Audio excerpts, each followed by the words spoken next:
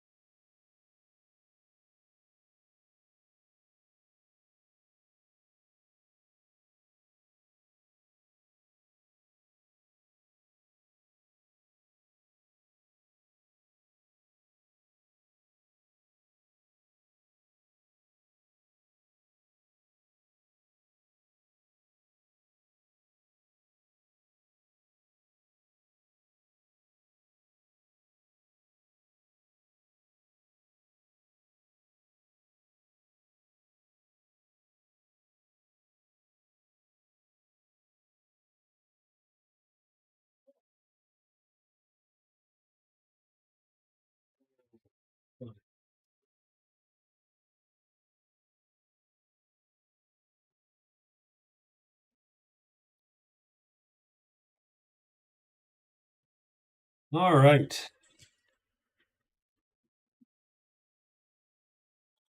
Welcome. It's close to 8:15. We're going to start here. So this is our second Magic Realm game here in this particular cohort. We have the Amazon Captain, Druid, and Pilgrim facing off. Very different crowd from the last crowd. The last crowd was all big, tremendous killers. All very scary, sort of S tier characters. I think Berserker, White Knight, Sorcerer, um, and who the hell else? Who do we got? And the Woods Girl. I'm sorry, jeez. Oh, I forgot the Woods Girl. God damn. Um, all heavy hitters. This is no heavy hitters. Strangely enough, the most. Let me. I think I'm in a Discord channel. Let me. Okay, there we go. So no heavy hitters, really. I mean, the Pilgrim is the heaviest of all these characters in terms of what he can kill. I mean, obviously, the Captain and the Amazon both have a little bit of they have some fight chits and so on, but start with one of the worst weapons in the game, the short sword.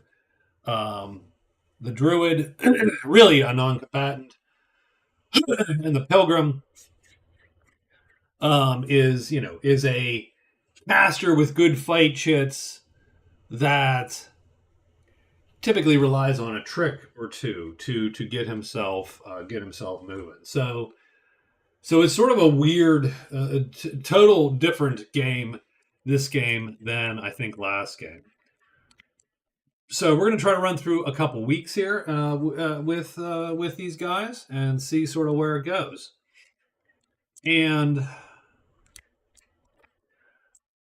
so I think that's it. That's most of what I want to say. You can see their quests right there in the. I can't again. I'd be a terrible weatherman. In the sidebar right there, um, and you can see the events right here. We have the Peddler, the Wood Sprite, and the Druid's Test. The Druid is bring me a potion. The Wood Sprite is to capture the Wood Sprite with a 1, 2, or 3 peer, and the Peddler, the first person to buy a treasure from him at 4 times the cost, the value, gets the point. And that's where we're at. So, did we put, yet we put chits in there. We have day 1 is written. And we're going to just get started. So, welcome.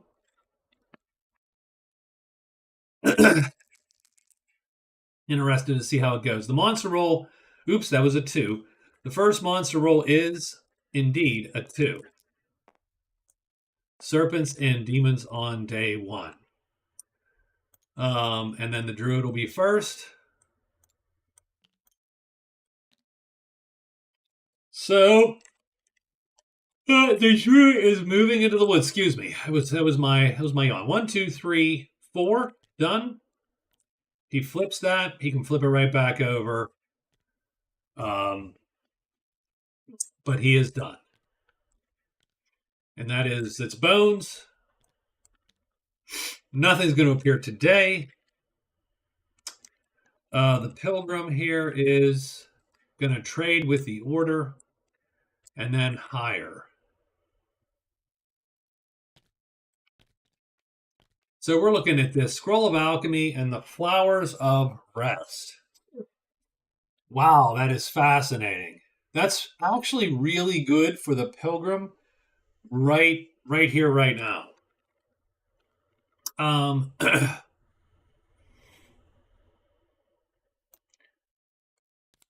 So I think he's going to go with the scroll. He'll try for the scroll.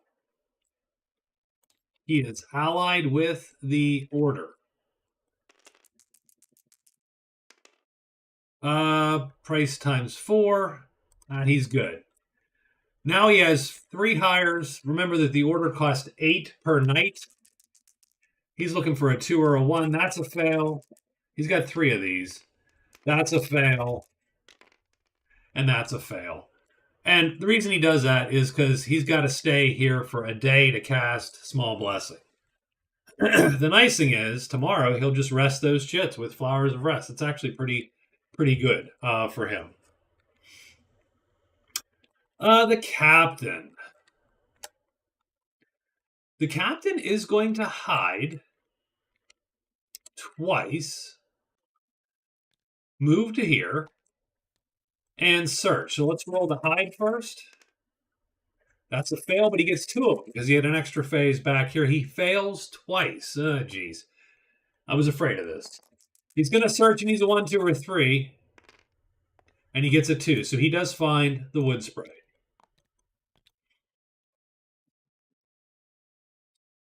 So he can take the wood sprite or he can set the wood sprite free. And setting the wood sprite free is going to give him a spell, potentially, and 2 and magic chits. So he could just go and score a quick point.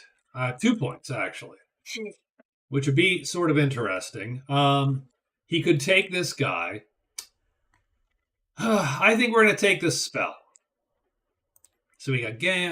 No, not games. Sorry. Objects, spells, type 3 spells. We're going to put this deck up here. We're going to shuffle. And he draws a single spell, and he's going to flip it, and he gets Fairy Lights. Not the greatest spell. He can convert chits. Type 3s to type 2s. The funny part is, it's actually, if he wanted to learn more spells, this would be the spell to take. What's up, here, Terry? Hoping the Pilgrim is a victor. Welcome, Terry. Rooting for him. I love the Pilgrim, and I never do well with the Pilgrim. I actually have a series of videos where I just practice with the Pilgrim over and over because I was so bad at getting points with him. So, all right. So we got Fairy Light. We have to convert at least 1 chit. We can convert up to 2 to cast it. I am going to take a quick look at the board here to make sort of the call as to what I want to do. Underbelly, what's up? How quickly you can Fallout 4 no mods? Oh, geez, I don't know, Underbelly. I can usually, I've never speed run Fallout 4, but, in the probably low,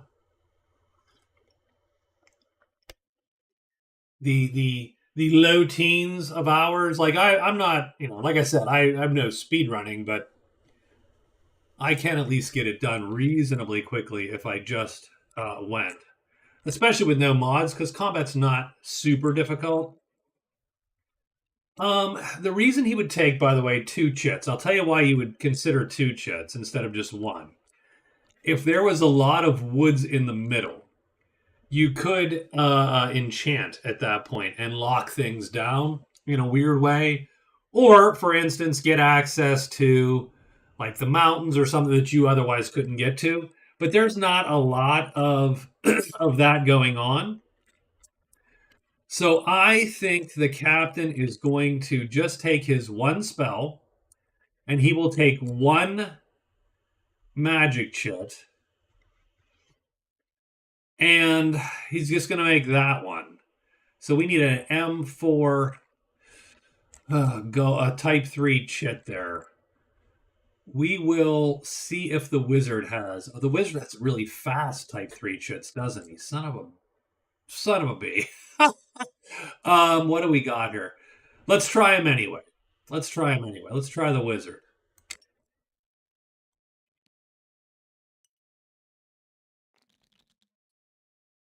Yeah, his type 3s are a little too fast for us. That is too darn bad. Who else has type 3 chits in their repertoire? Let's grab the magician here and see. Magician has a type 3/3. Darn it. Okay, that's not great. I don't know anybody else that has type threes. Let's take a quick look here at characters, maybe. You know what? We'll just here's what we'll do. This is going to be sort of dumb, but we want to get this thing made. If I would make a chit if we were if I was just filming, I would just make a chit. But since I don't have that kind of timeline, I just pause you. We'll just do this real quick. That's what these exist for, right? These are, so we'll just shrink this down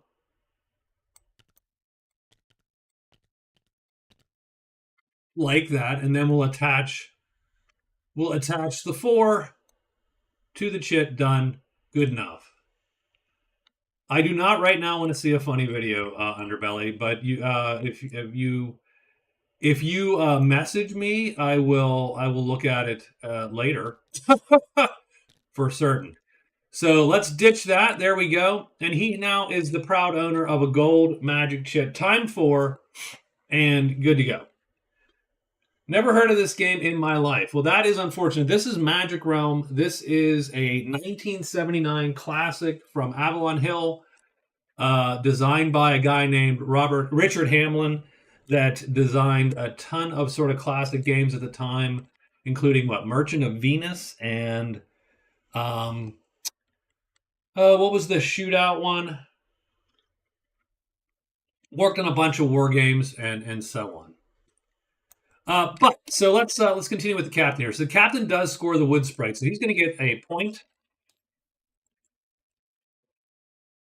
So he does get a point there. He did learn a spell, which is odd for the captain to learn a spell, but hey, good for him. And he's going to score 2 points there. 1 card, 2 points, so 3 total. Now I'm playing a homebrew variant, so unfortunately, if you're coming to get a view for the game, how the game actually plays, I apologize. That's my fault, but I futz with it quite a bit. So he is done. Now the problem is he's not hidden, and he just drew the Shrine in 4 and Deck. So we look over here. The Shrine, because this is the road drawing monsters, is going to draw the Winged Demon. That's okay. It's not in his clearing, so he is safe for the turn, but that does not bode well for future folks going in there. The Pilgrim likes the Shrine because demons cannot hurt the Pilgrim. The Amazon. What the hell is the Amazon doing? The Amazon is hiding. Now, she wants to play this Windfall card and make $5. So her goal is to end her day in a dwelling. So she hides. A roll of a 6 on either die is failure, and she fails to hide. Yeah, Magic Realm, by the way, Dolan, it's like rolling disadvantage in D&D. You always take the highest die, and the highest die is almost always the worst die, except for a couple certain types of rolls. She will trade with the rogues, but she will look at their stuff. Elven Slippers and the Dragon Essence. Ooh, okay. So a couple things. The Dragon Essence is purple magic, always. As soon as you turn up a card with one of these, it's going to be up forever. And it's going to potentially draw dragons. But it's in a valley, so she won't draw dragons in the valley. But if she would walk with this, she will.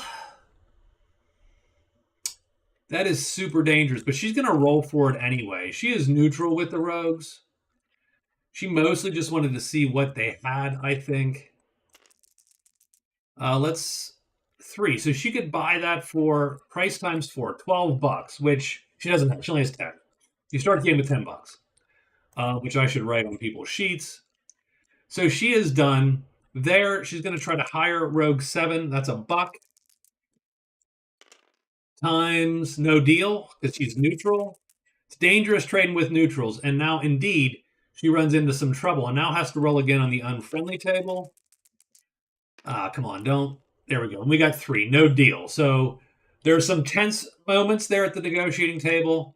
They tell her to buzz off. Does anyone appear at the inn? No, no one appears at the inn with a roll of a 2. The day is over. She does have to roll once again with the neutral natives because she's not hidden in there. They might kick her out. They might try to kill her. And now there's trouble again. Boy, she is pissing them off. She gets insulted. Ugh. So her choice is, and I know what they have in here. They have she can't run from them. If they do battle her, she is stuck fighting all 7 of them, which she's not going to do. So she'll take the insult. Insult is -5. It's called notoriety. I call it prowess. And she is insulted by the rogues. What that means is that typically, sort of, she does end the day here though, so she does get $5 from her windfall card, and she gets to draw a new card. So I tend to not let my characters attack natives randomly. They can attack them if they are unfriendly or enemies, or if they have a reason to do so. Being insulted is a reason. So if she wanted to hire someone and come back and kill all these dudes, she could do so, as they've given her cause. That's the end of the first day, and now we're going to cast some spells here. So primarily, who casts spells? The pilgrim is going to cast spells because he is in the white magic producing chapel, and he has, and he would not have flipped those. I apologize, because he starts in the chapel. That's my fault. Not paying attention there. To cast spells, you need color magic. You need color, and you need a correct ritual chit. These are the ritual chits here.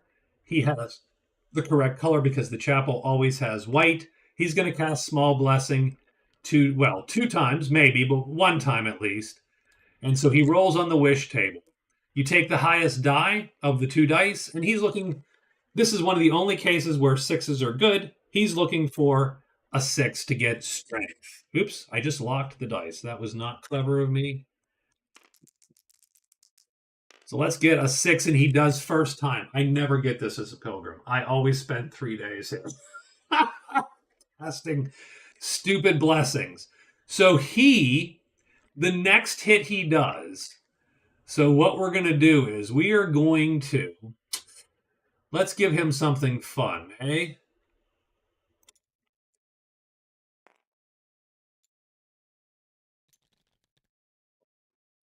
I'm going to put the berserk chit right here. The next time he hits anything at all, he does tremendous damage and kills it pretty much instantly. So he has like a smite. And that's it. That's his spellcasting. He is done. He does not have to do anything. Now, here's the problem. Now, this is good and bad. It would have been great if, because the Flowers of Rest appeared in the chapel, let me actually pull those up. The Flowers of Rest appeared in the chapel. Tomorrow, the first thing that's going to happen is he's going to fall asleep and rest his chits. That's the only problem with this setup right now is no matter what happens, even on the best of luck, he's going to waste a whole day because Dorothy's poppies are surrounding the chapel. So that's the end of our day, and it is now time for day 2. So we're going to write the Amazon's move. So the Amazon gets rid of Windfall and gets Happy Camper. I'm just going to write Find Large Camp. That's what Happy Camper actually is. So she gets a point if she finds the large camp. Also, explore the cliffs. So let's take a look at explore cliffs. The cliffs are way up here.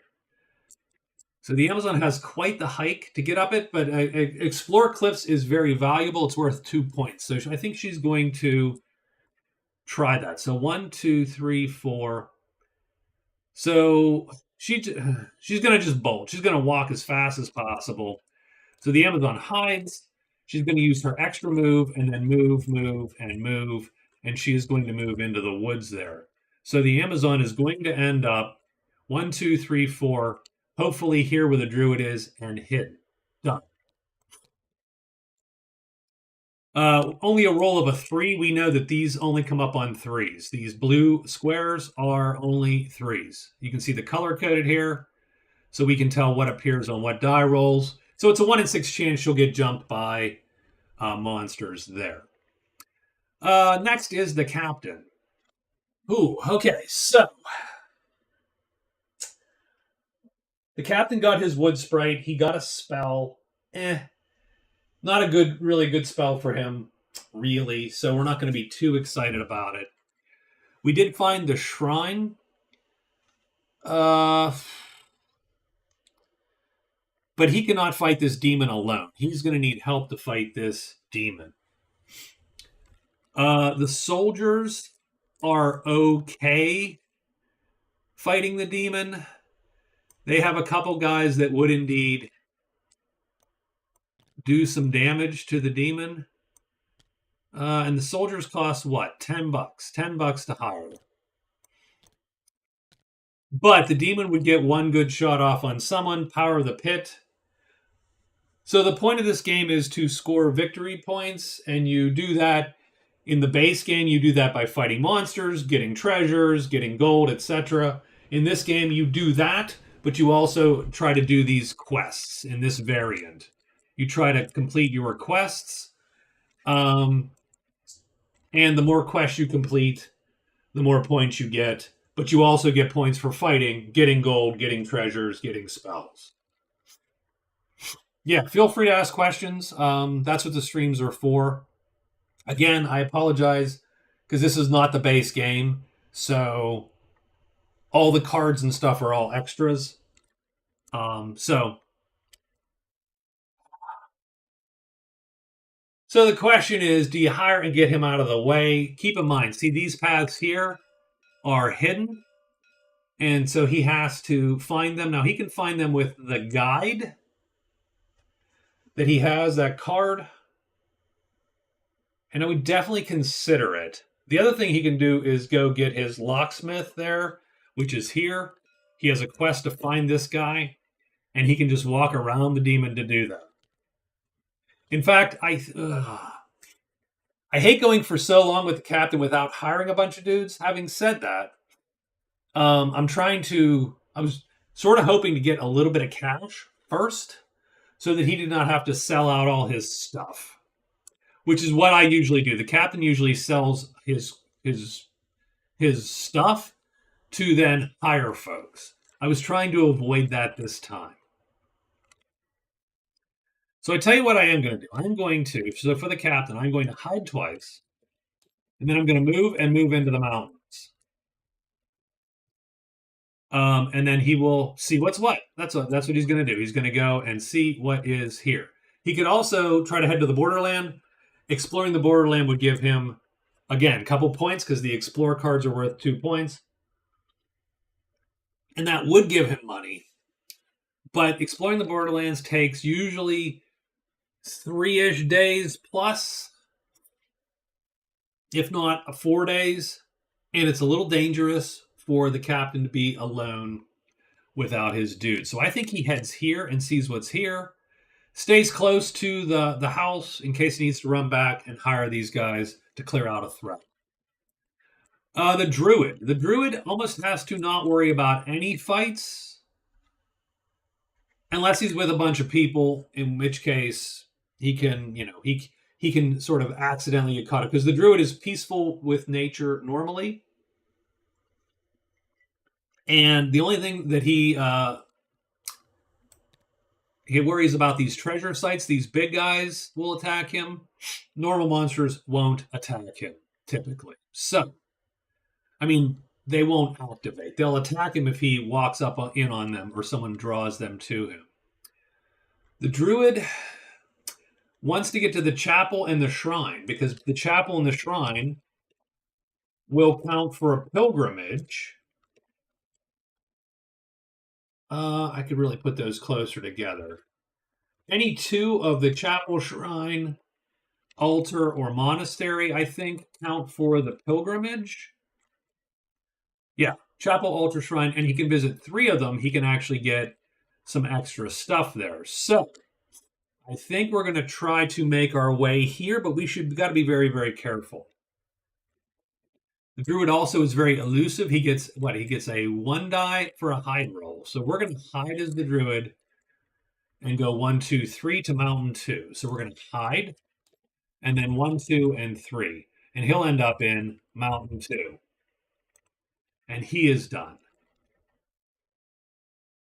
And finally, the pilgrim with his tremendous, he's like just, whistling with his staff, he's got it going on. The pilgrim would like to find a weapon, so I think that's slither, locate the vault, and rescue. Oh, fascinating. Okay.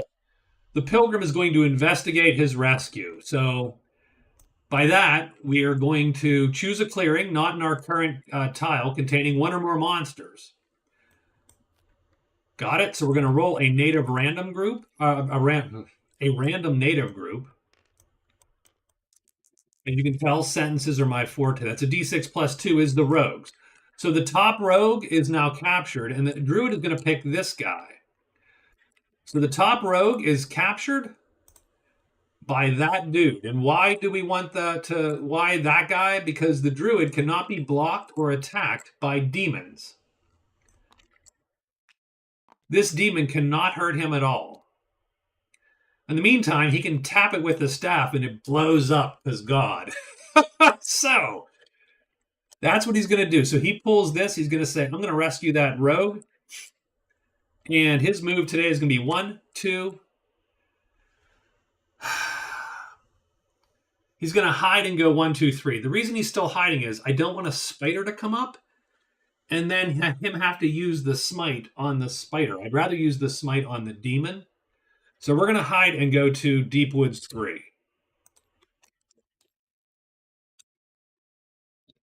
We're going to end up in Deep Woods 3. That's our day 2 written, and let's roll it right now. So what monster is going to appear today? 2. So the demons will be roaming today. Let's see who goes in what order. The captain goes first. Captain hides twice, and he's going to end up in this clearing. So let's roll 2 hides for the captain. He fails the first one. A 6 is a fail on a hide. He fails the second one. There's a 90% chance of you succeeding. Okay, so he walks into the mountains, and let's see what appears. Bones, so that's bats and giants, and patter, that's spiders in the mountains. But no serpents and demons, so he is good. The druid is going to hide and go here. Now we already know nothing's going to appear. And the druid is hidden. The pilgrim whistles while he walks there, and he is going to hide. And he is hidden. And this guy prowls along with his captive. Right into the pilgrim's hands. Done. Okay. And the Amazon goes 1, 2, 3, 4. She's going to hide. It won't matter because nothing was going to show up here, and she is hidden also. Done. That's our day. The pilgrim is going to he's going to do this combat. This is a great combat for the pilgrim. Heck, I'll even bring the captive down.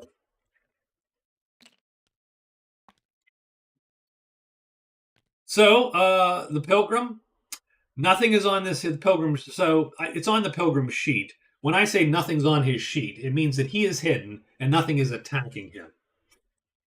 So currently, this demon is unaware that the pilgrim is lurking. So I'm going to give him that tremendous chit, and then we're going to play our fight chit here. And our goal is to undercut.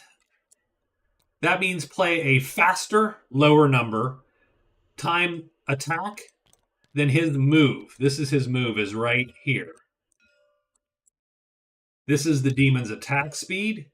This is his defense speed. I'm playing a 2 lower than a 3, this is going to automatically hit. Normally, this would do only medium damage, which would not even dent this guy. But since I have the power of the heavens, the small blessing, I'm going to do tremendous damage, which is going to just make this guy blow up. And it's automatic. Doesn't matter what happens. We're going to hit this guy. So hidden, like this is an automatic hit. And in this case, an automatic kill. If we were not hidden, well, still an automatic kill because the demon can't attack us because we are a pilgrim. So, first thing is first, this guy hits, does the damage, kills it. This chit goes away. Because we played 2 asterisks, we have to fatigue a single fight asterisk, which we will right there. And we are done. I'm going to record my killing of the demon. Winged demon. And that's worth 8. And that goes in our notoriety category, or our prowess, as we call it, P. So we have 8. Oh, right. And the Amazon has -5. Thanks for her. Great for him. And now the Pilgrim, because he is winning that category, scores 2 points. If you're first place in a category, you get 2. Second place in a category, you get 1. Third and fourth places get 0. Our demon here goes to the Deadpool. TM Marvel, sorry. And we have accomplished our rescue by killing the foul demon that held this guy hostage. We are going to get a VP. The captive becomes my follower, so I got a buddy now. We could bring him back to the rogues, and he will leave our service, but we'll get $10, and the rogues will become friends with us. Or we could just keep him around. We do score a VP in any case, so we get a card point, and that ties us with the captain. And let me put that, actually. ++ rescue, and put a point in fame. That's where I keep the points for the cards.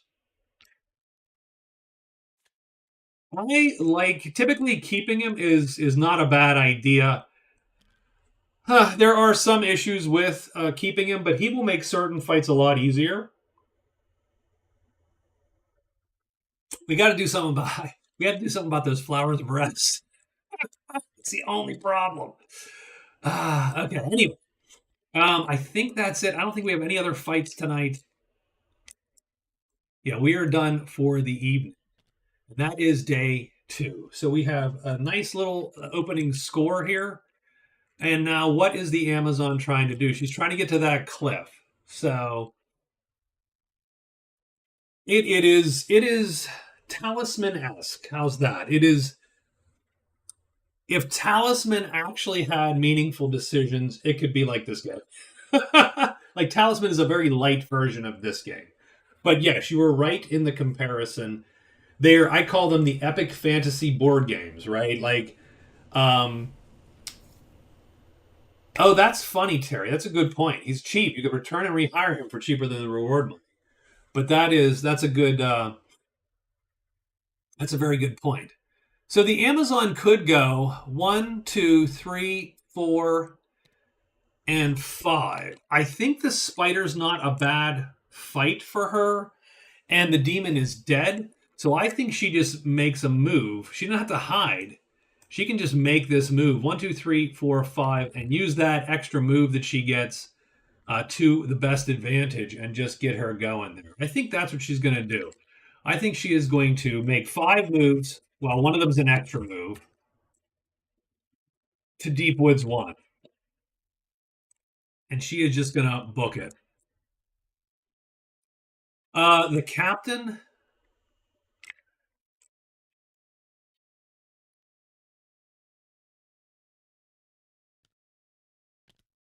I say the captain hides. So we're just going to do what we've been doing. Hide, move, and then move into the high pass. And done. And that's going to leave us with the druid here. The druid. Where's the druid heading? The druid is heading, well, oh yeah, right. He's heading 1, 2, 3, 4. He's going to head to the shrine. And again, move, move, move, move. And I'll just put shrine so we know where he ends up. That is going to. He does not actually, strangely enough, so, and maybe this is just a bad printing of this in the sense that I should change this. All he has to do is end the phase in there. He doesn't even have to find the shrine, technically. But that will be half of his pilgrim. The shrine has a type 1 spell, so a holy spell and an infernal spell, type 5. The druid cannot cast either of those, so he cannot learn those spells at this time. That's what the druid's going to do. The pilgrim, very, very happy with the start for the pilgrim. This is actually perfect. I'm going to go 1, 2, 3 back to the peddler, so back to the chapel. So I'm going to go move, move, move to the chapel. And I know what's going to happen when I get to the chapel. I am going to immediately fall asleep and rest these 2 chits because of the flowers of rest. So as long as I am like 4 away from the chapel, this is perfect. Done.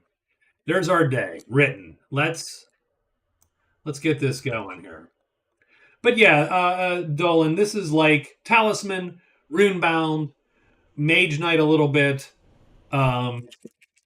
Right, there's quite a few of these types of games. This is, in my opinion, the best one that I've ever seen. I've bought Skyrim the game, Runebound. I have an old version of Talisman up there. I've played a lot of these. This one is the only one that gives me this particular feeling of there's a game coming out in the fall, Dragon's Down, which is sort of a sleeker, modern version of this kind of game. I still think this one tops it by a tiny bit. But 1, 2, 3, 4, 5. She ends up in Deep Woods 1. What's going to appear here? We're looking for a blue square. Nothing appears in the Deep Woods on a roll of a 3. Done. The Druid. Same thing. He goes 1, 2, 3, 4. Ends up at the shrine. I'm going to cross the shrine off for him. Non-campaign, relatively simple yet elegant. Everything, yes, everything you do tells a story. It's very emergent. Like, yes, absolutely. The last game I played of this on stream, that we have videos of it, very, very, very eventful. So very happy with it. So we go here as the captain, and we do try to hide. He's failed every hide so far, but he does succeed this time and is hidden in the high pass. And we get Dank and the pool. Oh, yikes. Okay. The pool in 6 brings out one of the most dangerous enemies in the realm, the octopus. Giant octopus. Hit ya, drown ya. Can't run from it. Very, very nasty. And the pilgrim goes 1, 2, 3, bam, and then falls asleep. And these come back with his rest, flowers of rest, and the patrol appears in the chapel. Because on a roll of a 3, the patrol is prowling. And I think the flowers of rest only last until the evening, right? Until sunset. Yeah. So I think he has to roll on the. Yeah, and he's neutral with the patrol. And he gets a 4. So no deal. The patrol just they're sort of, they ignore him. He ignores them. Done. That's it for the day. No monsters. And we are ready for the next day. And I should move that day marker. It is now day 4 we're writing. Yeah, day 4. Remember, she's trying to get to the cliff way up there. So 1, 2, 3, 4, 5. She's just going to run to Deep Woods 2. Is there any reason for her to search for these paths?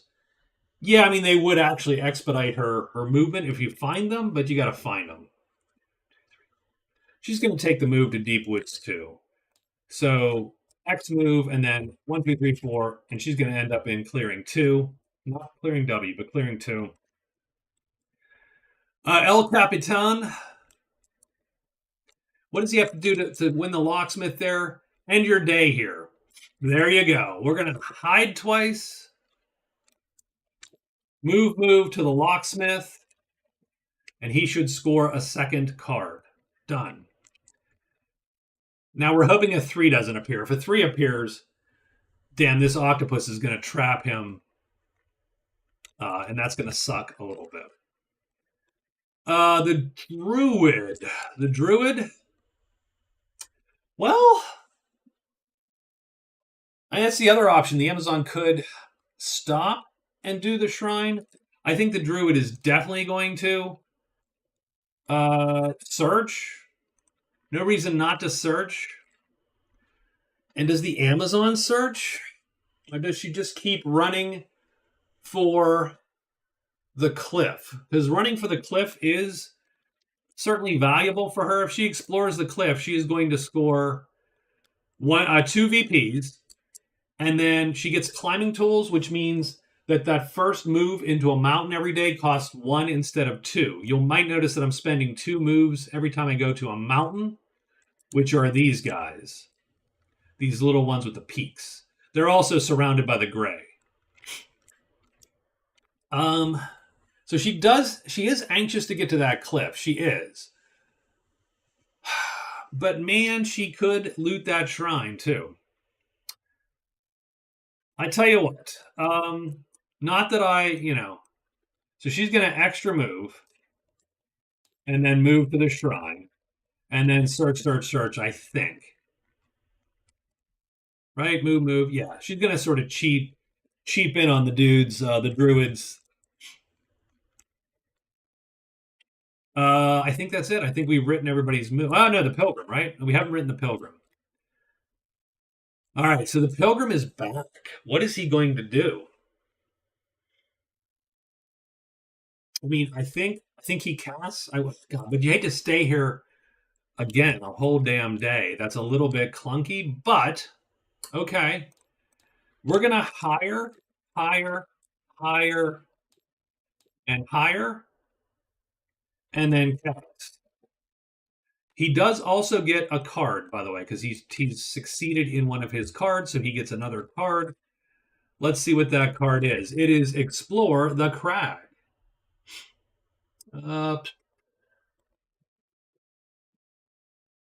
Explore the Crag is awful. I don't like Explore the Crag. The crag takes days to get through, and you end up here having to go all the way back. It is it's not great.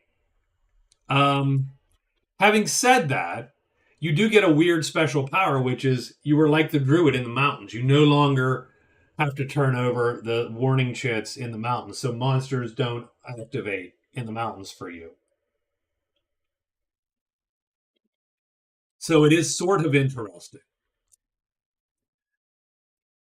All right, I think that's day 4 written.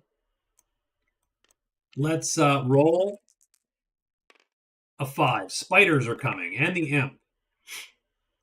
And let's see who goes. I'm sorry, I jump around a lot. The druid is first. The druid searches 4 times. When you search, you are rolling on the locate table. The locate table requires a 4 or a 1 to actually find the site. Everything else finds different things. So this is his first one is a 5, nothing. Second roll is a 5, nothing. Third roll, 6 is nothing. Last roll is a 3, passages. That stinks because that is nothing. These are paths, not passages. So weirdly enough. So he finds nothing. That stinks because I was hoping to find that early and loot it a couple times and leave the Amazon with nothing. The captain's going to hide twice. He fails once. Fails again. Now, fortunately, nothing appears. He would have been killed by the octopus. So thankfully, nothing appeared. So he does end his day. There, he's going to score the locksmith. for his second card.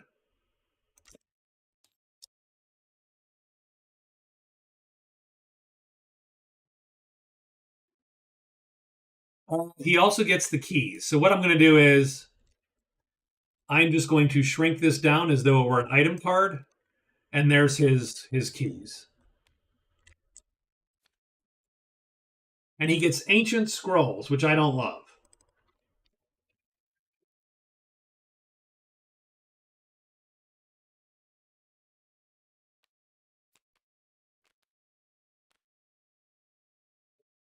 If you sell a treasure to a treasure with any kind of spell or magic on it to a visitor, you get either 2 times face value or whatever they would pay for it, whichever's higher, and you score 1 VP. For fighters, that's actually not a terrible deal, since a lot of them won't be using those cards anyway. For mages, they almost never want that because it's like, well, I want the thing. So he's done. He's found the locksmith. He got his he scored his point, got his keys. If he finds a chest or a vault, he can open it, and he is done. The pilgrim is going to spend 4 turns hiring the knight. He needs a ×1 price, a 2 or a 1. That's 1 fail, 2 fails. Come on, you can do it. Oh, so close. Price ×2, 16. He does not have 16. He has $10. That's 3 fails. No, that's 4 fails. He is done. But he needed to end the day here anyway, so that's what he was doing. I don't think anybody else appears at the chapel. No. He is done. I think he might turn in his one of his. He might turn in that crab card though. Maybe. The Amazon makes a beeline 1, 2, 3, 4, 5. She is done, and she's going to get jumped by this spider. Remember, the druid does not. The druid went first, but he doesn't activate this shit ever. He only activates these ones. The big monsters will attack him, not this one.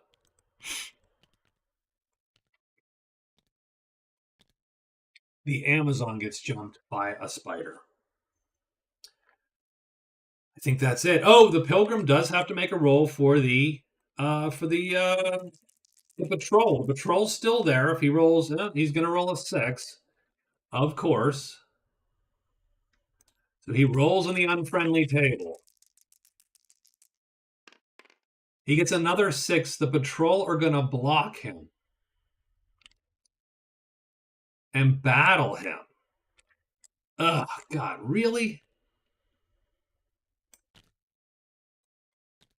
They're going to kill him. Actually, no. They will not kill him because, strangely enough, the time it takes them to get on their horses is going to let him flee. It's a little bit annoying. It's actually super annoying because he can't. No, he's going to have to run away. With the only thing is he could cast a wish before they get but that's sort of silly. Because the horses start on their slow side, they flip to their fast side when it's time to melee. The pilgrim is just going to run. He shakes his head at the ungodly. Oh, but he can't. Okay, right. The problem is his buddy can't run. The buddy never runs. These guys can't run, so he will die.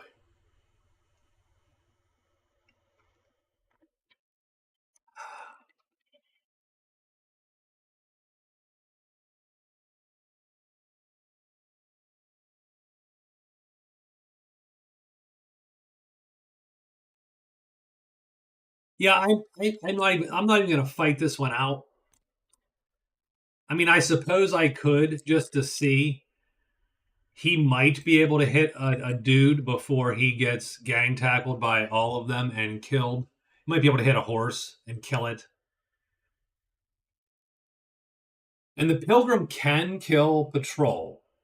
Not all of them in one fell swoop. That is super dangerous, especially because Patrol have horses, and the horses effectively give them an extra hit point. Like, he has to kill the horses. I'm turning on a fan here because it gets warm in this office. So I don't love it. So I think he still runs. I'll play this out momentarily just to see if the guy gets lucky enough to kill a horse before he drops dead of acute steel poisoning. We're going to play on this side. We've got 3 baddies attacking us. I'll put them here, here, and here. They flip to this side. Rest in peace. Yep. Our guy is going to target the top dude.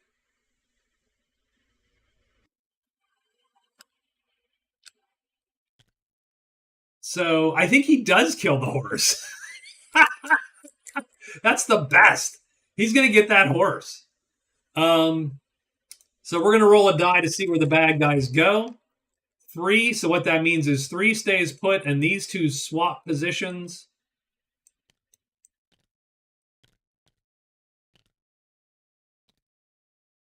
So let's see what happens.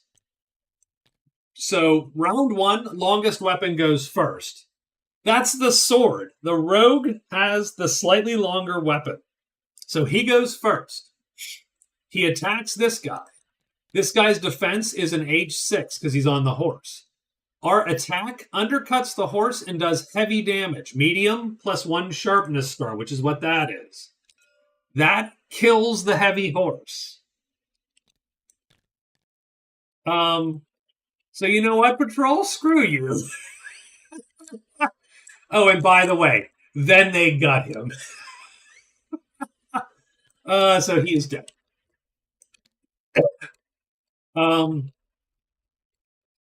We have been attacked by the Patrol.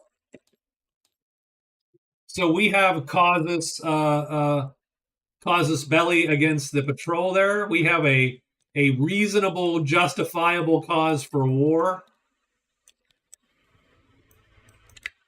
I am actually sort of happy that he got the last laugh on the horse there, but I am a little bit pissed.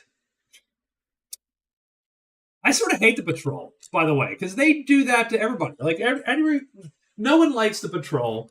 They go around to different places where you should be safe, and they dink with you. That's the worst. Let's get the Amazon her fight. Now, we're not hidden. This is a good fight here for the Amazon. So the Amazon is really worried about this side. This is the side. On this side, the spider actually can't harm her. Light attacks won't get through her medium armor and won't wound her. What she's worried about is this side. So she needs to play a move of 4, like that, and she needs to play an attack, which is going to be faster than this attack. And does medium damage, because medium plus a sharpness star is heavy and the spider is heavy. So for now, we're going to play just like this.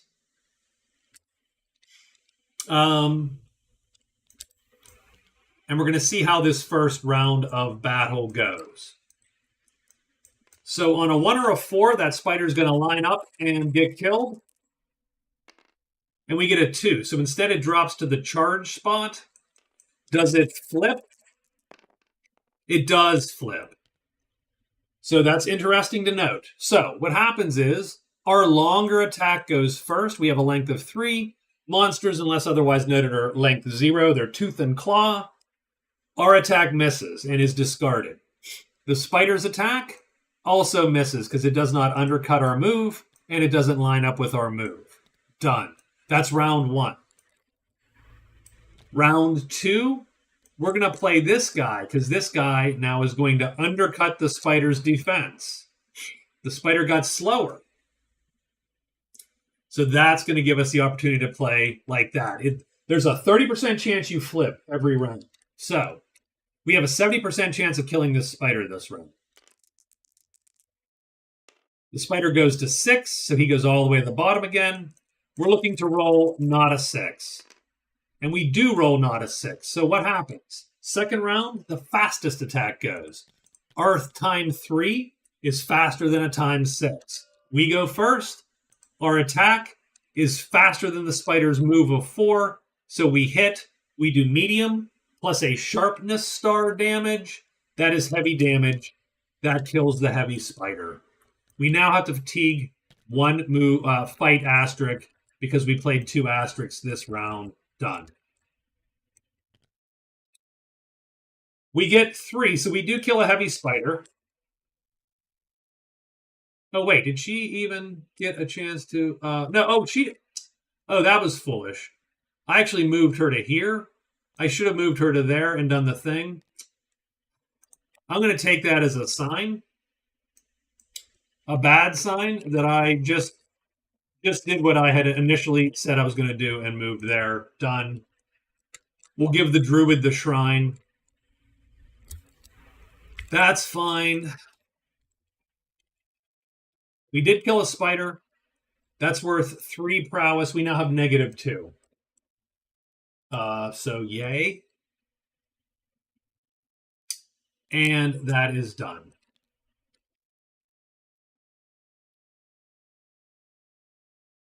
That's the day. That is the day.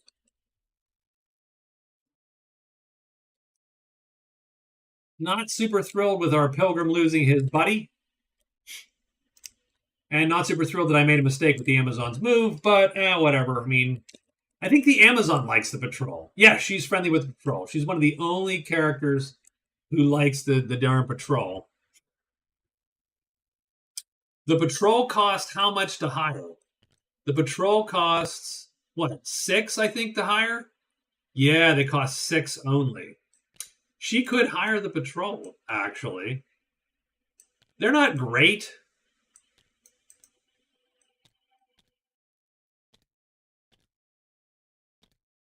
So she probably won't start there. She's going to hide and go 1, 2, 3, 4, and head to the cliffs. So she's going to hide and move 5 to the cliff. So hide, move into the cliff. Done. Next is the captain. The captain's got to get out of the high pass here. So he's going to go 1, 2, 3, and he will be hidden here. So he hides, and then he moves into the mountain again. He is done. The druid is going to search 4 times. Oh, the pilgrim at the end of the day cannot cast because the damn pilgrim got stuck with the patrol. That's not cool.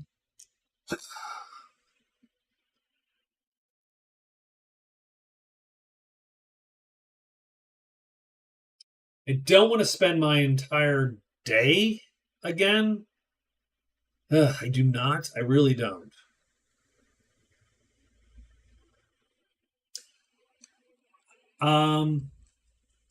This is where you sort of get stuck here. So I am gonna move. So I have to move out. I have to move to 1. So I ran. So I'm in the middle. So I have to move to 2 and then back. So move to 2. Then I'm going to move to the chapel.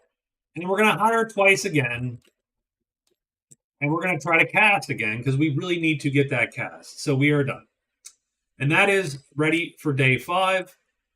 And let's get our day 5 rolled here. That is a 6. Bats. The furred winged sharks of Magic Realm. The bats. Okay, who's going?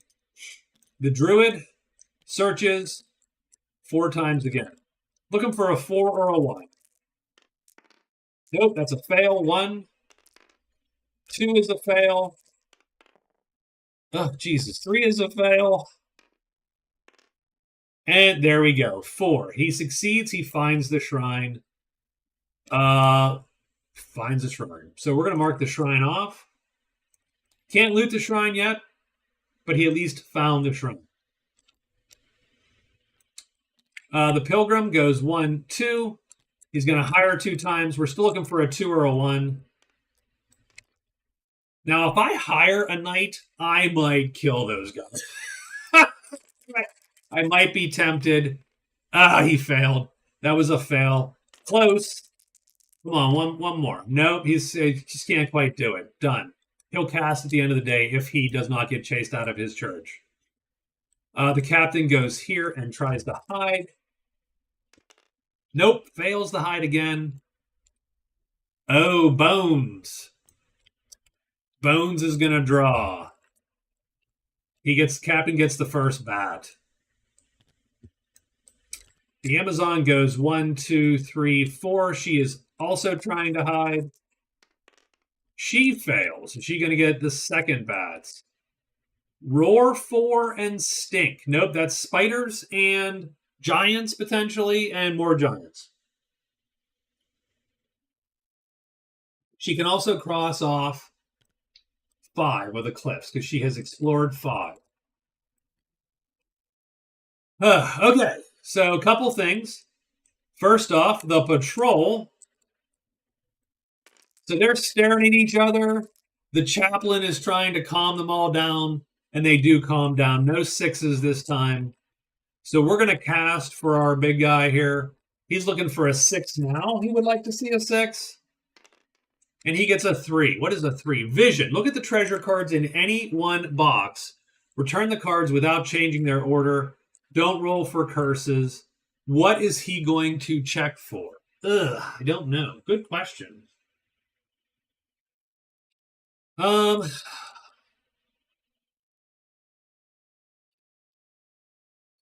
not going to check the shrine. That's not going to work for us. Let's check the vault since we have a quest to find it. So let's take a quick look at the vault. The vault has the moldy skeleton. Ooh. Possibly good. The toadstool circle is black magic. Garb of Speed.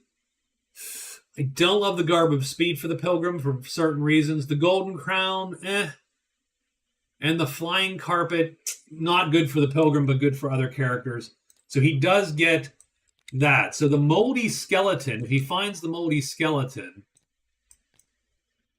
has some heavy stuff. Can he even wear any of that? He can, weirdly enough, wear all this super heavy armor. Interesting. All right, anyway. That's his first cast. His second cast is going to burn that shit. And we're still looking for a big 6 here. And he gets it. So he gets the coveted tremendous damage chit. The problem is tomorrow he's going to get dinged again. And he's going to sleep here.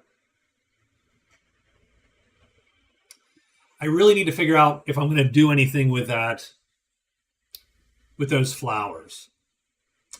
The captain has a bat to fight. Let's get him done.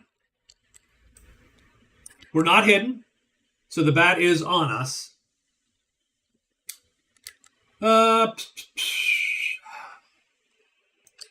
We cannot avoid getting hit by the bat unless he flips. If he flips, we can avoid getting hit. So we're going to play our sword here with whatever time. And we're going to play our move here right now with whatever time, because it doesn't really matter right now. We would like to see a 1 or a 4, because we would then stab the bat before he got to us, because longer weapon goes first on round 1. We get a 2. It does not happen. Our attack misses. The bat hits us. Hits us in the chest. Oh, does the bat flip? That's good to know. No, bat does not flip. The armor's not damaged. The armor is damaged because it's medium. That stinks. The bat wounds us. We have to take a chit and wound it. We'll take the magic chit and wound it.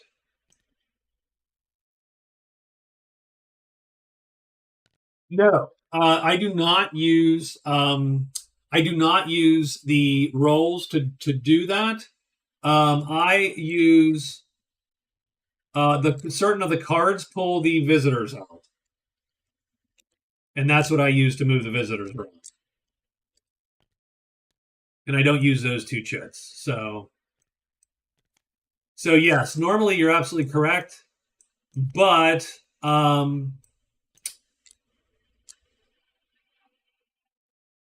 yeah, but we play that different.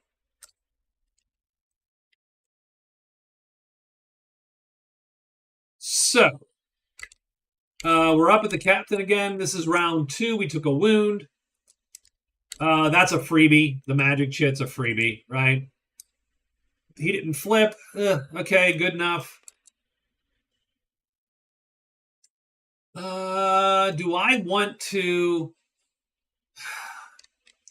I'm not going to play like he's going to flip right now. We're just going to go with that again. It's a bad play, but it's about where we're at effectively. So we're still looking for a 1 or a 4. We get a god dang 2 again. That's lame. That is bad. Bad, bad, bad. Does the bat flip? Oh, he does flip. That's good in a way, bad in another way. So that's actually slightly better than it was. He destroys the breastplate. Now this is bad because that's what we use. We use our armor typically to sell to get going here. So this is a little dangerous now. All of a sudden, we take another wound. I'm going to wound an H5.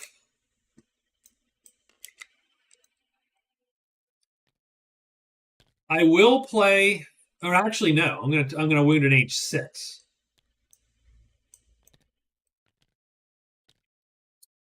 I will play my M3 now because if he's on this side and I happen to line up, I will attack first. So I'm going to save myself. Oh, Jesus. He goes down to the bottom again. This time he's going to hit us for medium damage, which we are medium.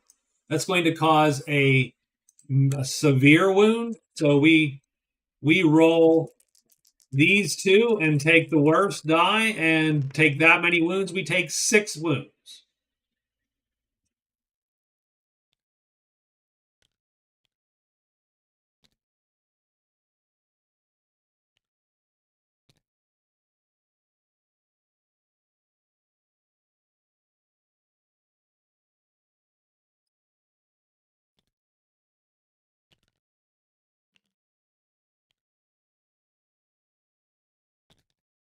And we have to fatigue. The captain's going to die to one measly bat. Just going to die to a bat. We are dying to the bat.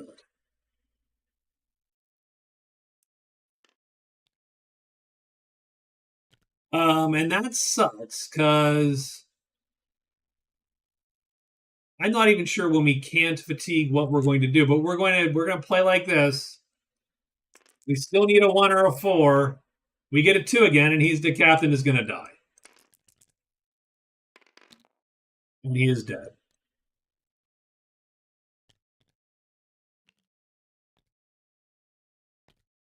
Wow.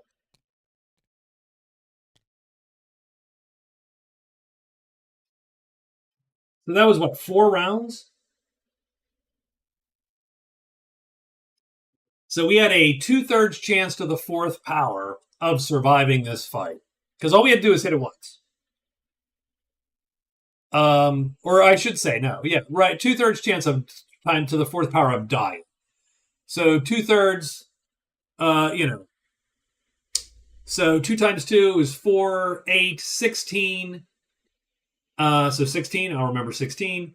3, 9, 27, 81, 16 81sts of dying. And we did it. Good job, guys. We did it. That is less than a 25%. That's closer to like a 20% chance.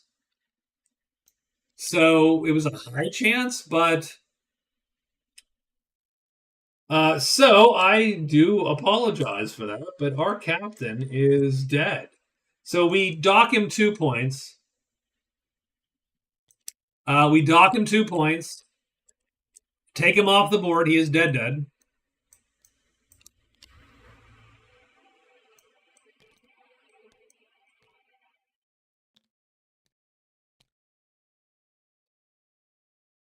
And he does keep his scores, which just means one spell. So someone has to get 2 spells to overtake him. Like he keeps that watermark, I suppose, for the other characters to hit.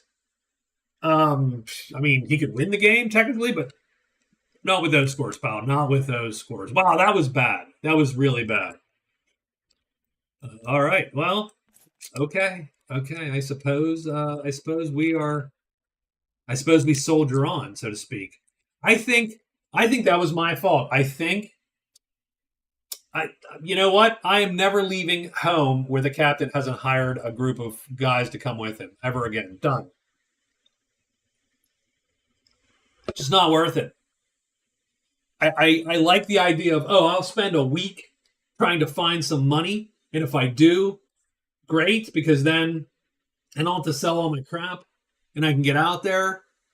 But I did that backwards. I should hire first, sell your crap, travel with a group of dudes, make the money to keep them to the end of the game. Done. And usually the captain wins these because he is that good. But I tried putzing around a little bit and failed. I thought this went well, but he got caught here. All right, such is life.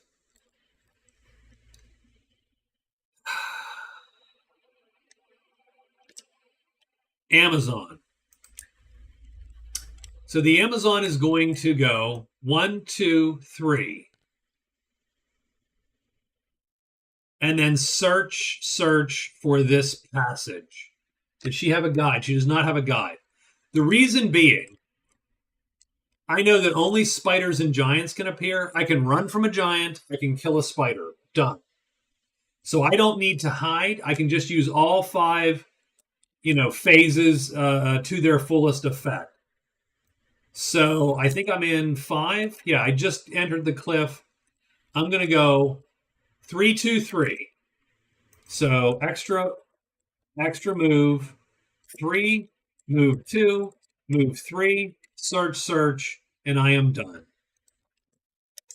The captain, womp womp, is dead.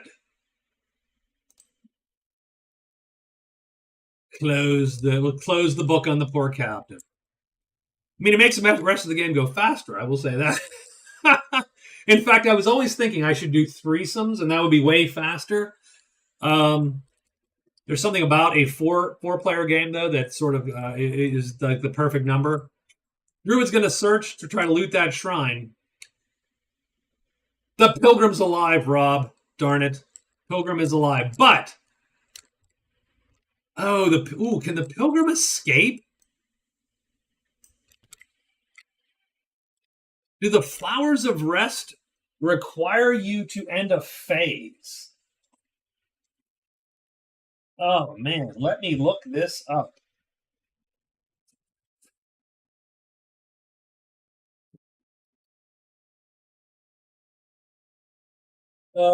Flowers of rest. Let's take a question here.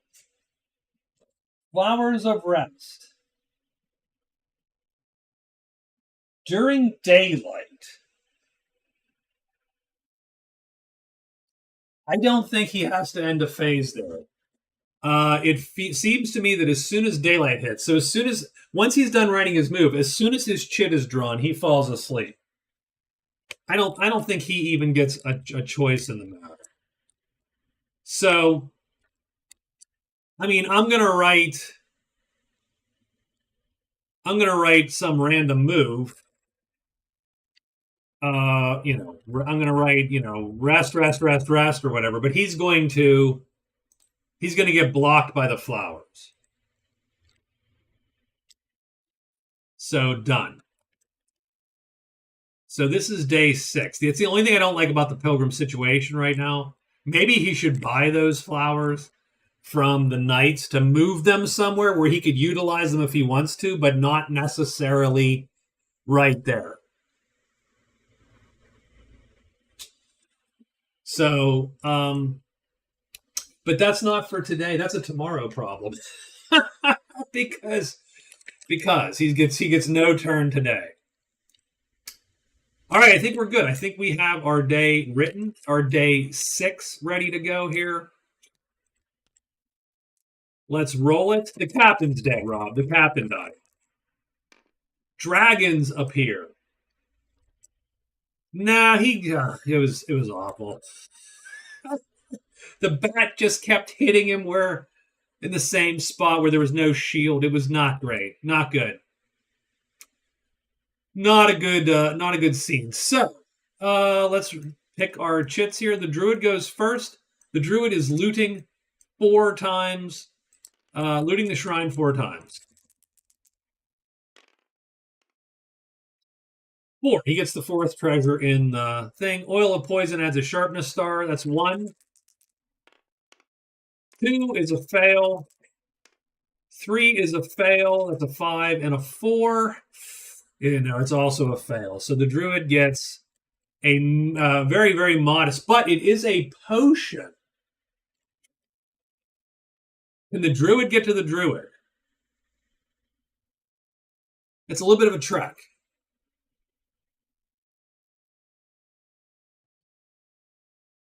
But we will consider it. Done. And we don't draw anything, so we are good.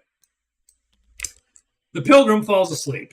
Daylight happens. The pilgrim falls asleep. I find the flowers of rest to be super annoying. I don't like to lose my turn. The Amazon goes 1, 2, 3. Searches twice. She needs a 1, 2, or a 3 to find that spot there. She fails 1. She's going to get it this time, though. No, she does not. And she gets dragons? Oh, maybe roar in the mountains, right? Roar? No, roar in caves. So she is done. That is our day. The pilgrim wakes up to the stupid patrol standing there, still laughing about the miscreant. Oh, got in trouble again. Jeez, oh man. Don't even tell. No, they do nothing. Okay. One of these days, he's going to crack one of those dudes. It's be like, I'm done. I'm done with you fools.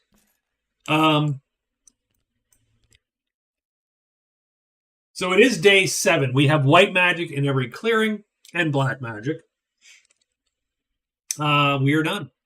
We are done with the week already. A couple things are going to happen. We're going to roll 2 dice today for monsters. The monsters we roll will regenerate and return to the board. So we'll have to contend with that. White and black magic are in every clearing. And before day 8 goes, we're going to draw 3 more events and put those on the board. So the Amazon has not found her path. She still sort of needs to find her path. She can still run from whatever appears here. So I think she's going to do...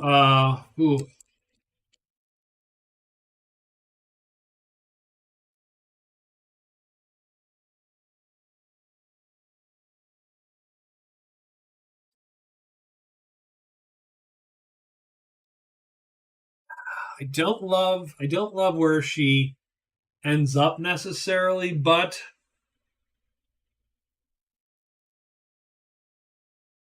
1, 2 goes there.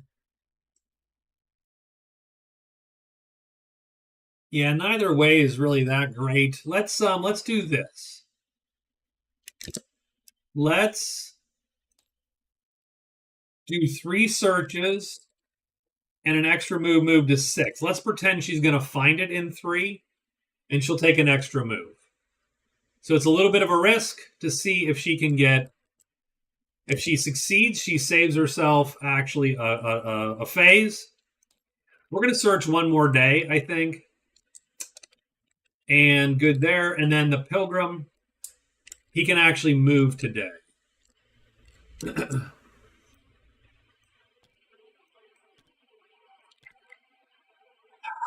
What's his goal? Let's get to the Borderlands, eh? Let's just see what's in the Borderlands. So we are going to hide. I mean, we'll do the big hide here, and then we'll move into the Borderland. Done. Especially because we're rolling 2 dice today. So let's get to it. 2 dice. A 1 and a 5. So we got spiders and dragons. Done and done. So Amazon is first. She's going to search 3 times. She's got this. 1, 2, or 3 is going to come her way. Nope, that is not what she wants. That's 1 roll. 2 rolls, not successful. Not successful, and her move is canceled. 1 and 5, she is going to draw a spider onto her. Done. The pilgrim is going to move here, hidden. That's a fail. Oops. That is a success. Pilgrim is hidden. What is in the Borderland? Oop, smoke, dragons, and the Lost City. I mean, this could be all the things. So we got Flutter in 1 looks like dragons. Slither in 6 looks like dragons. Flutter in 2 looks like dragons. Lair in 3 looks like dragons. Roar in 6 looks like dragons.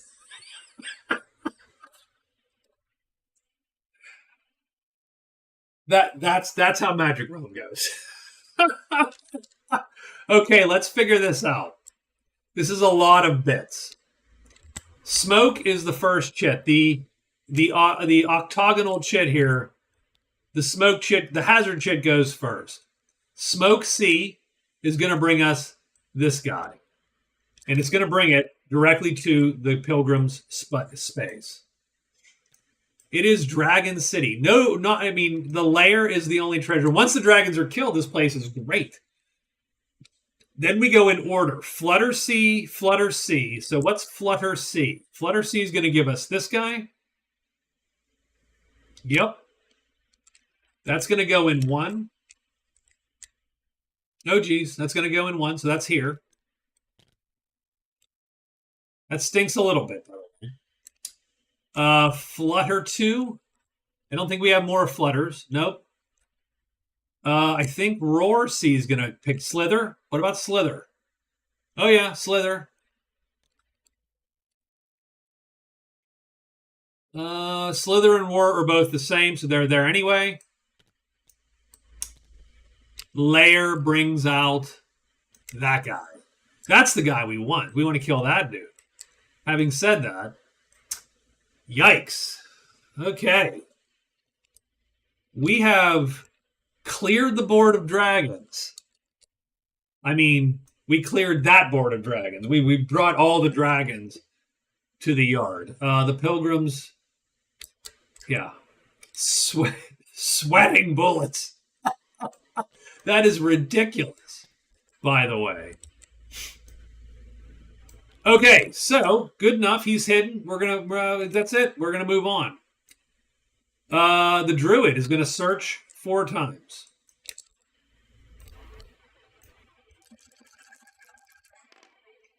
Nope. He needs a 3 or better. That's 1, 2. So he does get the 3rd card. Magic Spectacles. Oh, extra search phase. He will use that. That's tomorrow. 3rd roll. No, looking for a 2. 4th roll.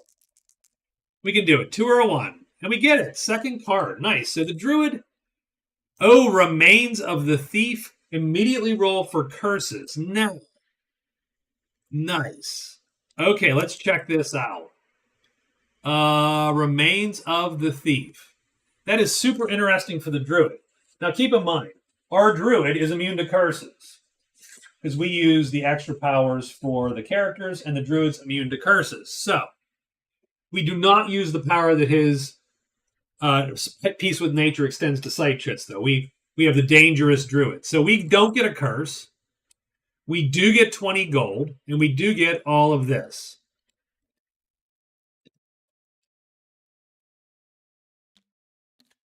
I mean, you think I could figure that out? We get the hidden ring. Not great. And the living sword, which is great, actually. Okay. Couple things are going to happen there. We're going to get 20 bucks. So we have 10 bucks to start. We're going to get 20 bucks. So now we have 30 bucks. We have 2 great treasures because the gold weapons count as great treasures for purposes of all that. So we are done there. So we have 2 great treasures. So that is going to give us gold. We are winning gold. I think the Amazon actually was winning gold ahead of time because she had 15. I didn't mark that down. That's my fault. I'm not keeping up well. The Druid overtakes her, though, but she did get a point there. He also has Great Treasures 1, so he has 4 points for winning 2 of the categories. The Amazon has 1. She's in second place on one of those categories. Done. This is also a great weapon, a decent weapon for the Pilgrim. Not the best weapon for the Pilgrim, but it's not a bad weapon for the Pilgrim. Great weapon for the Druid. He's not a big heavy fighter, but it is a nice weapon for the Druid. We are, by the way, we should cast while we're here. So tonight we're going to cast. So let's figure that out. Is that he last? He's the last guy this turn. Spiders do not appear because this chit, he just flips it back over and he is done. We'll cast for the Druid. So the Druid is going to cast. He's going to cast his Nudge. Type 8. He has any type of magic in his... He already has black magic and white magic, so all he needs to do is fatigue a type 8, which he does. And he is going to take one of these chits and make it into a Nudge chit. And he's going to take this chit. And this chit will be... He has to fatigue this one, and he needs to put another one on here. That's his Nudge chit. He can use that to alter any 1 die roll that he rolls by 1. Which he's going to try to use for this when he has to summon. Because he can roll these and go, wow, you know what I want? I really need a Basilisk right now. Done. You got it. Basilisk it is. Would actually be really good. Dragon Tile. Go Pilgrim. Get that T straight. Yeah, the only problem with the poor Pilgrim there. So this is the only thing I don't like right now with where we're at with the Pilgrim. These dragons are actually dangerous to him because he can't outrun them. These dragons he can kill in 1 shot. He can kill any of these in 1 shot too, but he can't run from the rest of them. So he cannot fight these guys. He has to get out of this space. If it was only 1, he'd kill it. Done. Because it's 3, that's a problem. So he is going to do this, though.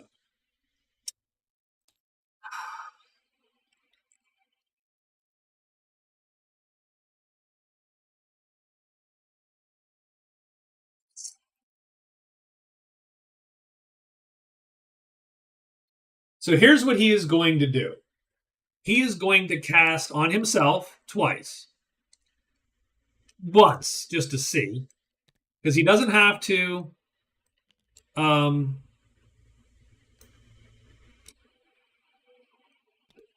don't think he has to remain hidden, or does he? Does ambush? Does he have to ambush? Let's check.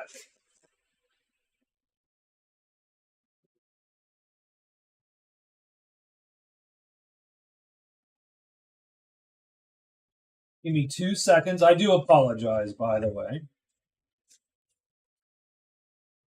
Ambushes. Using a missile weapon. Cast a spell on a single individual. Yes, he does have to roll the high tick. You know what? That's not okay then. He's not going to do that because he cannot afford. I was going to hope for maybe a couple you are elsewheres or I am elsewhere. He gets an I am elsewhere. He can teleport to one of these places and kill this guy or whatever. But this is not okay at this point for him. So what he is going to do is he's going to have to just suck it up and stay there for the evening.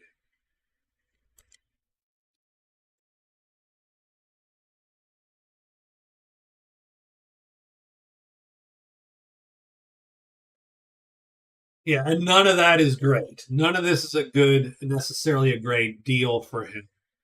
This tile has really gummed up for him. So we need to rethink a little bit.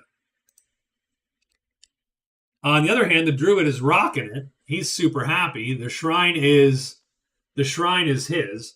He just has to figure out what he's going to do now with all his ill-gotten loot. Obviously, he wants to go to the chapel to finish his pilgrimage, but there's dragons in the way, so he's going to have to deal with that a little bit. He could do a rescue and try to effect a rescue. Maybe?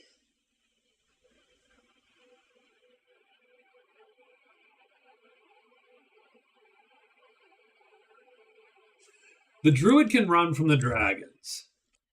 Yes, he is pretty good at running from even these guys. So the druid is going to investigate his rescue. And he is going to roll to see who potentially needs rescuing. Oh, by the way, I will say that on day 5, this guy does.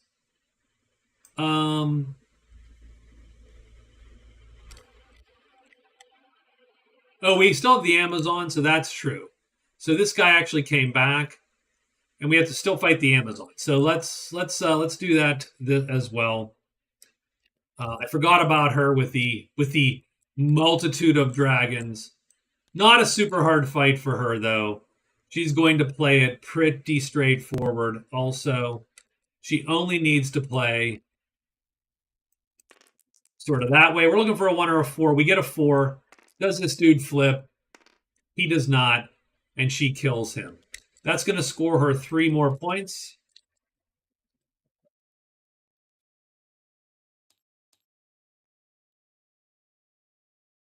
And so, oh my God, she's in the positive. She has 1 prowess. You know what the funny part is? That puts her in second place.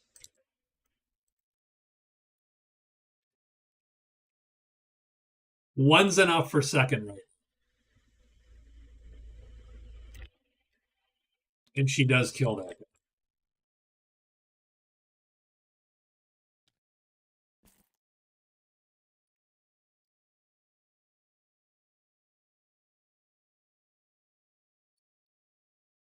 I'm going to do my rescue.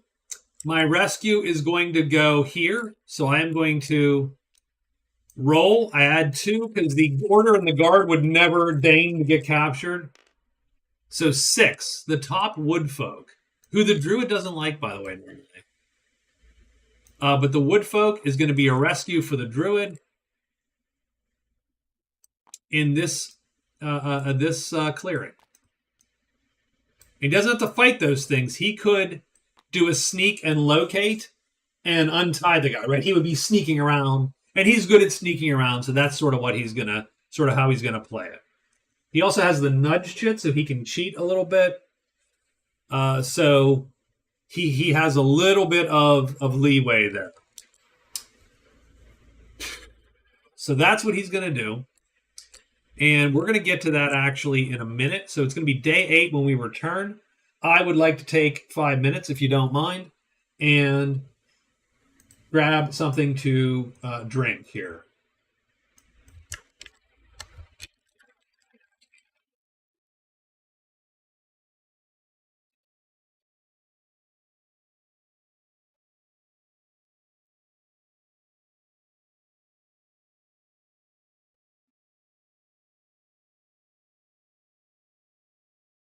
So we're going to restart here in 5 minutes, and hopefully you'll stick around. I will talk to you here in a moment, but maybe less than 5 minutes. I just have to hit the restroom, grab something to drink, done. So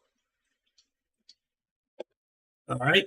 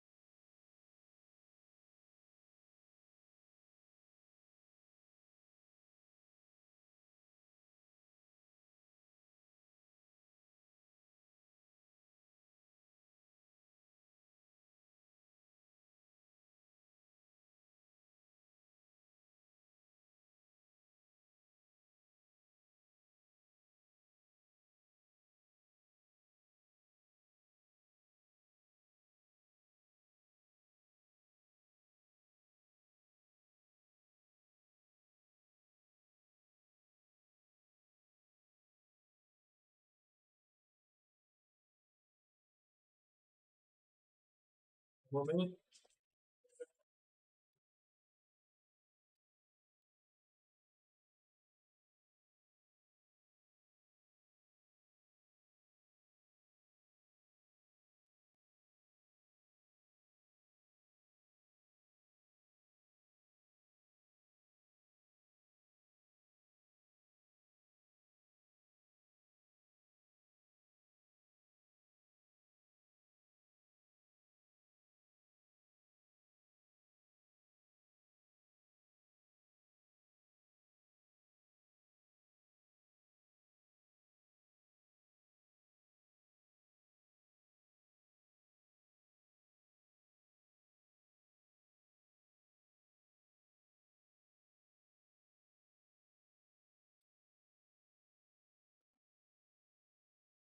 All right.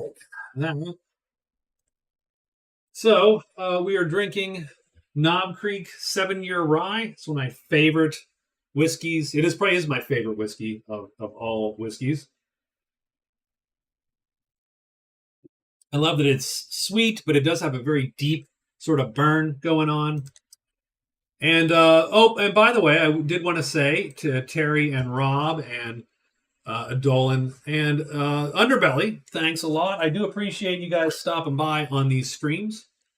Um, I do not, I don't Magic Realm streams. I do not necessarily expect big audiences for Magic Realm streams or any audience, just because because it is an obscure classic but decades old game. Nonetheless, I do appreciate when people are around because it makes it a little bit more fun to do these. So, day 8's going to come around. We're going to have 3 more events. Now, the wood sprite has been cleared, but these ones will stay on the board. But we get 3 more. Goblin Bounty. So, I'm going to copy this card and I'm going to paste it and shrink it. So, for 2 weeks, goblins are going to be worth some cash, and killing any goblin at all is going to get you a victory point. Elf at a dwelling, elf on a shelf. The elf, if you hire him for $6, you can use all the paths in the game. Done. And he's going to appear at the chapel, along with the peddler. This chapel is very busy. Finally, the Plague of Wolves. Random clearing, we got 6 wolves. 4/4. Cliff 4. Oh, geez. Okay, well, 1, 2, 1, 2, 3, and 4. That was a little bit sloppy. Just saying. There we go. Anyone who kills one of these wolves is going to get a point. Once all the wolves are defeated, the hero who kills the most wolves also gets to roll for a reward. Done. Okay. Let's figure out everybody's second week. Amazon still has to find this stupid path, so she's in a little bit of a bind. Thanks for sharing. I learned so much by watching. Super entertaining. I have to find my old game somewhere. I hope it isn't lost. I saw someone on Board Game Geek was selling theirs for 120, I think.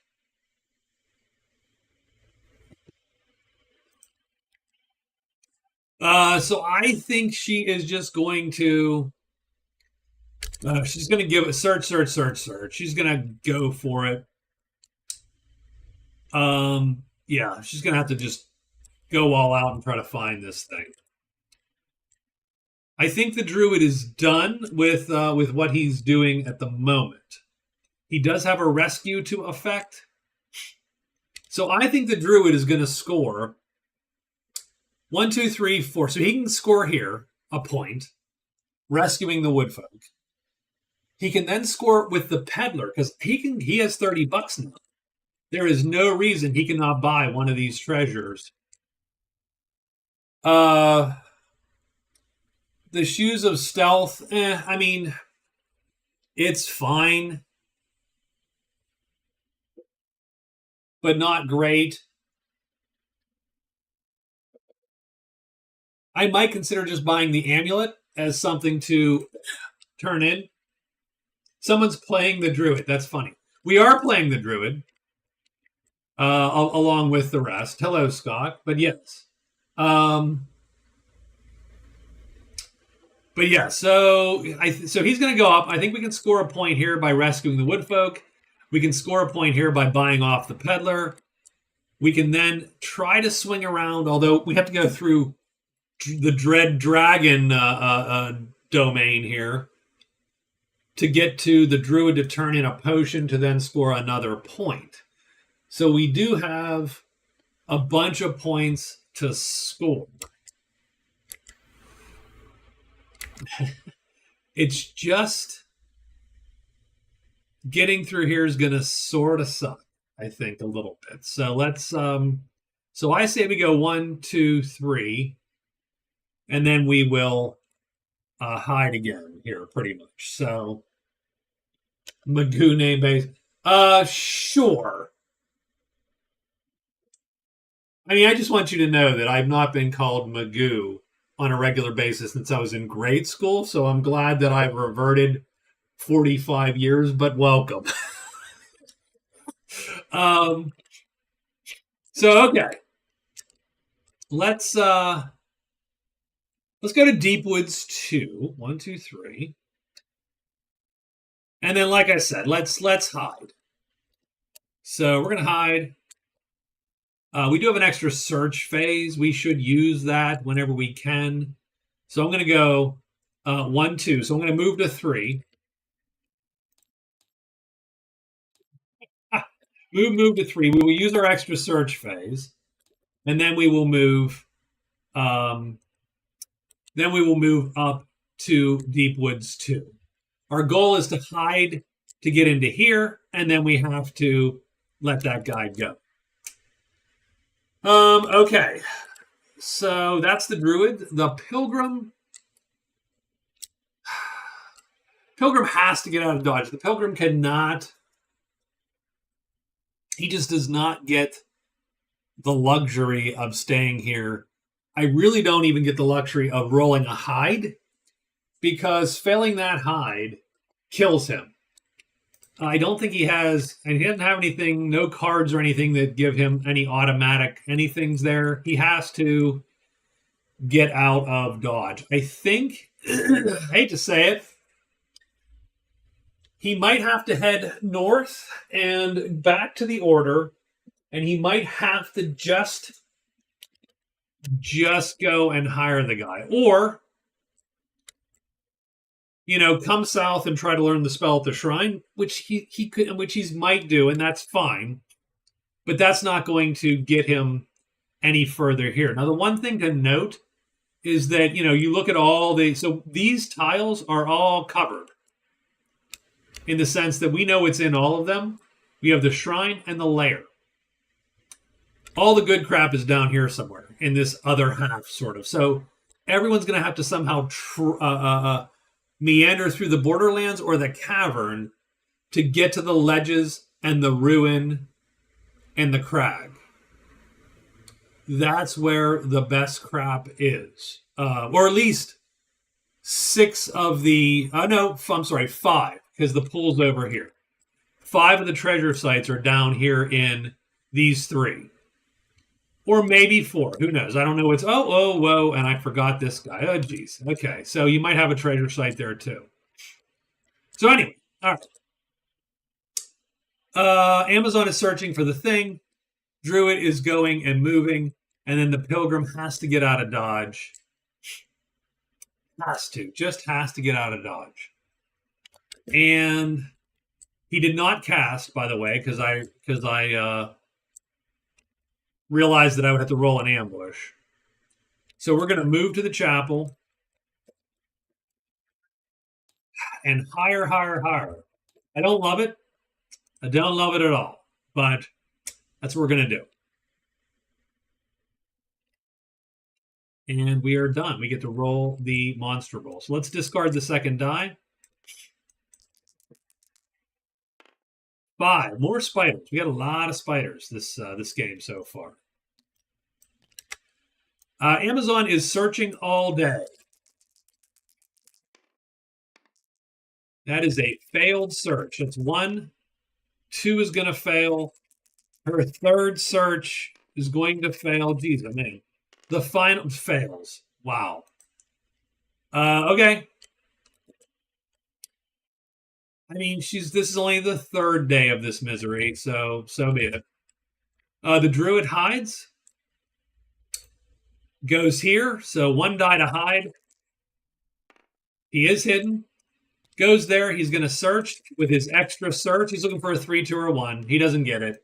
Ends up there. Nothing appears, and he is done. Oh, that was the druid. This is a pilgrim. I'm sorry. The pilgrim goes here. And the pilgrim is going to then hire on the allied table. We're looking for a 2 or a 1, unfortunately.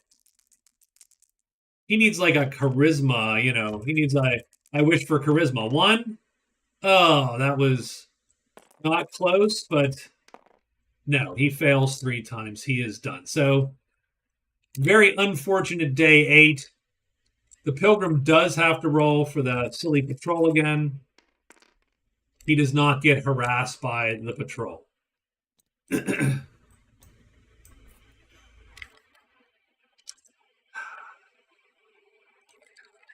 Search. All right, the druid is going to... Let's hide twice. Move into the rescue. Then he's going to search, and he has an extra search. One of those searches brings him a locate. Then he does not have to even reveal himself. He does have this nudge, so maybe he'll use it. The pilgrim has to go for broke with... I think the pilgrim's going to hire. If he hires, he can bring a knight down here. The knight will mostly mop up for him, I think, a little bit. And then he can work his way down, kill that dragon. It'll be great if it happens. We'll see. This is day 9. These are going to go quick if I can't actually get some rolls going. So much for the thoroughfare. I agree. That was sort of... It's funny how quickly this got gummed up. The Borderlands can gum up, though. But that is a very funny draw for the Lost City. Very interesting draw for the Lost City. Let's get a monster roll for the 9th.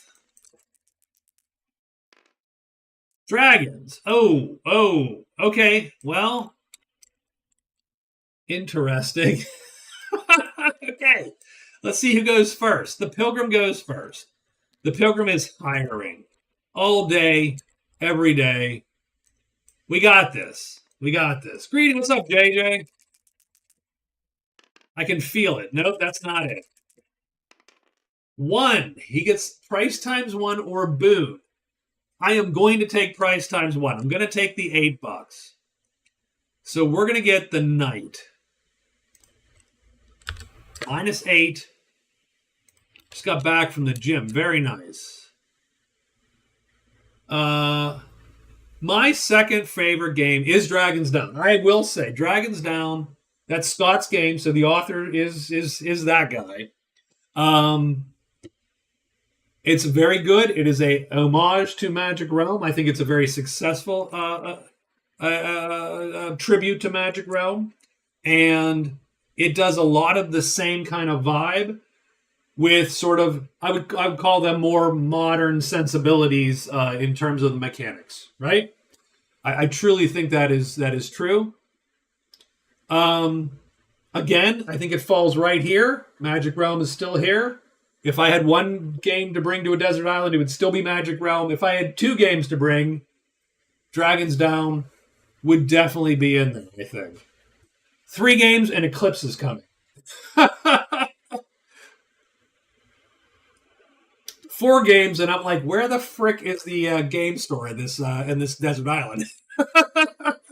Late Pledge is closing in a few days.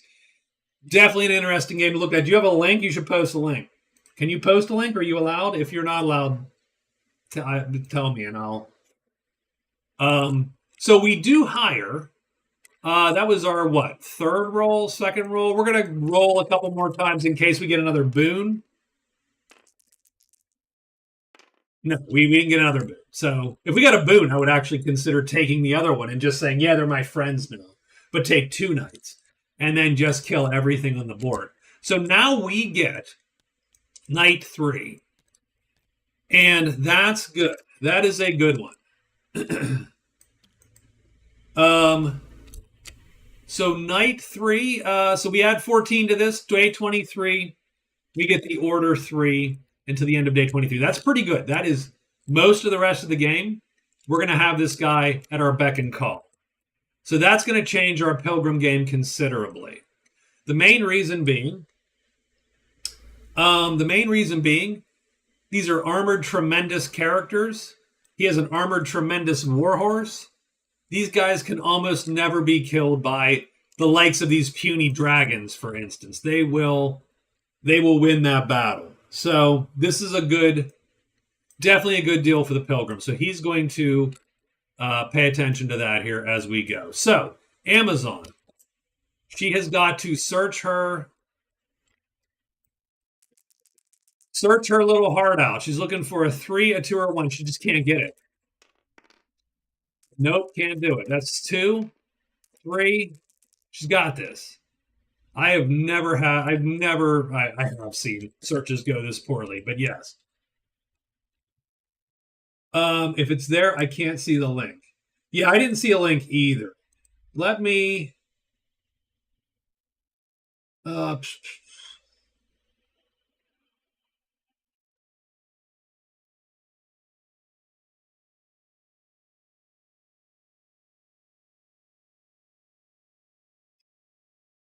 Well, can I? Like, I'm not seeing messages or anything like that. Like, I'm not seeing. Usually, if a message gets auto moderated, I see it and can flag it and let it go through. But I didn't see your link show up.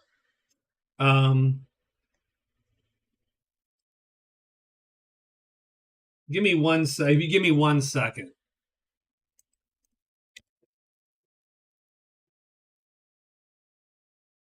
No, it's fine, man. It's good. It's good. Can I post the Kickstarter? Will that be somewhere to send people? Yeah, late pledge here. Done. There you go. There's a link to it. You should look at it. I mean, everyone who anyone who loves Magic Realm, you're gonna at least like this game a fair bit, I would say. Um, so absolutely. So Amazon searches, fails, sort of sucks. No dragons appear though where she is. Roar M does not hit. Our druid is gonna hide twice. He does. He does. So he hides. He moves up into our little rescue spot there. Now he's going to search twice. He needs a 1 or a 4. And that's going to represent him stealthing around, skulking around, trying to find this woodfolk. He fails. And sort of freeing him. Oh, gosh. No, he fails again. Now, the funny thing is all the dragons are still prowling. So what happens is all the dragons appear here. It doesn't really mean anything. It doesn't really matter to the druid any more or less. But I do think it's funny. It does clear out the rest of the borderland, strangely enough. So some people might actually have a little bit of a better shot now that the druid has somehow gathered the entirety of the dragon kind to just try to sniff him out.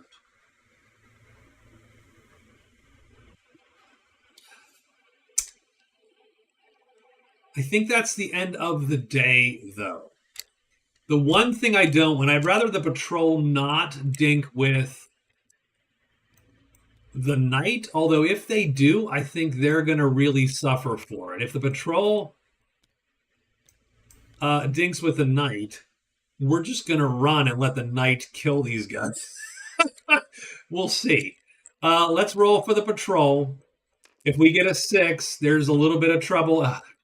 Trouble in paradise here.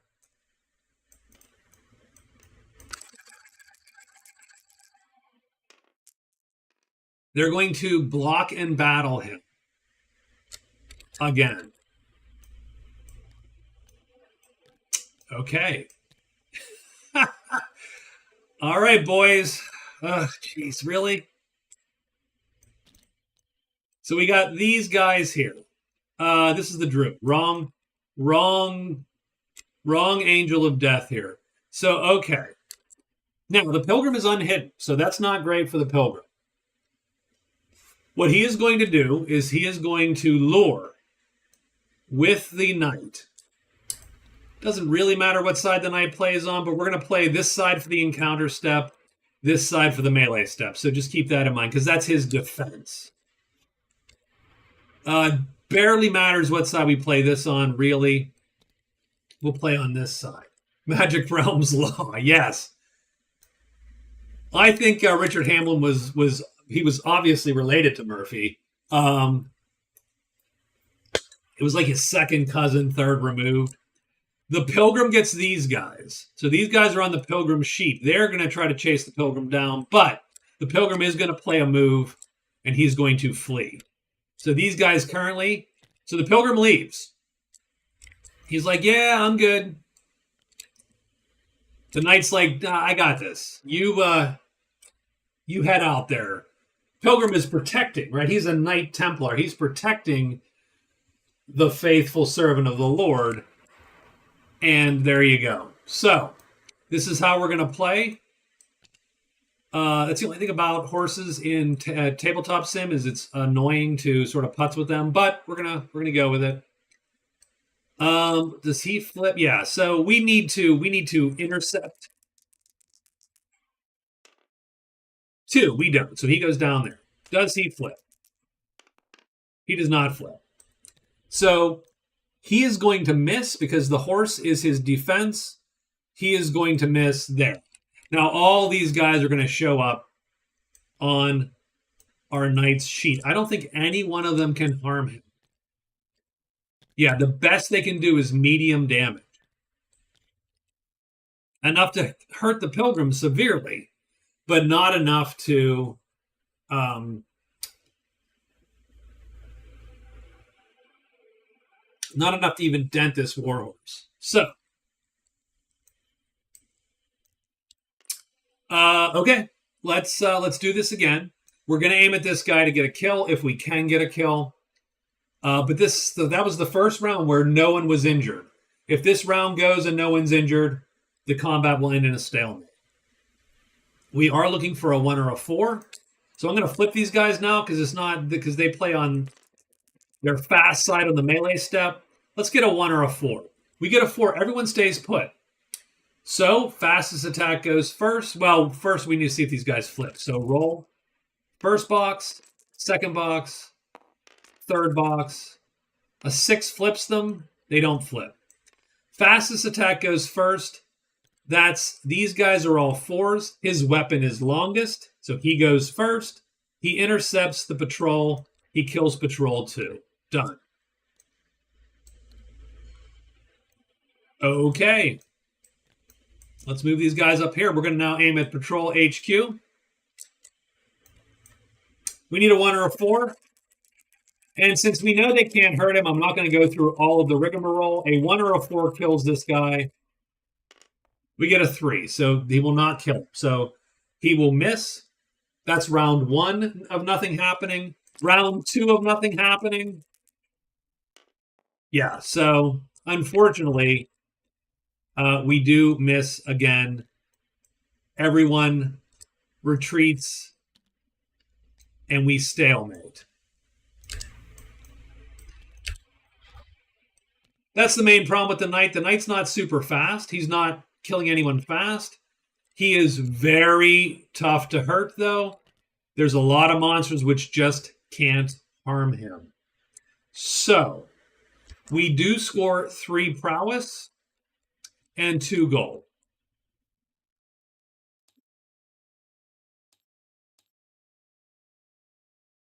Let me mark this down. He does have 4 gold. He now has 11 prowess.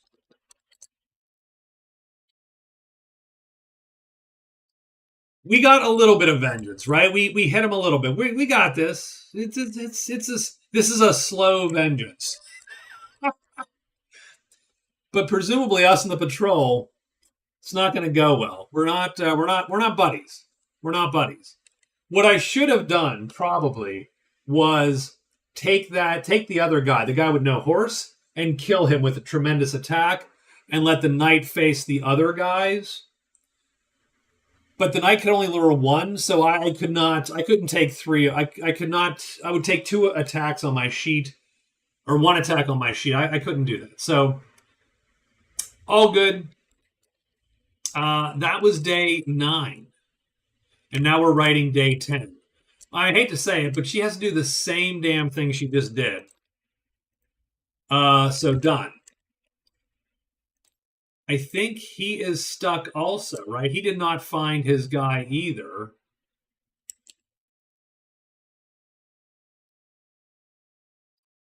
So we're going to have to hide.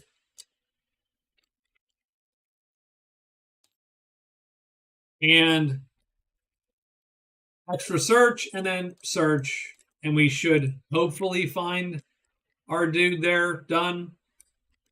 The pilgrim is going to move, so he's going to retrieve his dude. So he needs to do 2 moves there to get back to the chapel.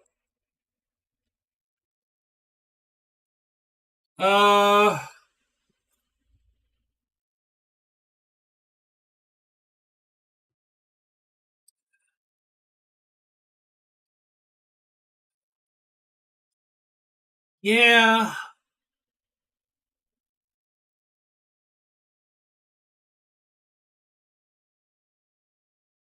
I don't know that I want to get stuck here again. So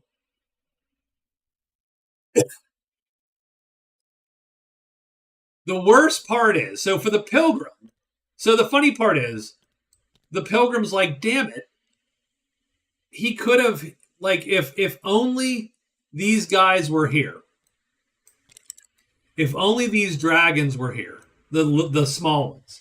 The Knight could go in and kill those dragons. Now, it would be a slow process. And the Pilgrim could help him with 1. Once he kills 1, Pilgrim comes in, bops the second one. Like, he could kill those 3 dragons in probably a round, the 3 small ones. With the big guys there, it becomes a way big, like a huge risk. And any one big dragon is dead from the smite. But the small dragons and the big dragons together are ridiculous. Not cool at all. Not good at all. So I don't love where we've ended up here. I don't love where the pilgrims ended up. I think what we're gonna do. All right, I think what we're gonna do. What are we trying to do here for the pilgrims? The pilgrims finding a weapon, locating the vault, or exploring the crown. End of the day. The pilgrim had to run end of the day, right? So yeah, so the pilgrim is going, he's writing his day 9. So the pilgrim is going to head back to the chapel.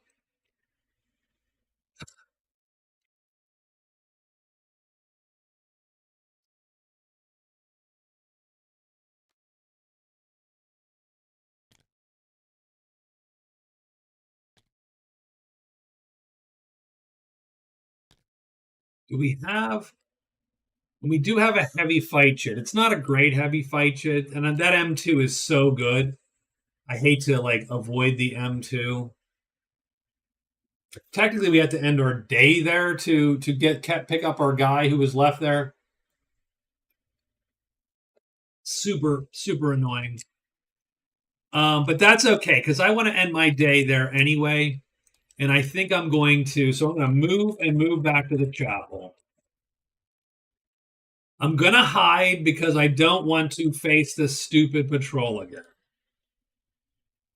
Done. And we're going to hide. Oh, and he goes in the dead pile, which he deserves to be in. A jerk. Deserves to be in the dead pile. What are we going to do? I think we're going to hide. I think we're going to hide twice. And the reason I'm going to try to get to the chapel is this. I am going to get rid of this Explore the Crown. I think. I don't think it's worth it. I don't think all these days. This is 3 days to get to here not hiding and then 3 days back. It's a whole week. I just think that's too much time. So I think what we're going to do is we're going to turn that card in. And that's what we're going to do. Find a weapon. You may choose any L or M weapon. That is really good for the pilgrim because he could easily grab.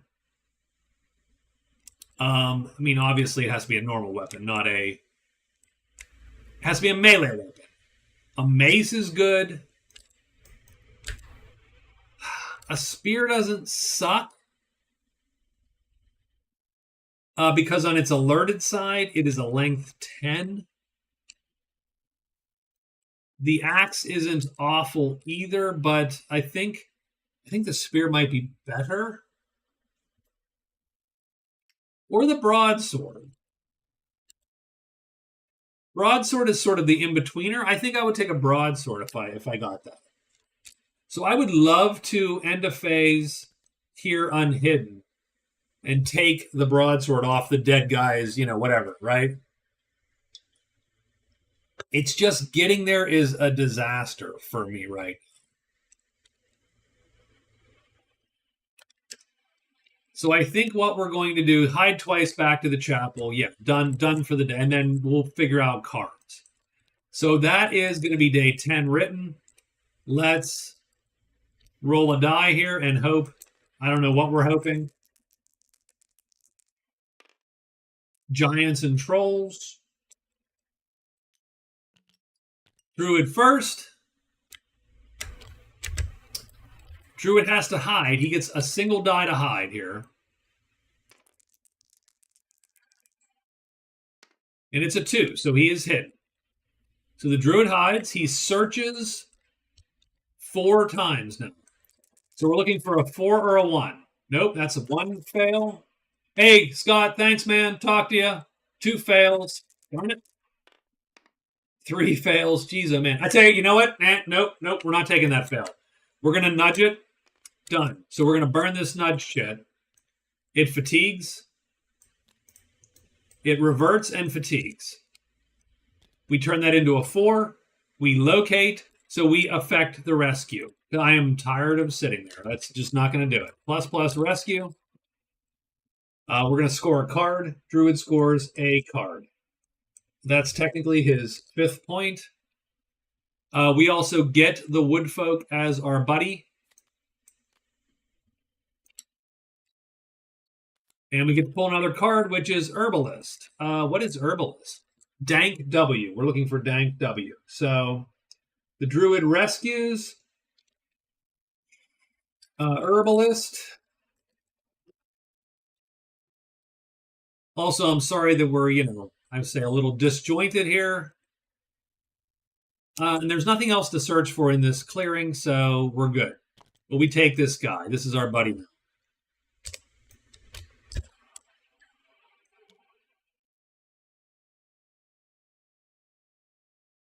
And there you go. That's pretty good. That's a good use of his nudge, actually. The Pilgrim goes 1, 2, 3. He's going to be hidden twice. Let's see if he hides. Yes. So we are hidden. And that's pretty much it. Well, the reason we're here. Oh, and the Lancers appear. Because the Lancers appear in the chapel.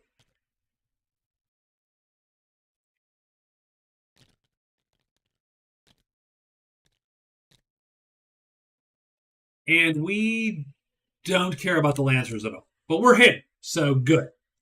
And what we're going to do is we're going to toss this.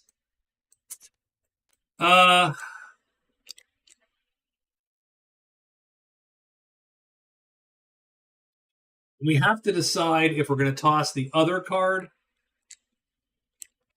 Dragon Slayer would be a great card right now, because there's a lot of them.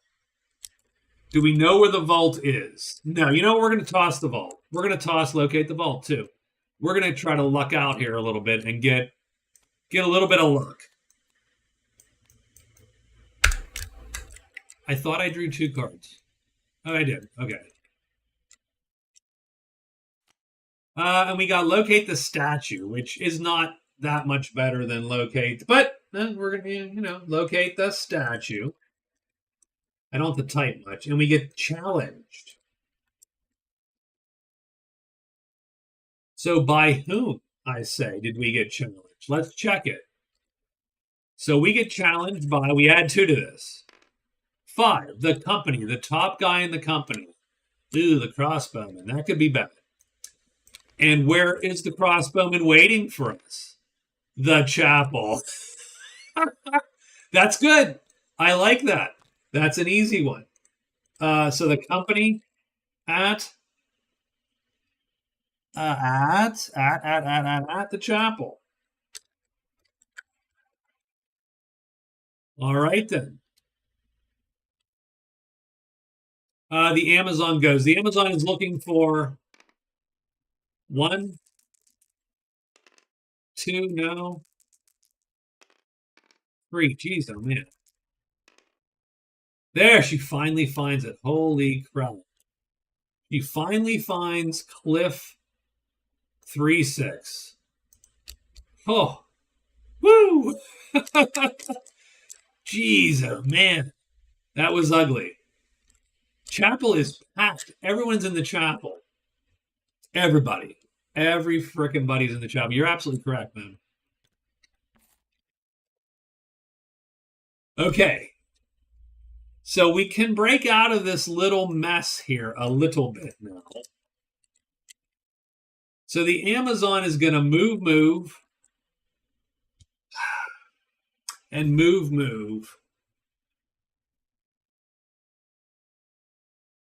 And hide. So she gets a hide. Extra move. I think she ends up in 3.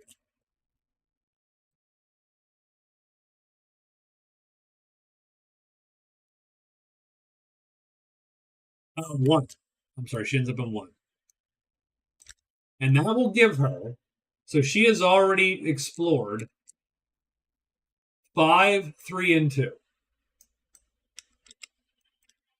So she's looking for 1, 4, and 6. She's going to get 1 and 6. 4 will be the last one. It has all those damn wolves in it. So that's a little bit of a mess. but that's okay. She'll figure that out. The druid, okay, the druid has his buddy. The druid is going to move to the chapel. That will fulfill his pilgrim. So keep in mind, he's going to score a pilgrim. That's his intent. I don't think he gets anything else for getting a pilgrimage unless he does 3 of them. And that's okay. He doesn't need to do 3. He just wants the point, pretty much. So he's going to go there. So that's 1 move. And then what else does he need to do? He needs to try to get to... his goal then is to try to get to I think the druid. I'm pretty sure. Yeah, I think so. I think the druid would be his next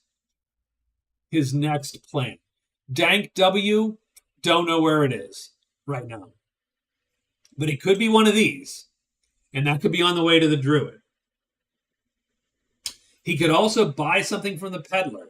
So 1 moves, right? He moves to the chapel. He executes a trade phase with the peddler. So that's good. Not a super fan, but he executes a trade phase with the peddler. It's going to cost him way more money than we want. It's $20 to buy this, the crappiest thing he has. That's a little dicey. But what I'm going to do is I'm going to sell so I'm going to do a trade phase to sell one of my items. I'm going to do a trade phase to buy. So 2 trades with the peddler. And that's going to kill me money-wise. Ugh, I don't love this. I'm going to get $3, so 33, and spend 20. So I'll have 13. That's actually going to lose me a point.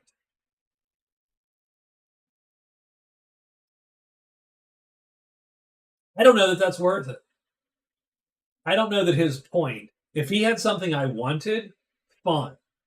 But I have 2 gold points right now, and I would drop to 13 gold then and fall beneath the dude. So I'm gonna save myself 2 phases. I'm gonna go there to finish my pilgrimage. Done. I am then going to hide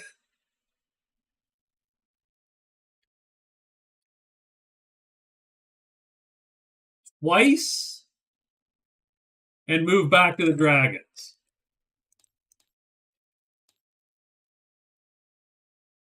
And that's it, and I'm done. Is there any reason to do a search phase at any point? No, in that sequence. Nope, none. Okay, done. The pilgrim.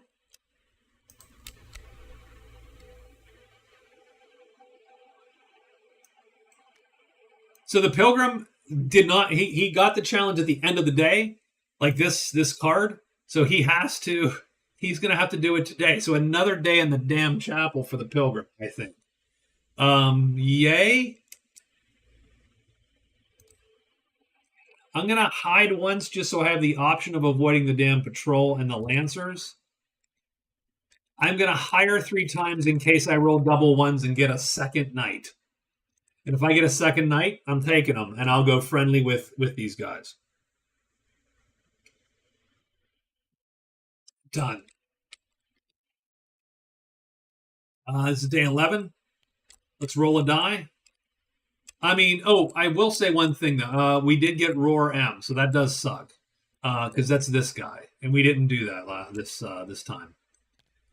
Roar and 4. Oh, and Stink on her. Shit. Okay. So even worse. She gets 2 of them. And 1 on her.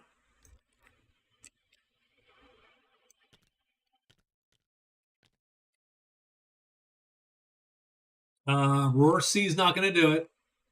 But Roar C would have drawn also, but it was the druid here, so we don't draw that. Done. So that's the only problem. After she finds this thing, she is now stuck with this dude. She's gonna run to here because she can. She has the chits to do it. The main problem she's gonna have is that makes this last hex, this last clearing, a disaster for her. I don't love it. Okay.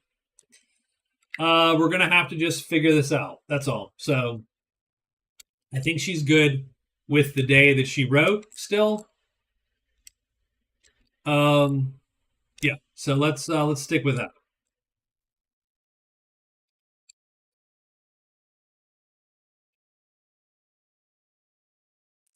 The day 11 monster is going to be giants and trolls again. Ooh, I don't like that though. That's going to cause her consternation a little. Well, maybe not. Maybe actually it's good for her. Let's figure out what we got going here. Pilgrim is first. The Pilgrim wants to satisfy the challenge,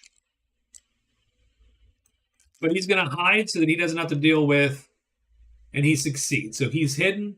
He's going to hire 3 times. I know he's rolling double ones here. He is rolling double ones. He's going to get 2 knights and a harpy. No, that's 1, 2, 3. Oh, I'm sort of hoping he doesn't get it. Done. He is done for the day. The Lancers are still there. The Amazon goes 1, 2, 3, 4. She's trying to hide. She does. So she's hidden here. The Giants then. Oop, he left the Giant Club. Womp womp. The Giants chase her down. The Wolves not so interested, but the Giants chase her down. Nice thing is she can flee from the Giants. I mean, she's hit. She doesn't have to, but she can flee from. She's going to flee the cleric at the end of the day. The Druid moves up here. He completes Pilgrimage. So we're going to score that bad boy right now. Pilgrim, he gets a point. That's his second card. 6 point total. He's going to hide 2 times. So he's going to roll 2 dice. He succeeds. Heads back to the Dragons. I don't think anything appears because he's not flipping these chits over. And he is done.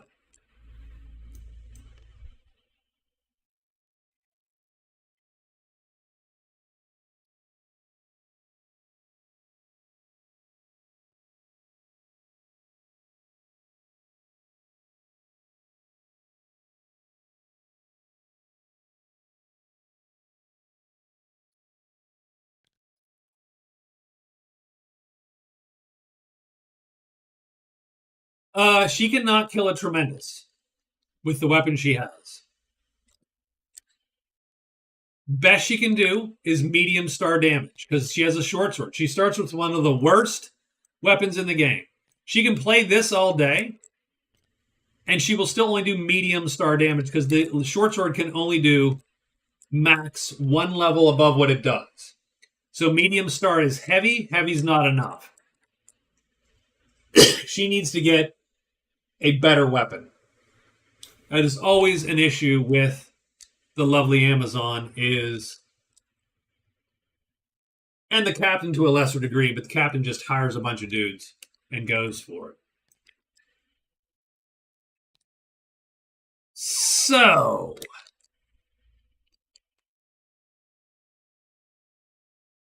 we are not friendly or allied with the company. So we cannot talk this guy out of this. We've got to fight this dude. We have to be unhidden.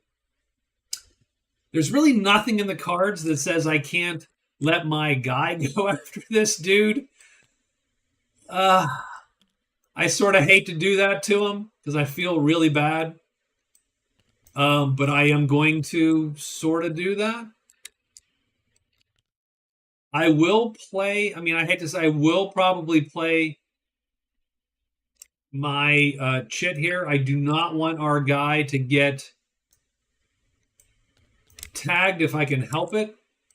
But the first attack is going to be the crossbowman's because his weapon is long. She needs a bow. She does. The problem is the people with bows aren't her friends. If you look, the woodfolk have all the bows. They're neutral. So getting a bow is rough for her. There are cards which let her find a bow, and so on. So let's get this done here. This battle. 4. Oh, they all line up. That's gonna sting.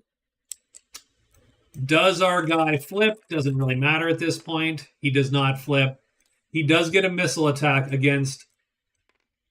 The crossbowman goes first. He gets this attack. We roll a 5. We go down 2 levels. So it goes light damage against the tremendous horse. And then we actually kill him, which sort of sucks because we waste this chit. I just did not want to not kill him in a round. So we did. We killed this guy, and we are done. He actually goes back to the company, disgraced.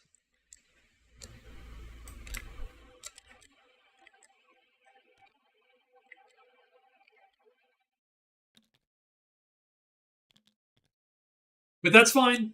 We did the deed. We actually challenged him and won. He goes back to the company. Let's go check to see what happens there. We get notoriety and gold, prowess and gold +5. Oop, we needed that shit. Hold on.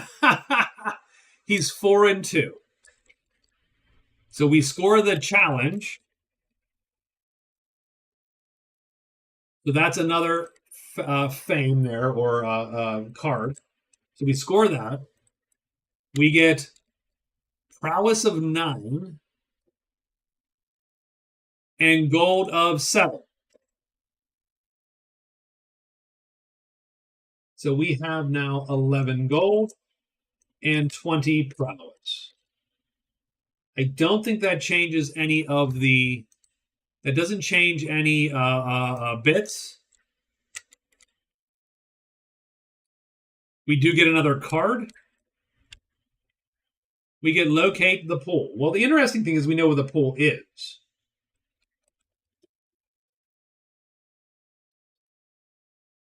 The druid got herbalist, and he has pilgrimage is done, so I should get rid of that card for him because he scored that one. And we need to give him another card. And he gets locate the layer. Oh, well. Because we know where the layer is.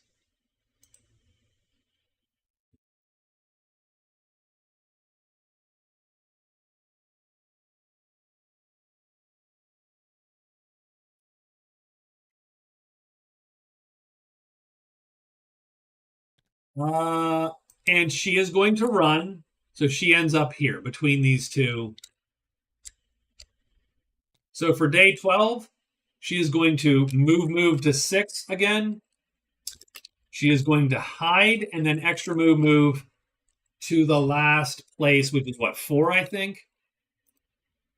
To the wolves. Let's just that's where she's going. She's going to the damn wolves. That should theoretically give her the explore, but we'll see. That'll be good for her. She could use the 2 points. The pilgrim, I think, actually has 4 points now. The druid has 6. The captain is still sitting at 2. She needs a bow. Karma. Absolutely, sir. Okay. So locate the layer is interesting because it is something we do know where it is.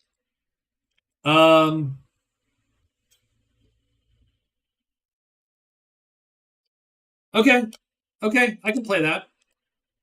The druid is going to move to the lair. He's got this. He's just going to walk. No need to hide. If the dragons come, he will dodge them. Done. He's got this.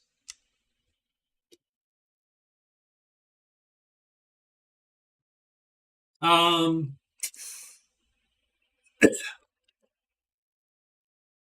Pilgrim's a little annoyed because the Pilgrim does need to recast his Uber spell there. I'm not super happy about that because that's going to waste 2 whole days here because of the Flowers of Rest.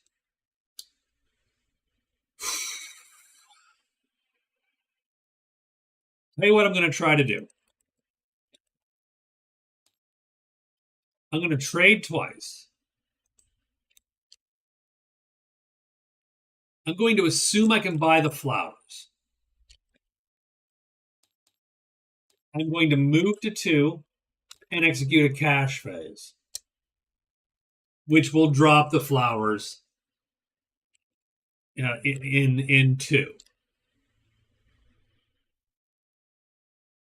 Hey, Raven, what's up? How are you? Let's execute 1 trade phase.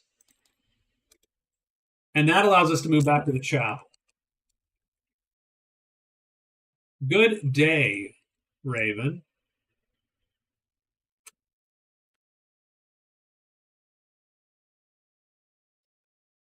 So, I think that's it for our 3 remaining heroes on day 12. Let's roll the monster roll for 12. 6. Ooh, bats. Ugh. I don't like bats. Not a big fan of bats.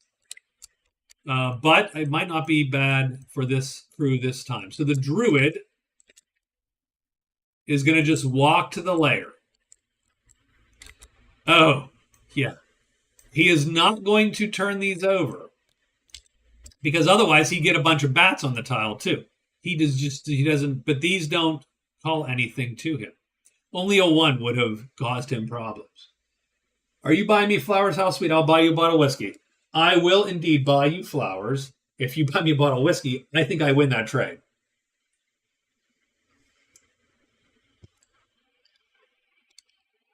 So the druid moves there and he is done. The Amazon is going to walk to here. She does need to hide.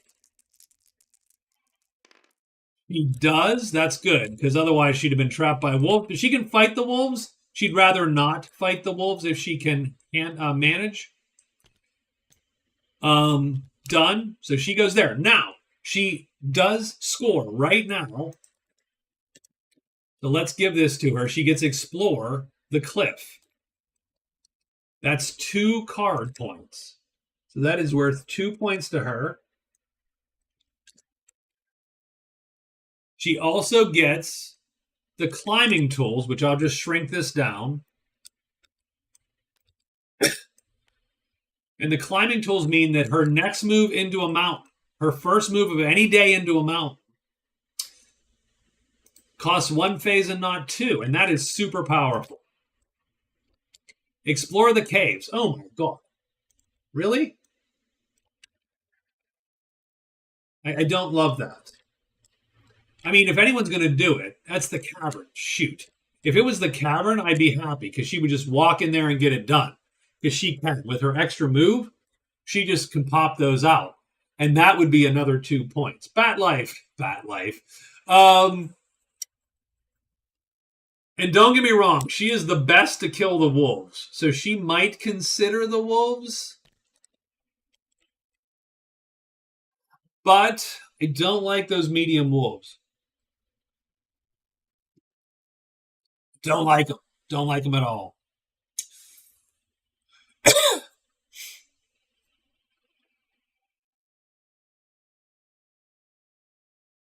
He is definitely the best to kill one of the best to kill the wolves with all the armor.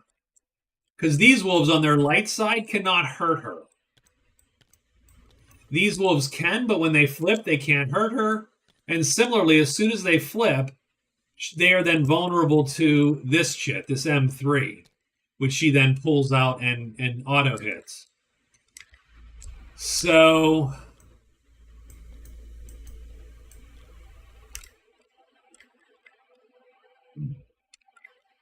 it's a good question. That's a tomorrow question though.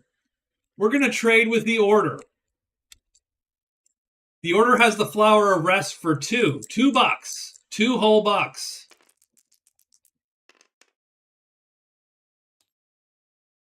We get price times 4. You extorting sons of bitches. We're okay. we're gonna buy it for 8. Oh my god, that is the worst. Here's the problem with that. That is gonna take. Yeah, so now I mean it doesn't change the score, so I'm okay with it. So now we have the flowers of rest. We then move to 2, and we bury these things in a frickin' hole. Done. And then we walk back like nothing ever happened. And we are done. Does anyone draw anything today? Do we get any bats at all today? We get nothing there. We get nothing here. Nope, done. We do have to roll for the Pilgrim. Do the patrol mess with him again? Maybe. Do they? Are you really going to mess with me again? They insult him. Ugh. So the funny part is the Lancers are the dangerous ones because they can actually stop him from leaving the place. I think they can. I think they can stop him. The Pilgrim has had shitty luck with the natives. Yeah. So I'm going to take that as a block battle. I'm going to take it. And we have trouble with the Lancers. Holy crap.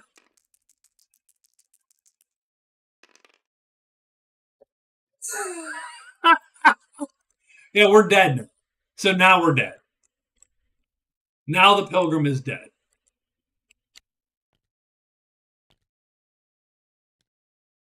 I mean, he just can't. He can't take the 7 attacks he's going to take. He can't run from these guys.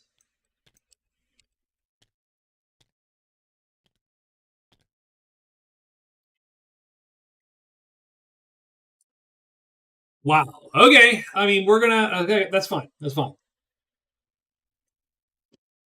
Jeez, oh man. Okay. So the chance of getting 4 6s in a row, it's 30% per 6. So 0.3 to the 4th power. So 0.09, 0.0027, 0.00081. Let's just say it's a very small chance. All right, boys.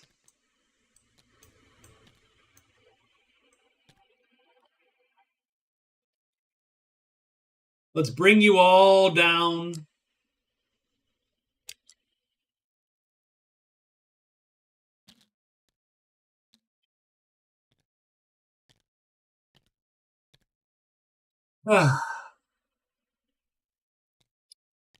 So I tell you what we're going to do. We are going to I mean, we don't even have a whatchamacall. We don't even have a power there. What we are going to do is we are going to take. I mean, there are just so many of you.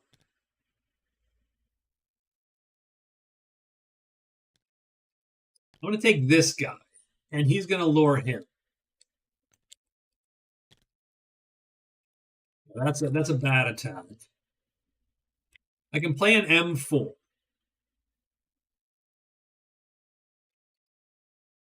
So this guy lures him.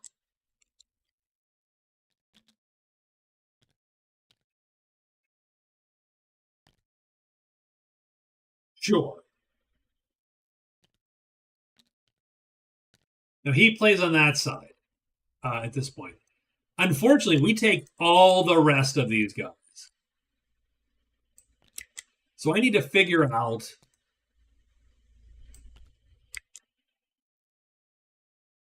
And we have to put one in every square. That is true. So who's going to get. And they all have freaking horses. So that's the problem is even if you hit a guy, you're dead. So I am going to die. But so here's really what this hinges on. I'm not gonna fight this battle. So he dies this round.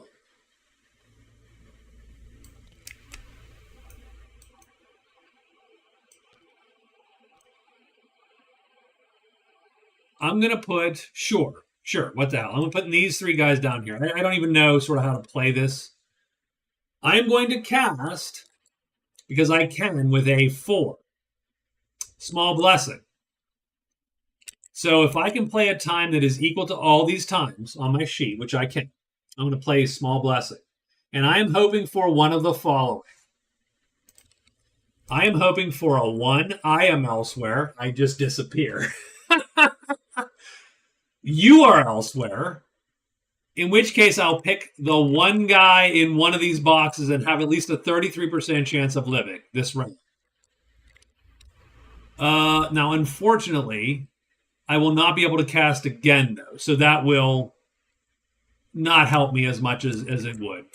Peace. That's what I'm hoping for. 4. I'm hoping to roll a 4. Peace ends the combat for that day. 1 or a 4.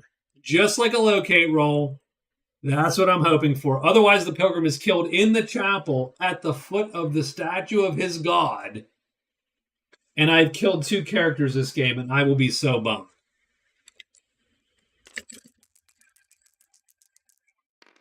Nope, dead. He gets strength and is killed.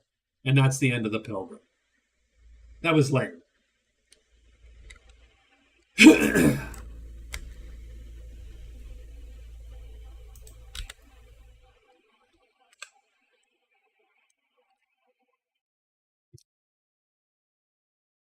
And even if the reason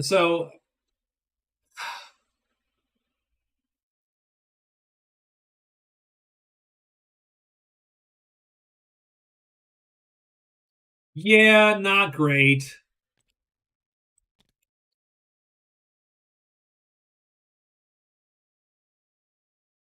And it really wouldn't have mattered because the reason I block battled the patrol is because I can run from the patrol.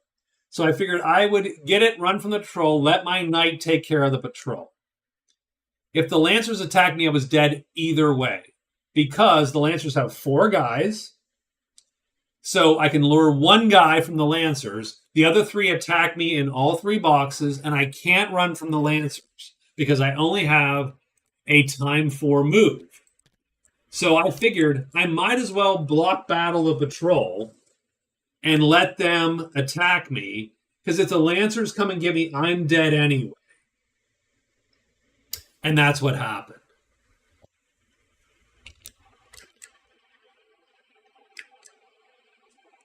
I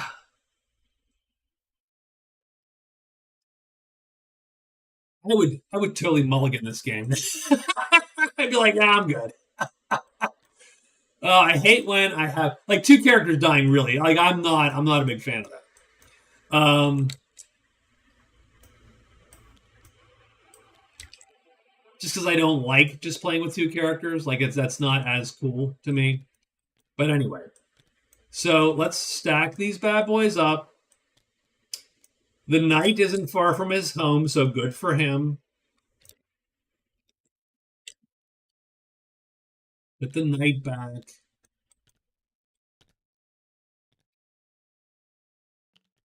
And again, that was pretty much the most for like I cannot express the luck. That was piss poor luck.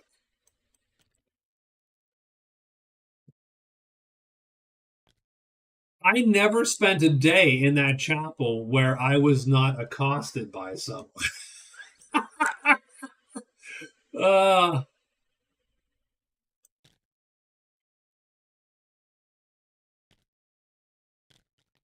course, I did that backwards, but that's fine. Like yeah, like if you do let's do a little calculator exercise and do 0.3 to the power of, because I had to roll a 6 4 times, or effectively. It wasn't quite a 6 because I got insulted by the other dudes. Yeah, but the percent, it's less than a percent to get that sort of luck with the natives. Ah, man. Like I said, if I were just playing this for myself, by myself, I'd be like, yeah, I'm good. I'm done. I'd mulligan the game and start over because I'm out of characters. I'd have been better off with the dragons. I can't run from them either, and they would have killed me just as easily. So yeah, that's the problem there. It does make the rest of the game go fast, but it does not please me in any way, shape, or form. I hate getting characters killed. I feel like I have. It's weird, by the way. I feel like I personally failed. you all. So the pilgrim is dead, and he's down to 2 points too. Effectively, it's literally the druid and the Amazon sort of battling it out here the last 2 weeks. But it definitely is a game that. It is definitely a game that. What do you want to say? That has those kinds of stories, right?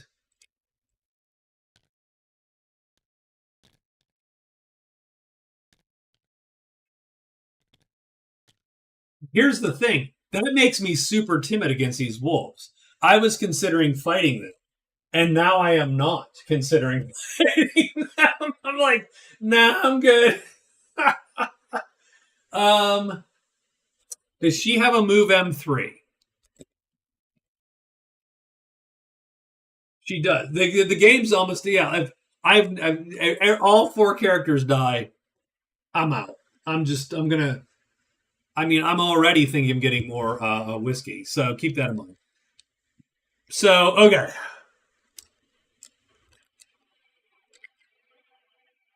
I'm not fighting them this day, and I'll tell you why. Not worth it. I have a different plan.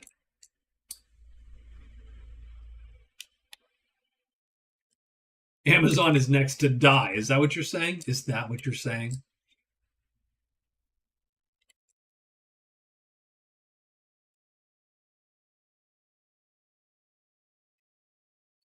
See, the Amazon has some money. The Lancers are worth how much? 8. She cannot quite hire them that easily. She likes the Lancers. The Lancers like her. She could, like,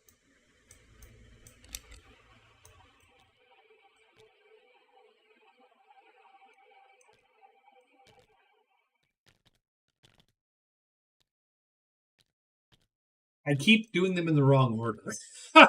But okay. All right. So let's figure out our day 13. We will get more booze on day 14. Let's get this done. So let's look at day 13 from the Amazon's perspective. She has completed her quest. She has explored the caves. She cannot get out of. She can go 1, 2, 3, 4. She could get out of here if she wanted to. I don't know. Maybe. Maybe she goes that way. The problem with the cavern is always rough. This is a rough haul. You only have 2 phases in here, and if she had an explorer, she would go this way. I don't have an explorer.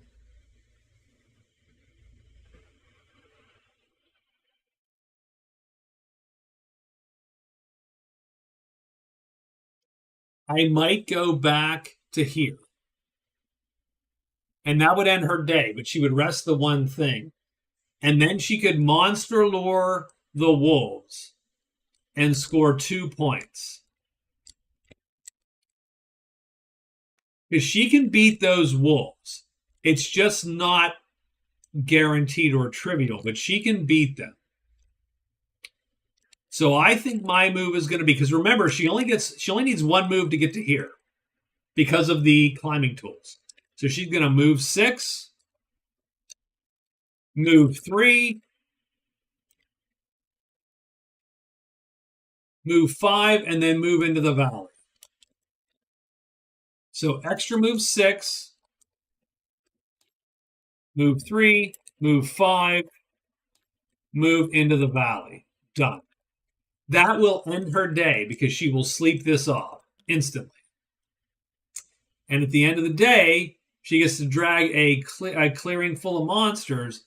Now, what I don't like is she's not hidden. So what she's going to do is she's going to hide sometime in between. Done. So 1, 2, 3, 4, done. She's good. She will drag them in and try to score the 2 points. We have to locate the lair.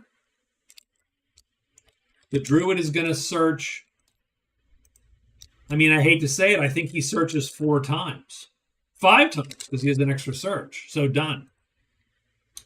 The druid is going to have the most credit in this game. I really want to cast...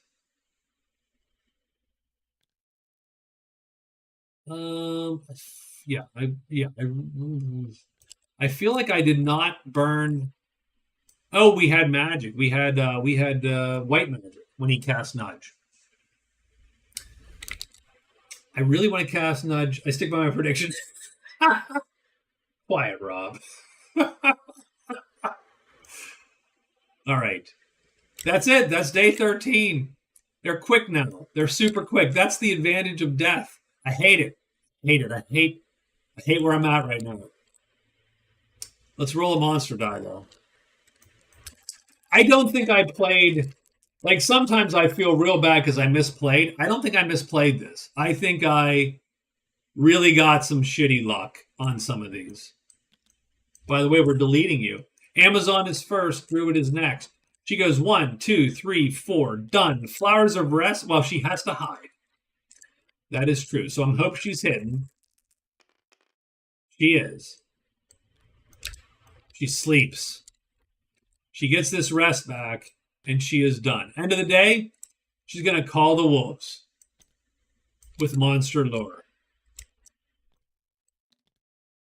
The druid searches 5 times to find the lair. Fails once. Fails twice. Fails 3 times. Fails 4 times. Come on, guys, you got this. Fails 5 times. Gets nothing. Nothing appears, though. And we're done. We're done with the day. But she's going to fight these wolves. Now, she is hidden. Nothing is on her sheet. She's going to kill the mediums first if she can. If he flips, I don't think it's worth her. It's not yet worth her fatiguing. So this will do light star damage and kill a wolf. You're the best player now. Oh, I'm terrible at this game. But I mean, they're the guys in the MR Discord are like they're bloodhounds. They're evil too. So that's not going to cut it. Does this dude flip? He does. Now, there's good and bad with that. The good is he is slow, and he cannot damage me because these lights aren't going to damage me. The bad is, well, I don't know what the bad is. Actually, this is all good. Let's get this combat done. Let's figure this out. So he goes here.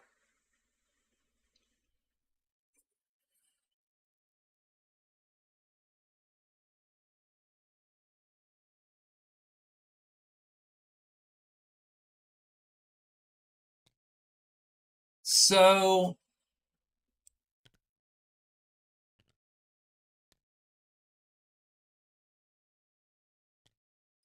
I need to clear these guys out.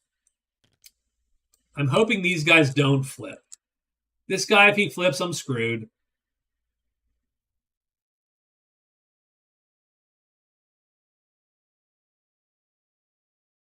Yeah, smart. Yes, it's min-maxing. You're minimizing your maximum loss, right? And maximizing your minimal gain.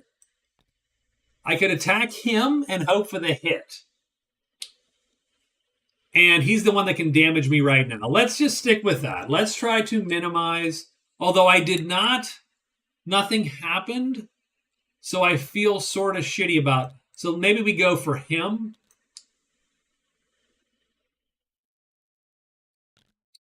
No, we're going to do this. So we're going to play like this. I'm going to play an M4. I'm going to play an M3. If this guy flips, I'm going to hit him. Otherwise, I have to fatigue. But I have to fatigue this round anyway if I want to keep this battle going. So we're going to go like that. I don't know that I feel great about it, but let's see.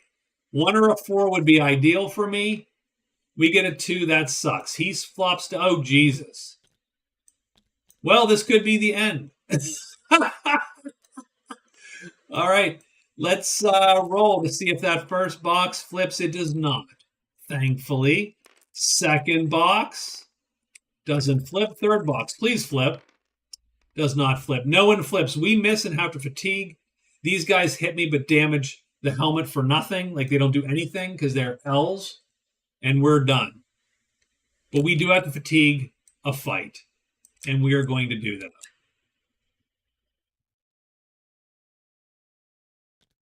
So this round I do not have to fatigue. I think we're just going to go with that.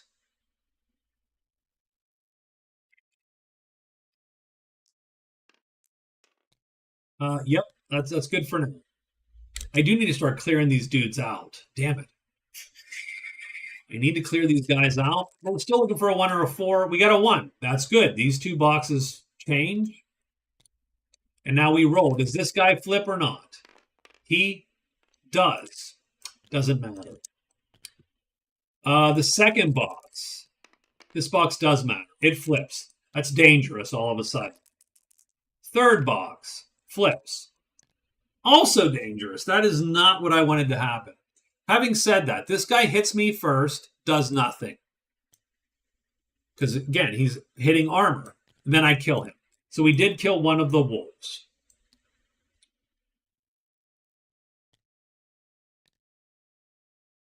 This sucks a little bit. This guy's keeping me from running. Because I can't beat a 3. He does medium damage if he lines up with me. I'm going to play like this. And I'm going to get rid of this dude. This dude is going to die if he doesn't flip. These guys, if they line up with me, are going to just mess my day up all day.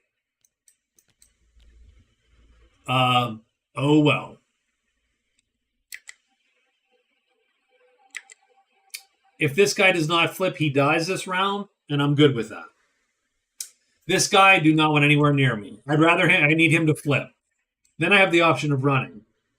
You know what, Rob? You're right, but the short sword doesn't matter. It is. I suppose that's its benefit, and it's shitty. It doesn't do anything. You can alert that weapon all day. The short sword is the same on both sides, but you are correct. I should have alerted it when I missed. But let's get a 1 or a 4 and not even make this an issue. 1. Done. Perfect. These guys go here. This guy goes here. Done. Does the first dude flip? Yep. Second dude flip? Nope. Second box, I should say. Third box? No. So, this guy dies this round because he lines up. These guys all miss, and we are done. We have to fatigue, though. Sucks a little bit. I am going to spend this chit and pull this one back. The M4 is worth more to me right now than the H4. I am left with 4 wolves.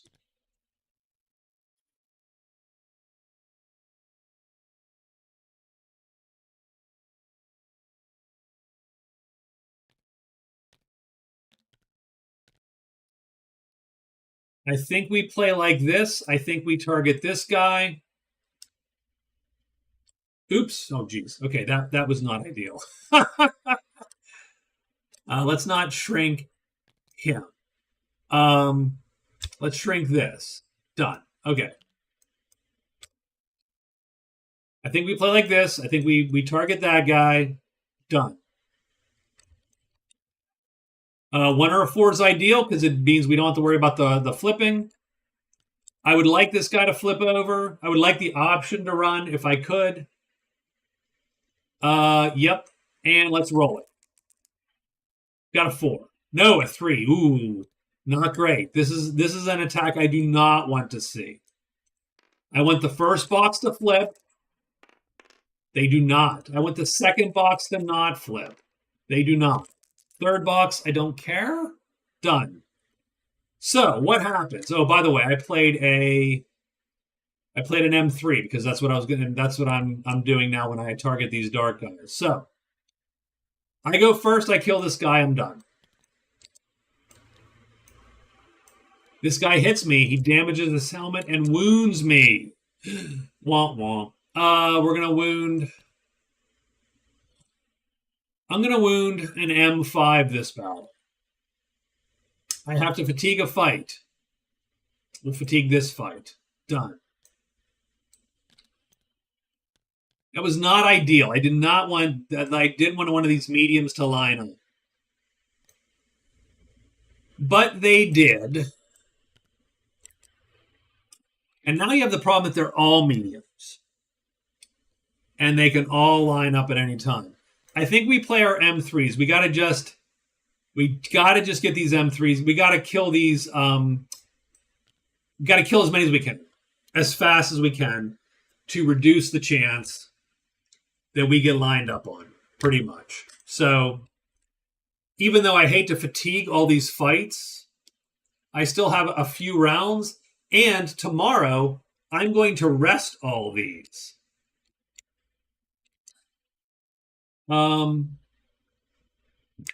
going to rest all these because I'm sitting here in the Flowers of Rest. So I sort of can fatigue all day if I want until I die.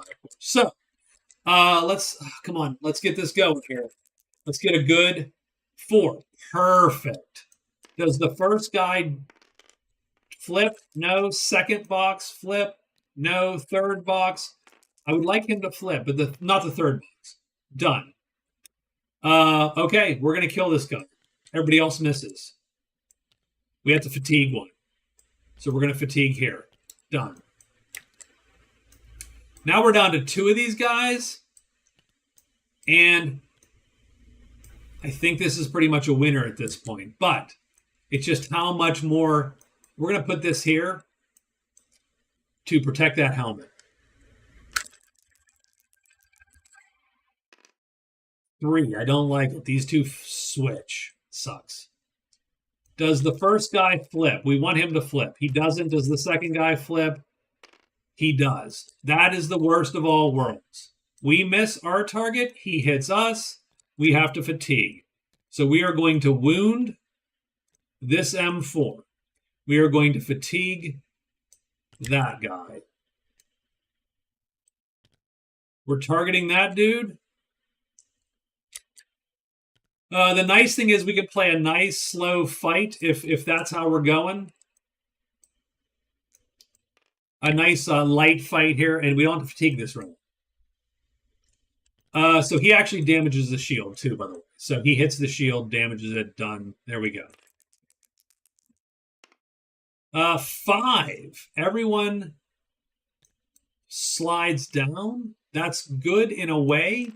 Does the first box flip? He doesn't. Does the second box flip? Does not. I have to decide if I'm going to fatigue. I am going to play an M4 and an M3 this round to fatigue.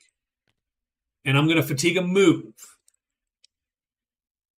to keep this combat going.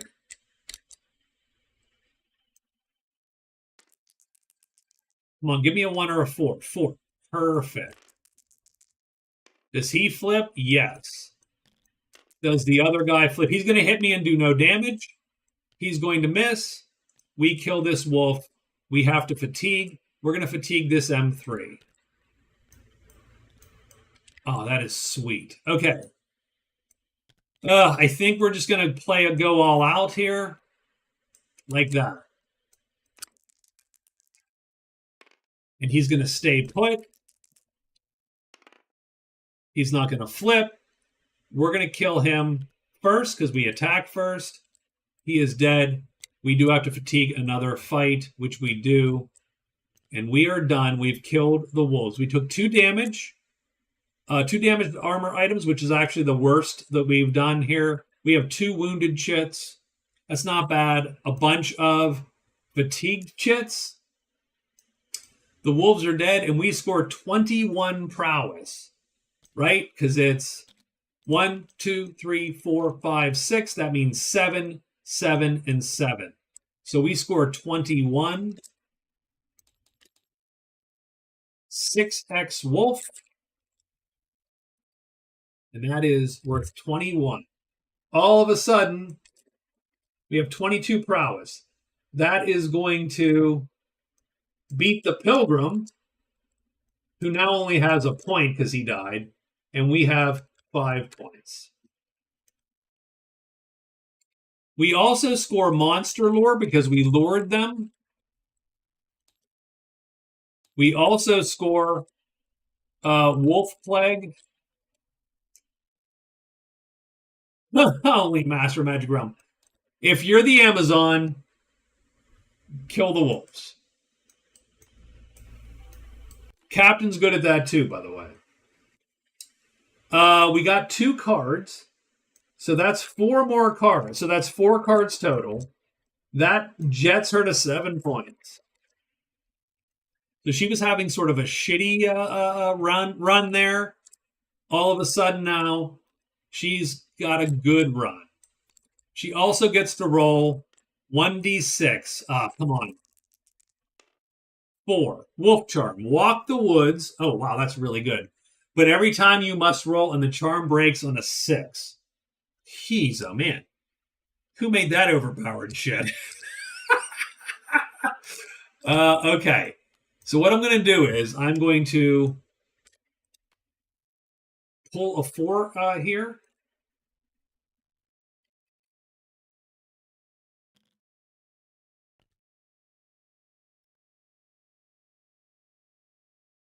To let me know that we have this. This is what we have a 4. And then I'm going to attach this to that.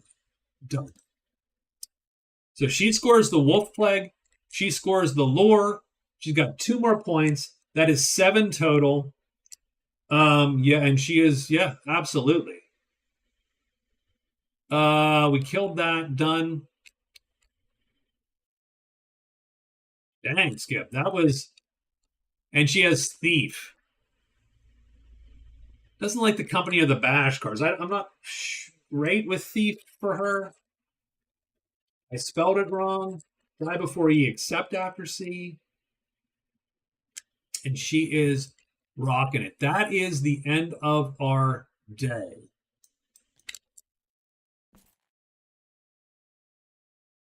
Cool. I am exhausted. I'm tired. Let me tell you. I'm tired. The Amazon is also tired, and she is going to, like, her move's not going to count today. I mean, she's going to be blocked and rested.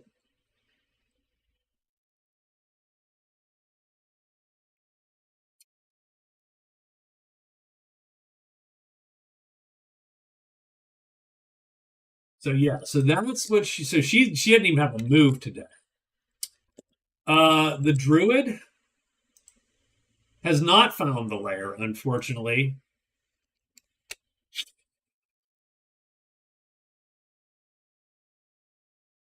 I'm gonna hide it. And I'll tell you why. I actually want this woodfolk chap to live. So We're going to hide and search and try to find this lair. And that is our day, because it's day 14. So we're going to get gray magic in every clearing. And that's good, because we're going to cast. The druid is going to cast at the end of the day.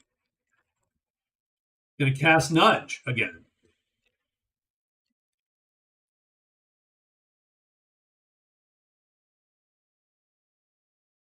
Actually, I wonder if I should cast at the end of the other day, but I'm probably just going to... No, you know what? I'm going to cast it the day before. Sure. Why not? We're going to cast it the day before. We're going to burn this and this. So we have a Nudge chit right now. And we're going to make that Nudge chit the fight L3. Unfortunately, we sort of have to, but I want the summon animal in case I need it. The Nudge chit goes in there. Done. So on day 14, 2 monster rolls. We're hiding and searching. We get 3s. So interesting. First thing is the patrol returns to the map. Their dead buddy comes back, and the octopus leaves. But that's it, because we rolled double 3s. Gray magic in every clearing. Done. The druid goes first. He's going to hide 1 die. He succeeds. He's going to search 4 times. 1 is a fail. 2 is a fail. Come on, 4 or 1, guys. 3 is a fail. There's like a 25+% and a 1. There you go. He gets the lair. So he finds the lair. That's worth a point to him.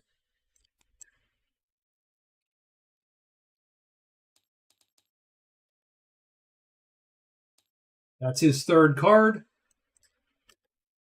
And his 7th overall point. Not bad. He gets big game. Ooh. Interesting for the druid.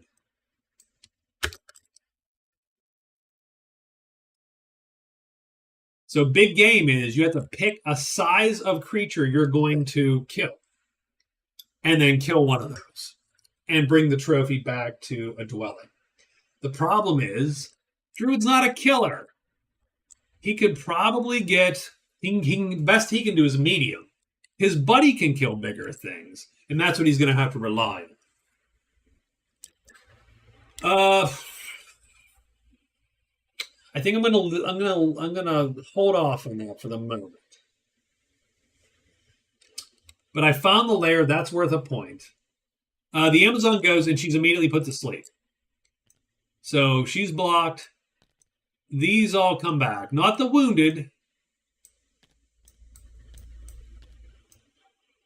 But these are all back.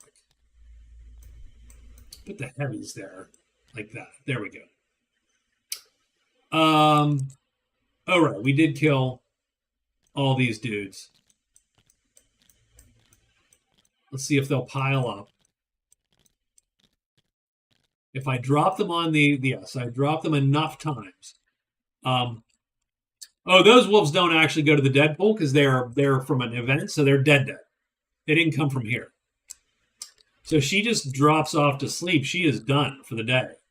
She just has the 2 wounds to deal with. And she is done.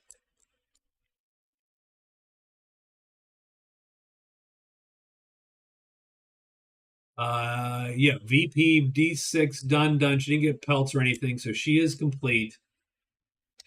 We are complete with the 2nd week. And it's tied. The druid and the Amazon are tied. Not terrible. I don't like the 2 characters died. I do not like that the captain and the pilgrim died. I even thought the pilgrim was having a pretty good run there.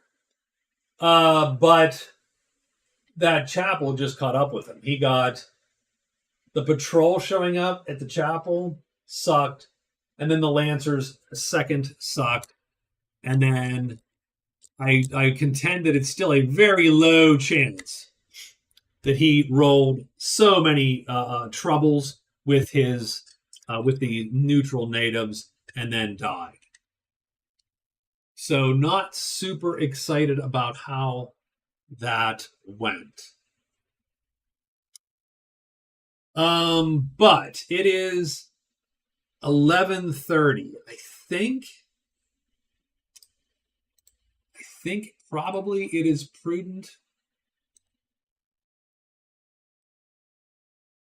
to go to bed.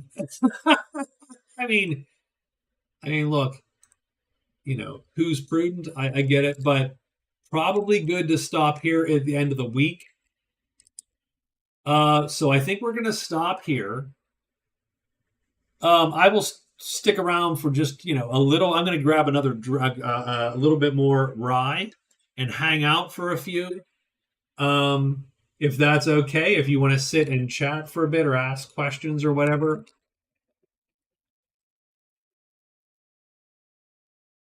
I'll put that message up here. There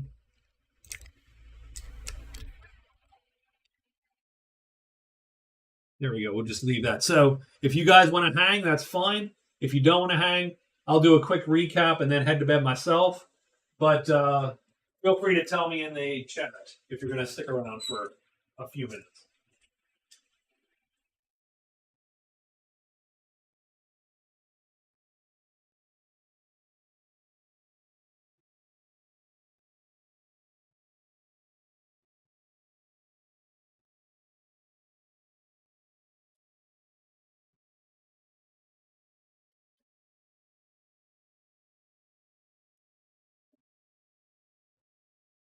Yeah, man, Rob, thanks for showing up. That's cool. I'm glad. I am also glad that you caught a live session.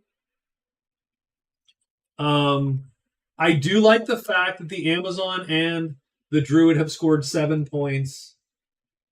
A week, 2 weeks in, because that bodes well for their final scores, right?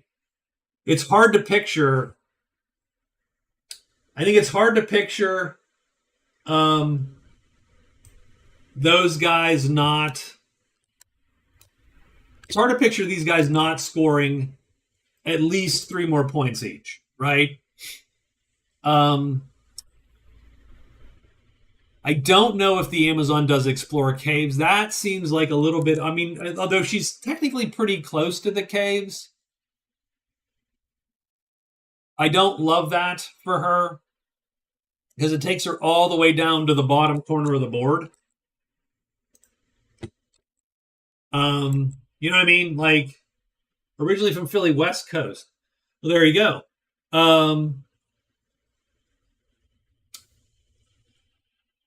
So you went from, being a Flyers fan to what, a Kings fan? That's not cool. That's not even. That's not even the same same level of hockey legacy. But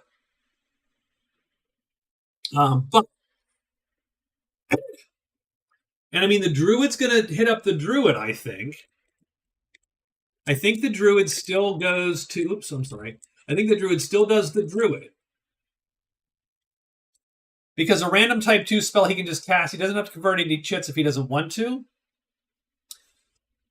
I might convert a type 8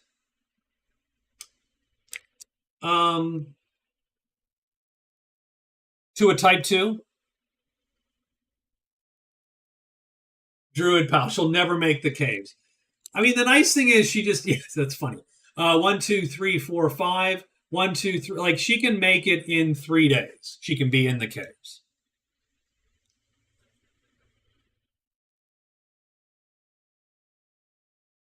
My family would never forgive me. Yeah, they would disown you. They'd be like, here's the will. Goodbye. But yeah, I think the Druid has the clunkier choice, in my opinion, as to where does he go. Um, Now, don't get me wrong. Keep in mind that we have 3 more cards to draw on day 15. So day 15, you're going to see what there could be 3 points just sitting right here, and then while they're going right here, like this is where they got to go. So that is sort of interesting, right? The events are going to tell us what these two are going to do. I don't think the Amazon actually keeps Thief. I do think she might go for the caves, though, and I'll tell you why. Because if she can get through here, through the deep wood, then the oak woods might have the large campfire, and the pine woods doesn't. So she knows that already. The oak woods might have it. It's a, what? 25% chance that the oak woods is the large camp, in which case that's 3 points by coming down here. I don't otherwise love it because I think she's taken herself out of the rest of the points. Oh, yeah. No, the druid's doing fine. What he really needs is...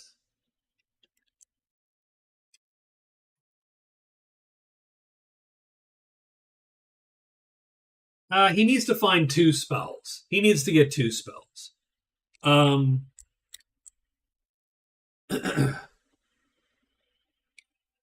So finding the altar would help him.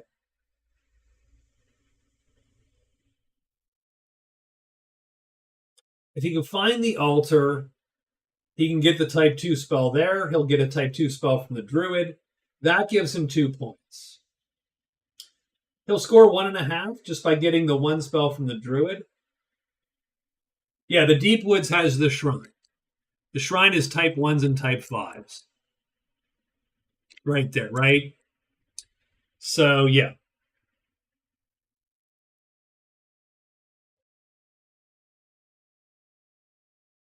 So I don't know.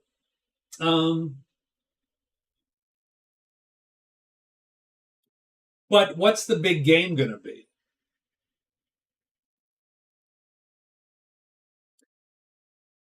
I was considering going heavy. Here's the other thing we can do. So, maybe this is the play. The druid goes for the druid. Duh. He does big game. Medium, which is the ghosts. He comes down, pops the druid, takes that point. He can check these 2 woods because either of these woods could be Dank W. Dank W will give him Herbalist. Now he has to do some stuff for Herbalist. What's he have to do? He has to peer and get a 1, 2, or 3. Head to the Dank W chit, pick herbs, peer phases 1, 2, or 3, return to a dwelling with the herbs, and you can create a useful thing with 3 uses. Extra move, extra rest, extra spell, extra alert. Extra alert sucks, but he can choose what he creates. That ain't bad. So he does, so my take is he does druid, herbalist, big game ghost. Done. 3 points right there. He can get that done probably in the span of, 2 weeks for sure, but probably even, it's going to take him 1, 2, 3, 4, 1, 2, 3. It's going to take him 2 days to get to the ruin at best. So 2 days at quickest. He can do the druid. He can do the ghosts in another day. So that's 3 or 4 days. Check both of these in 5 to 6 days. So in a week, he can have all of this done and checked. I think, now mind you, the problem is this. The lair. Why doesn't he got to loot the lair? Don't we want to loot the lair? So that's the other thing too. It's how much time does he spend on the lair? Trying to loot the stupid lair. I mean, or do you just move on? Do you just go, you know what?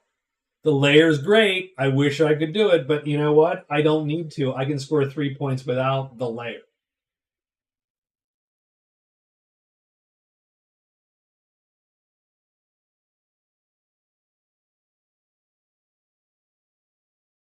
Well, here's the thing, Ron. I tell you what. I don't disagree that there's always that last week I wish I had, but I do like. I hate to say it, the 4 week. I both agree and disagree with you, right? I agree that there's a certain point where you go, man, 5 weeks would be great, or 2 months would be great, or whatever. But man, that pressure of the month is so good, right? It makes that like this third week is so important. The third week is like the week. You make the good choice now, and you are set up to win. You make the bad choice, and you're like, I screwed myself. So I do like it, right? You know what I mean? Like I love the solo games. I don't know if you've even watched any of the solo games. I love the solo games that I did because I did every character solo with these rules. Um, with specific rules, you had to score certain levels of points to get the prowess and the gold and the great treasures, etc. And the 4 weeks was so that was a perfect amount of time to be just on the edge, and 10 points was a victory. And I feel the same way here a little bit. If you score 10 points, then you did good in the month. So that's sort of how I mentally gauge the games, right? Do you score 10 points? Do you not score 10 points? If you score 10 points, I'm sort of happy with how you did, even if you lose. And if you don't score 10 points. Now, the question for you guys, Rob and Terry, is do I take both the White Knight and the Sorcerer onto the next round of these? Do I keep them both as quote unquote winning? Um, and sort of move them forward to the next, because I think both of them had a good game last game. Um, and I weirdly love the fact that the Sorcerer scored all those points in 3 tiles. So think about it. Um, but I do love those solo games. Was very perfectly like they're edgy at 4 weeks. They're very edgy, and you're literally sitting there the last week going, "How can I score 2 more points? How the hell do I do it?" And it's a little bit of a game at that point. So I do like that. Having said that, yeah, no, I'm really bummed about the 2 characters, the Pilgrim and the Captain. Um, and I think this has cemented my thoughts on the Captain. First day you are hiring, that's all you're doing. Done. You sell your shit and you hire the guard, or you sell your shit and you hire the soldiers, and that's all you do. And walking around and hoping to find some money or something is all fine and good. What I don't like is it costs so much to hire and you get 2 weeks out of them. So unless you make good on those 2 weeks, you will then lose them for 2 weeks at the last 2 weeks. So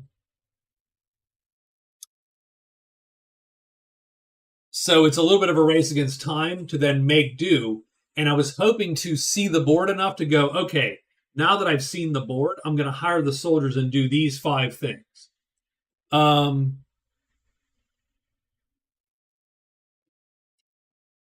But I just got waylaid by that bat, and I should have killed the bat, and I didn't kill the bat. So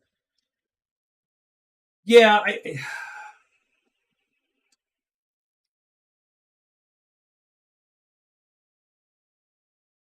the only problem, Rob, with PvP is 2 characters with some natives, or 2 characters alone is fine. 2 characters with natives is a little complicated. 3 characters with any natives is a shit show of complicated. I don't know that I can run that. I'll be honest. I'm not sure I can run that. But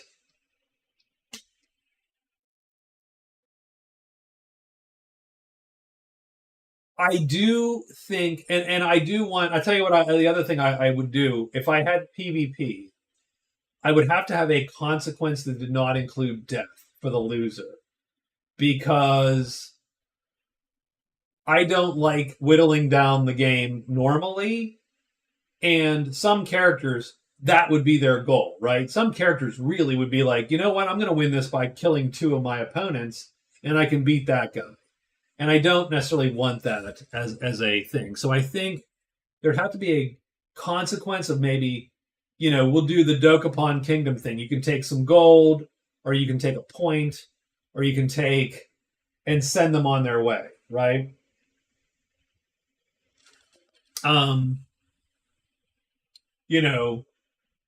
They lose a day, they wake up at the next dwelling, at the nearest dwelling, they lose a day, that one of their items is gone, something like that, right?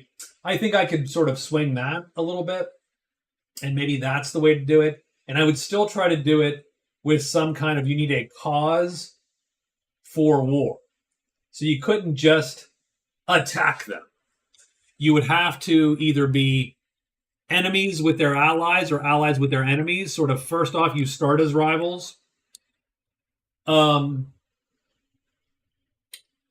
Like the White Knight and the Sorcerer would start as rivals, I believe.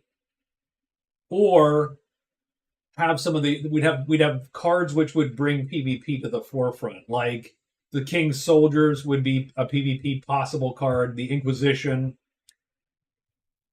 Or maybe just an assassin quest, right? Where you have to do the thing. You pick your guy and you have to attack him. That kind of thing. So, yeah. I'll add that at some point. I'll add the PvP. I'll write the PvP rules of engagement and then put that in the game.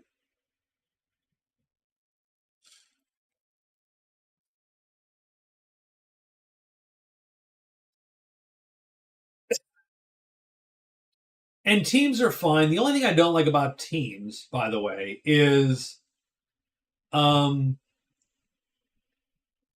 just the layout of the board sucks. Like the way that the characters are like this, and the way the board's laid out sort of sucks for teams. In the sense that if you're having a battle, dudes are on one sheet or another, and it's a little bit hard to keep track of. So that's all. That's why I don't do that. Typically, have teams. Plus, I love the characters alone, and I think teams makes the game fairly easy, to be honest. Because what you do is you team up a fast guy with a slower, bigger, bulkier guy, and then the fast guy can play his best move, and the slow guy, the bigger guys can play their best attacks. And a lot of fights become more trivial like that. So I don't think I would do teams per se. I would do, but I might allow PvP under the circumstance where either you get a card and you go, oh, I'm to kill someone, or certain events allow PvP sort of to occur.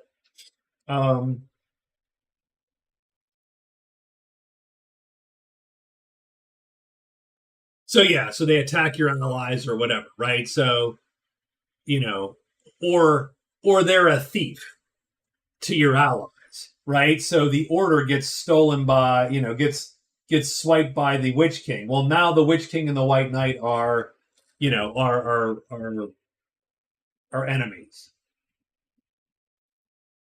Is there a way to set up where viewers can text movements for the game and let you roll? Sure.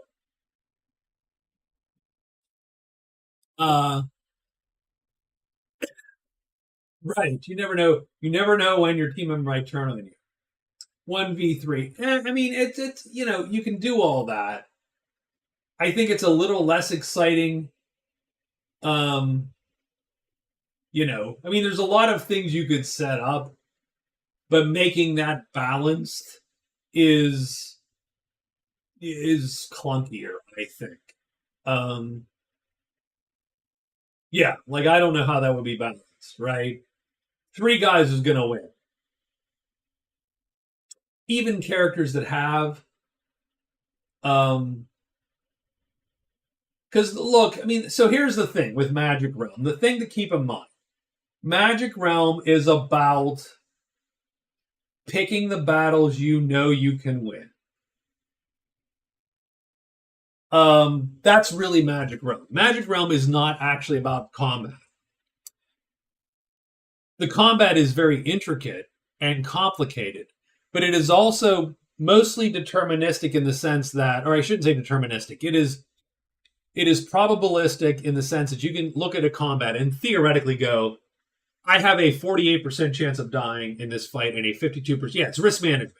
You go, this combat, I can win. Like the captain fighting the one bat was a winnable combat, but there was a 10-ish% chance he dies or something like that. And he did. But it is otherwise oh, by the way, if he had the sprite, he doesn't die. If he didn't take the spell and took this, which is why I love Magic Realm. Because if you rewind that fight and day one don't take the sprite, don't take the spell, but take the sprite as a follower, you beat the bat. Done. Bat's done. The bat's dead. The best the bat can do is kill the sprite before you can gut it. So if he'd have given up the 2 points and taken the sprite instead, he would have been alive at this moment, could gone back, got the soldiers, and had the rest of the game. So that decision, that's the thing I super love about Magic Realm. And I do love about the card quests. The reason I did the card variant, the quest variant, was I loved in Realm Speak the questing the realm, but I felt that the quests were not well done. I should in Realm Speak, the questing the realm quests are this weird amalgam of quests from the Book of Quests. There's a whole freaking book. Someone made a whole gigantic variant of quests for Magic Realm. But those quests sort of take over the game. They're meant to just take over. They're meant to be, you were the White Knight and you were courting a damsel and the damsel got stolen by a dragon. They make it more of a, what do you want to say? Make it more of an RPG sort of scenario. I don't think they're interesting. I think they either are too big or there were too many of them which were the Book of Quests is here. Like you can go, I think it's in here, right? Book of Quests, bam. So you can, they're 250 pages. Someone was a freaking, I mean, there are so many people that are flipping geniuses in this game that have done so much in this.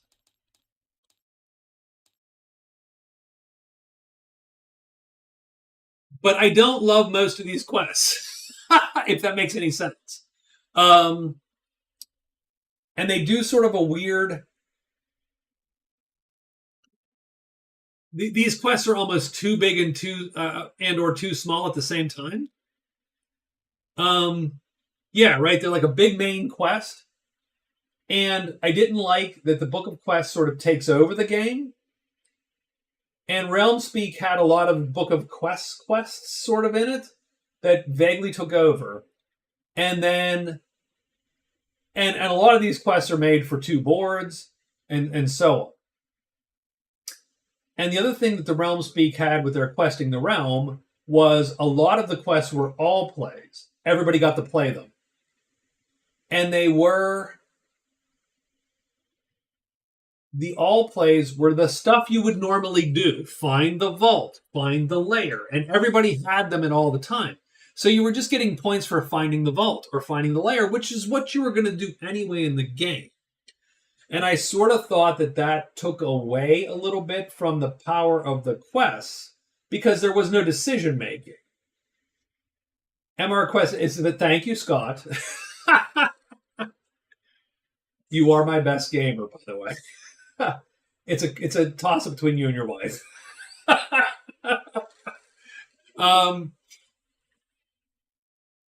So the all plays in Realm Speaks Questing the Realm didn't make you make choices. You were doing the same things you were going to do anyway, and you just got points for them. And I thought, that's not cool. I want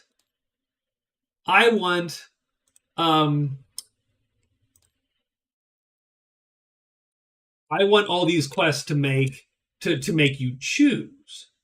So when the pilgrim has locate the pool, where the hell is the dead pilgrim? When the pilgrim has locate the pool, that's not for everybody, that's for him. And the point is that he has to strategically go. I did that once when I was like in high school. I had every character on the board. I played a 16 character game. Dude, it takes forever. It's not a, yes. The answer is yes, I can. Will I? Hell no. No. And the other problem with the 16 character game is it's too crowded. There's just too many characters, and you're in the way, right? That's just too much, to be quite honest. It's just so damn much. It's so slow. The main other problem with the 16 character game is you 1, 2, 3, 4, 5, 6, 7, 8, 9, 10. The best you can get is 11 around this table. Oh no, that's not 11 because these aren't. By the way, this is an old version of this mod and it's broken. I fixed it manually. 1, 2, 3. You can get 8 character tables around this game. Yeah, it would be ridiculously bad. I think you would have to do it just so much crammed into such a. Well, it's not. It's 8. I'm sorry, it's 8. It's 3 on the bottom, 3 here, and then 2 and 2. So, 1, 2, 3, 4, 6, no, 10. I'm sorry, blah. I do not at this time take donations. I've thought of doing a Patreon, and then I thought, why would I be taking money from people? That's ridiculous.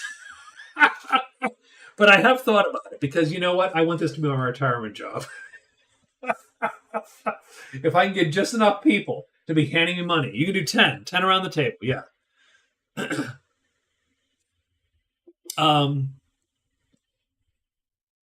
Do I still have? I think I have more videos than subscribers.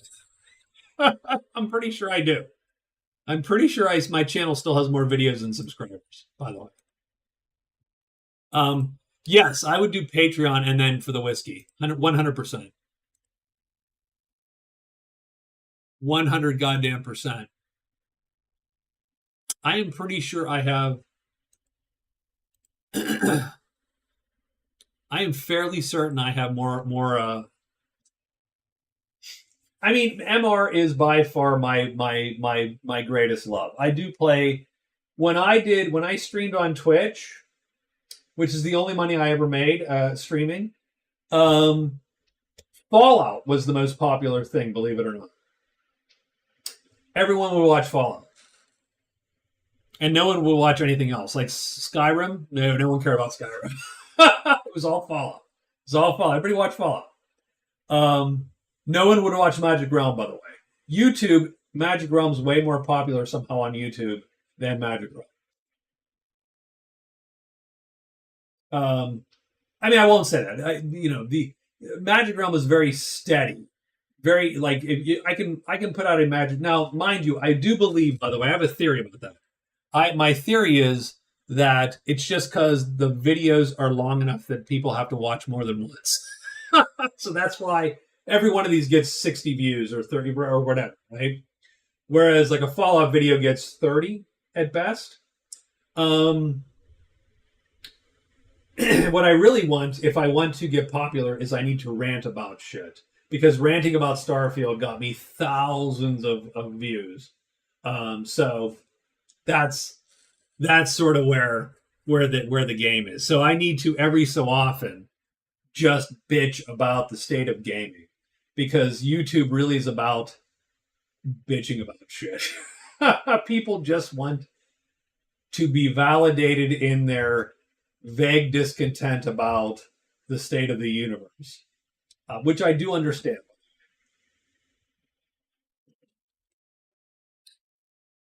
But not that many games.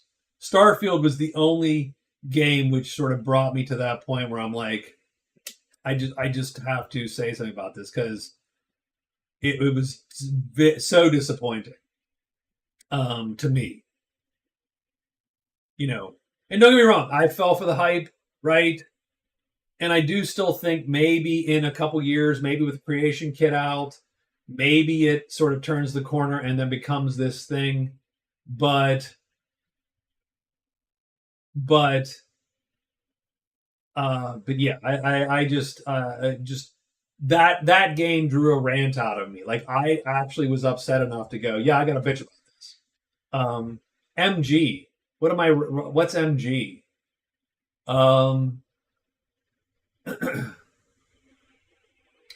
Oh, Magic Realm. I can't rant about Magic Realm. Magic Realm is one of the games I consider a perfect game. I put that in air quotes. It's not perfect in that it's a perfect, 10. I mean, it's 10 out of 10 for me. But it's not perfect in that it does everything absolutely correctly or doesn't have any flaws. It has flaws. It's not perfect. But it's a perfect game in my mind, because for what it does, it is optimal for what it does, which is the epic fantasy board game with emergent gameplay, without a set narrative, right? It does what it tries to do, right, Terry? Absolutely. What it tries to do, it tries to essentially pack a D&D campaign into a 4-hour board game. Now, don't get me wrong, it's not 4 hours, but you know what I mean, like a 8-hour board game, let's say. And it does it so well. It is absolutely a 10 out of 10 game for me. I understand people wouldn't like it. I understand that it misses a whole set of people. It has 100+ page rule book with the 3rd edition rules. It's non-campaign, but you could play this, and every time you get a slightly different experience. It's a similar experience. You know what's coming. You know the shrine is going to draw the flying demon. You know the lair has the big dragon. You know all that. But for instance, again, just for this, right here, this tile, just fascinating. All the dragons totally changed your plans. Same, right? So it is and the fact that I could, as the druid, with $30, I can go buy something or hire someone and change the course of the game. To go hire the Lancers. And that's going to change the course of his game if he does that. The Lancers are not perfect by any stretch, but they do have spearmen. They could kill a lot of things, and in fact, they could kill some of these smaller dragons, and they can't kill the big ones. They're not quite able to generate that kind of, power. But that changes the game for the druid.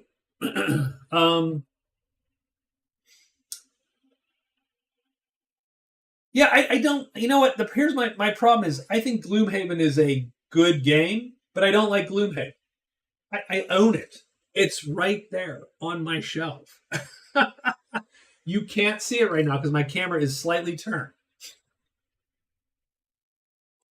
And it's a great game with neat mechanics. I don't like it, actually.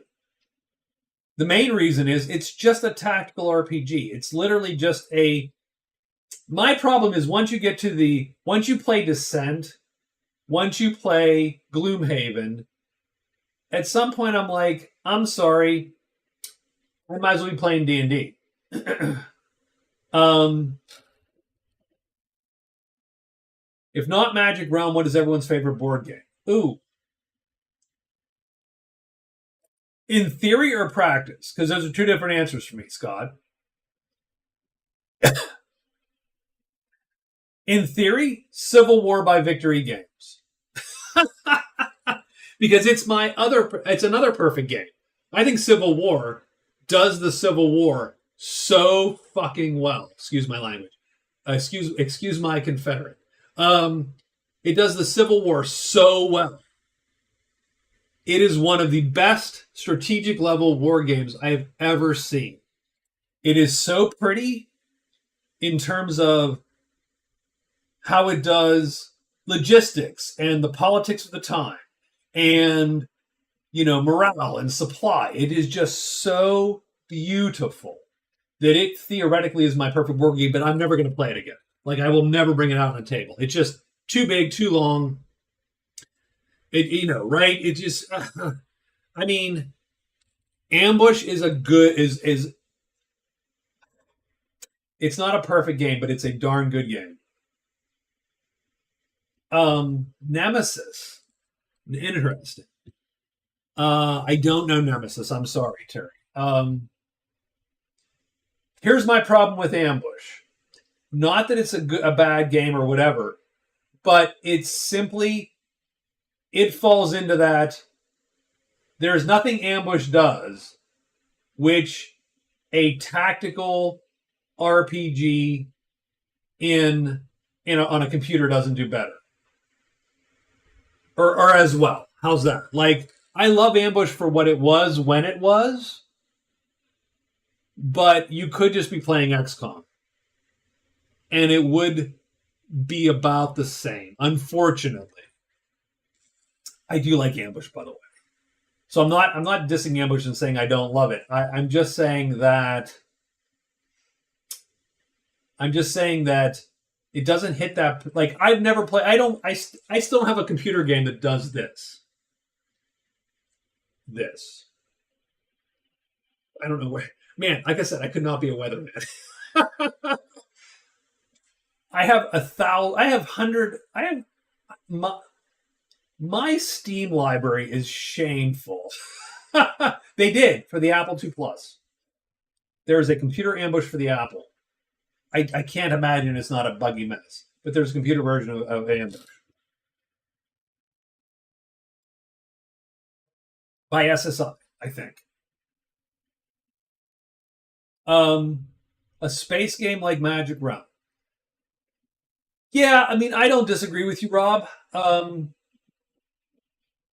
Same thing, right? Same sort of vibe. Yeah, I can get that. Aliens movie players had secret goals that vary between setting the ship somewhere to specifically killing another player. That's sort of cool.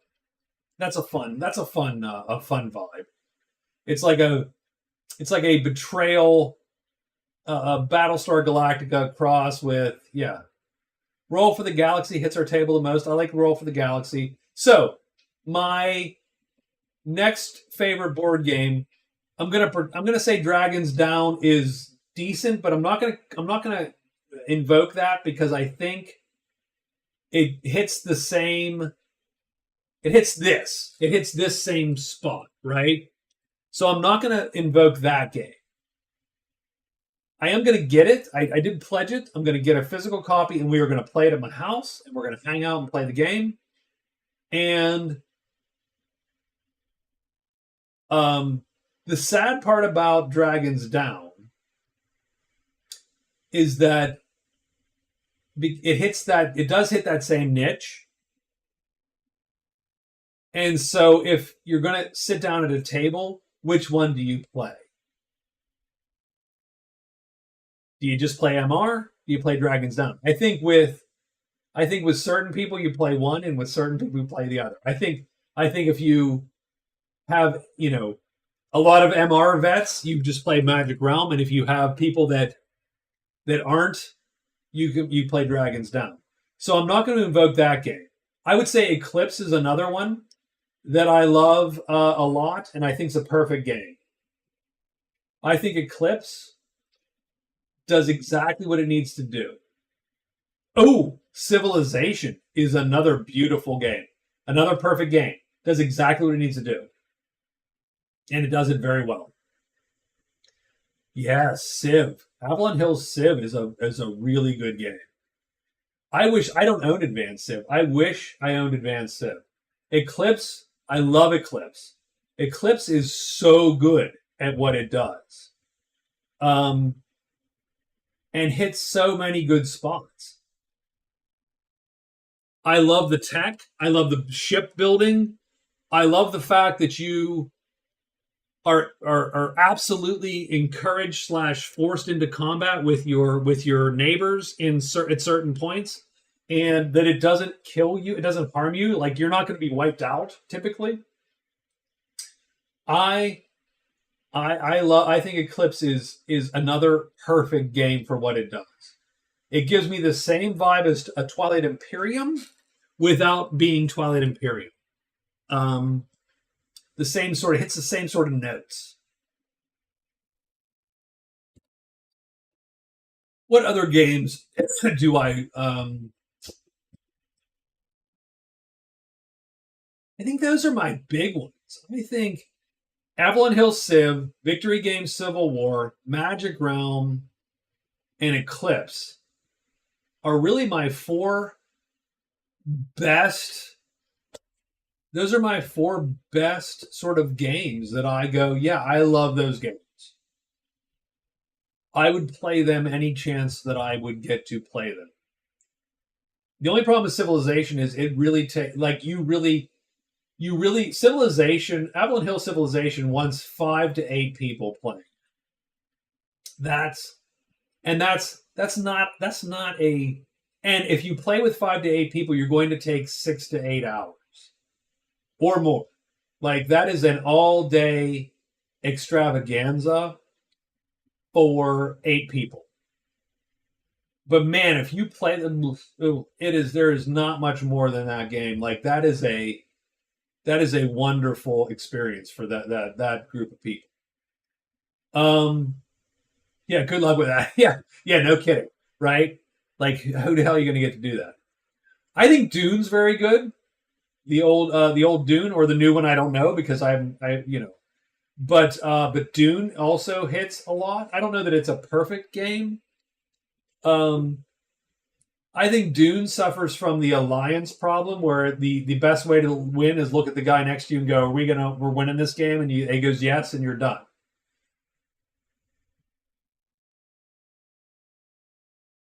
It's no Empires at Arms. No, Empires at Arms is in 8 hours. Empires at Arms is an 8-month game. Like, Empires at Arms is a game that you should play by mail for 8 months. I still love Star Frontiers. Well, that's an RPG, right? That is a classic old RPG, Star Frontiers. I do love Star Frontiers for what it is. I'm drinking more. So the answer is yes, we are getting hammered, presumably. I do love Star Frontiers for what it is, but back in the day, it did not beat Traveller in my headspace. Like, Traveller was the game we played when we played Space. Yeah, Dune is a great game. But yeah, Dune is an alliance game. At some point, you look and go, "Oh, campaign for Jesus Christ!" Campaign. I'll tell you what I do want. I need to find a copy of Upfront and buy a copy of Upfront, because I've always been fascinated by how Upfront deals with terrain and movement in a card game. And I think that Upfront would be a good game to base other games around, or other combat games around. What is do not like about the space game? Why are all characters humanoid shapes? Oh, that's funny. Um,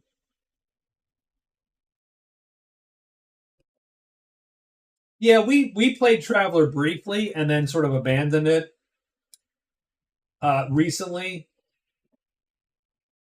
Oh, dude, up front for $35? Yes, you are a sad, sad man. uh, uh, I'm gonna go check upfront prices while we're sitting here. uh,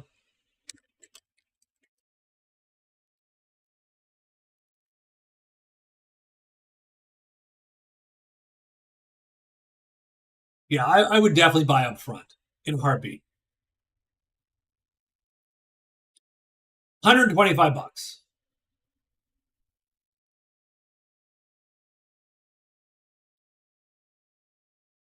I would actually consider playing that. That I would consider paying 125 for upfront. Jim Beam extra aged. How is Jim Beam extra aged? And are you okay? um,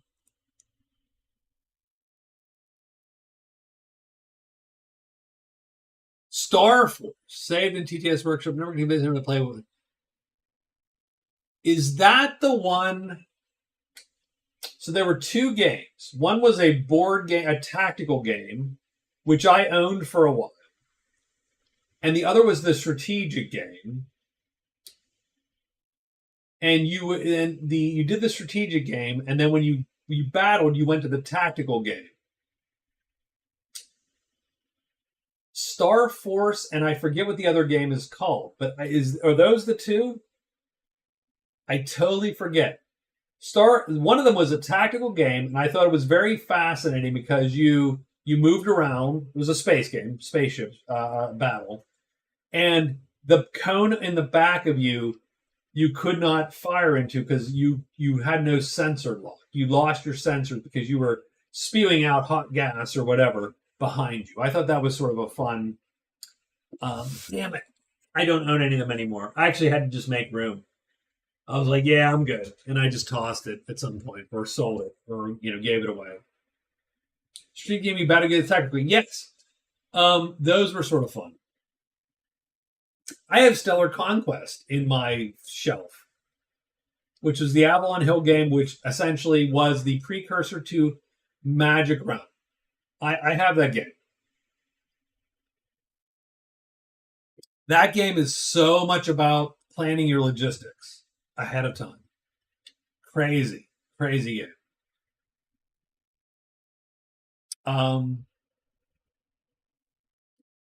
But I will say this: they're not perfect games. If you said, "Well, you want to play Stellar Conquest," I'd go, "No, no, no. Can we play Eclipse instead? Because Eclipse is way better." Which is the funny part, right? Eclipse is way better than Stellar Conquest. I love Stellar Conquest. I love the idea of it, but Eclipse is just a game which surpasses Stellar Conquest in so many ways. Um,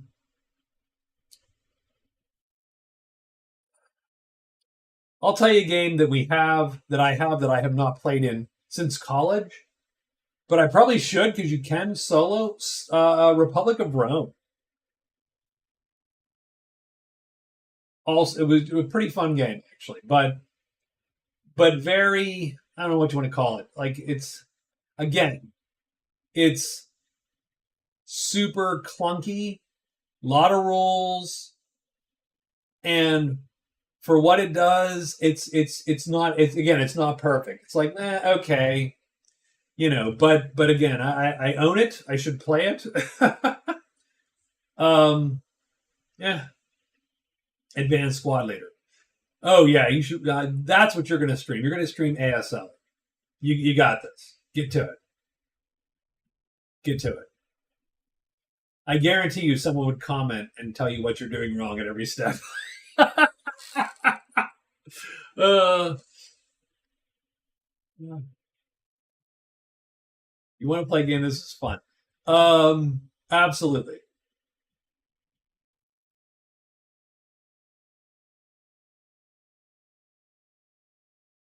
Ah, High Frontier 4. Oh wow. I I am I want to I do want to buy a copy of High Frontier, but I have not pulled the trigger. High Frontier is fascinating. Very interesting game. But I've never pulled the trigger. I've watched people play it online, and I've sort of seen it. I've seen playthroughs and so on, and I'm like, that is an interesting game. But I have not pulled the trigger on it. Here's the sad part. With most board games, they'll never hit the table more than once. Is the problem in my house? I just have to, and that's a harsh reality that I have sort of come to.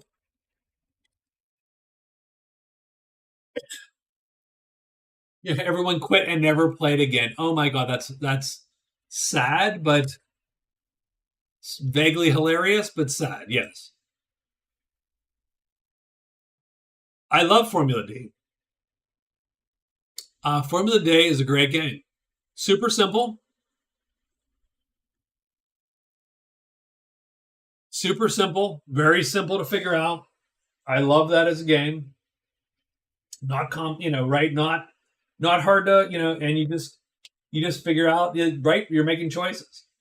But I love the idea of High Frontier, but it would never hit the table more than once. I don't think.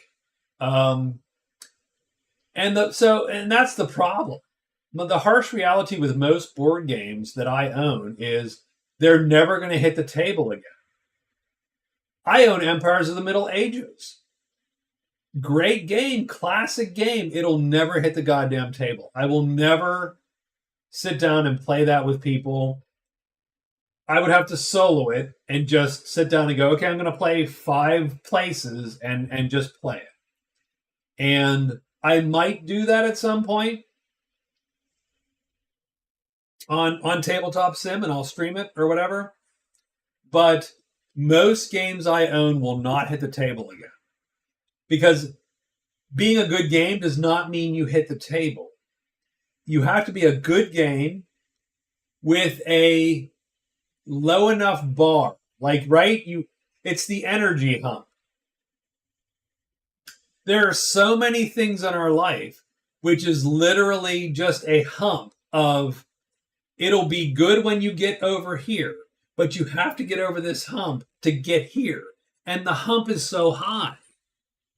The hump, right? That hump of energy is so high to learn Magic Realm or to understand High Frontier or whatever.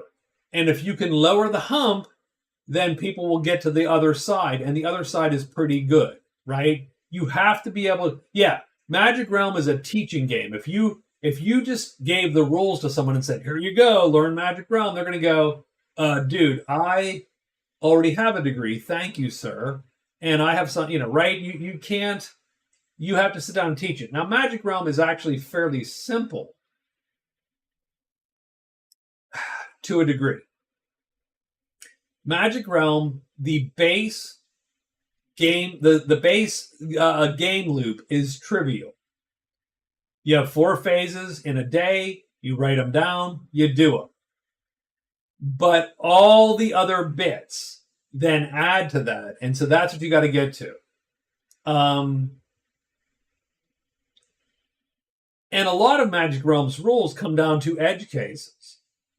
You never need them, but you only need them when there's this goofy, what happens if I have 3 guys and one of them's this and this happens and this other, right? Like that's all the goofiness, right? There's this little bit of edge case where you go, wait, what happens if I flee out of there with the magic carpet and fly into this other, like, what is that, right? And that's sort of that's where Magic Realm is. Yeah, combat and the right. As long as you're one person flute, everything works. If you don't know the rules, check out the links. But combat and the tiny rule quirks, edge cases, no one wants to bother for good reason. Yeah, I mean, I would argue Magic Realm combat's not even that difficult. But it's not difficult in the basic case. Magic Realm combat, if it's you and one creature, trivial to understand. You and two creatures, a little less trivial. 3 characters, 2 of them have hired natives, 4 monsters. Gee, what are we doing? Stop it. Like, what is this, right? It becomes a shit show as you add complexity. Now, I always tell, like, I remember once having a discussion with folks. Actually, I think there's a video. That we were talking about. Because someone did a post and said, "Where's the fun in Magic Realm?" And their point is that all the combat is known. If you fight a dude and you're hidden and this guy and you have this weapon, you kill him 100%, or you're going to die 99% of the time. Like, it's very funny where it's very arbitrary, right? And and my point is, where's the fun in Magic Realm? Is that's actually, so the funny part is, Magic Realm, the main problem that people have with Magic Realm is that Magic Realm disguises itself as a tactical game where the individual phases and the moves and the individual rounds of combat, because so many rules deal with that shit, people think that's the game. And when you first start out, you think that's the game. And so the problem is that when you realize that that game is mathematically figured out already, you go, well, this game's dumb. If I know the combats and I know my percentage chance, then what's the point of playing this game? This game is all just, known. It's a numbers game.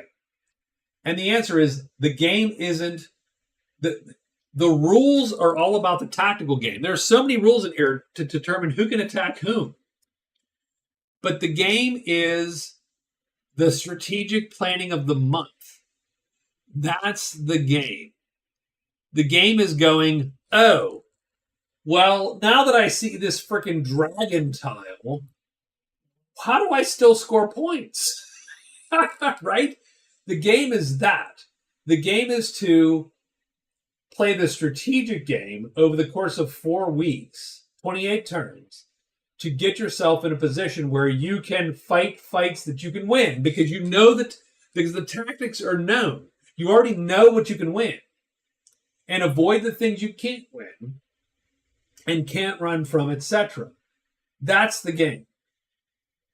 The game is, how do I get to the place where I can score the points and avoid the shit that stops me from scoring points or kills me? And that's where the decision making is. Combat is not a decision. When I'm sitting here doing a combat, I'm not making meaningful choices. I am simply trying to play the optimal play. Now, the optimal play might not always be 100% known because I'm not that smart and I'm not a computer. So I sit down, right? And so the game, well, and it's hard to compute. It takes people years to figure that out. And most people don't get there. Most people don't. The funny part is that there's a large majority of people that will quit Magic Realm before they understand that combat actually has nothing to do with the game. combat is simply the thing which you are planning around to go, oh, I can win that one 100%, so that's fine. But this one, I only have a 30% chance of winning and a 7% chance of dying. No, that's not good. Let's not go there. Let's avoid that shit. That's combat is simply the parameters around which you're planning your month. That's why a lot of moves you'll see me and I go, hey, I can run.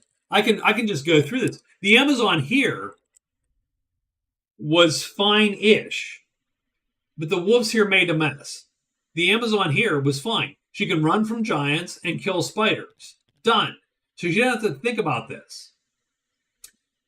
The wolves here made a mess because if they prowled or whatever, that was going to be a disaster. So even though I'd hate you wouldn't play Magic Realm, like no one's going to pay me to play Dragons Down. And I play Dragons Down and shit.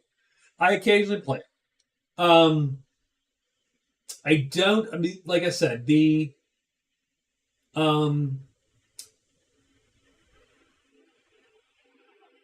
one thing about Dragons Down that I do not love is the same thing I don't love about base game Magic Realm. It's that the base victory conditions, in my opinion, and this is solely my opinion, are not super fun. Because the base victory conditions of both games largely rely on you finding finding the thing you're going to find. So Dragons Down actually avoids it skips the Magic Realm part where you have to predefine your victory conditions. Magic Realm forces you to go, I'm going to fight, so I need to do fighty victory conditions, or I want to find treasures or gold or whatever. Dragons Down, if you find treasures, you get points. If you find sites, you get points. All those things give you points. It's largely just how lucky were you this game? And I do feel that's a flaw in Dragons Down. Magic Realm is, did you predict how you were going to be lucky this game? The base game. And I feel that's a flaw with Magic Realm. The victory conditions are boring in both games, in my opinion. So that's why I did the quest thing in Magic Realm. In Magic Realm, I have the quest variant. The quest variant gives you a hand of cards. You have to then survey the board and go, well, how am I going to do this? And that gives you a little more decision power, I think, in my opinion. This Magic Realm was brought to you by Raid Shadow Legends. Hey, if those guys have cash, let's not make fun. If you can pull us, there's two sponsorships I want: Raid Shadow Legends or Knob Creek. I would just, if they just handed me bottles of Knob Creek, I would be like, yes, I will mention your shit all day.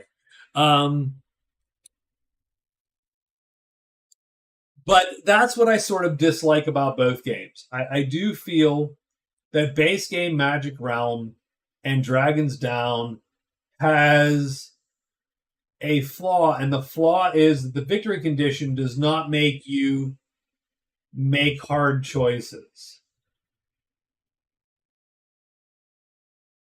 It's like, well, like Magic Realm makes you make a choice at the beginning to go, I'm the Berserker. I want fame and notoriety. Done. Like, that's what you're going to choose. You don't choose anything else. You choose fame and notoriety. If you're a spellcaster, you're going to choose some spells. If you, right? But then you are predicting you're getting lucky getting those spells. And ultimately I go, well, that's fine. I don't hate the victory conditions, but I don't feel that they are very fun. And so that's the one thing I felt I didn't like about MR when I was playing was, they're not, they just don't, they don't do anything for me.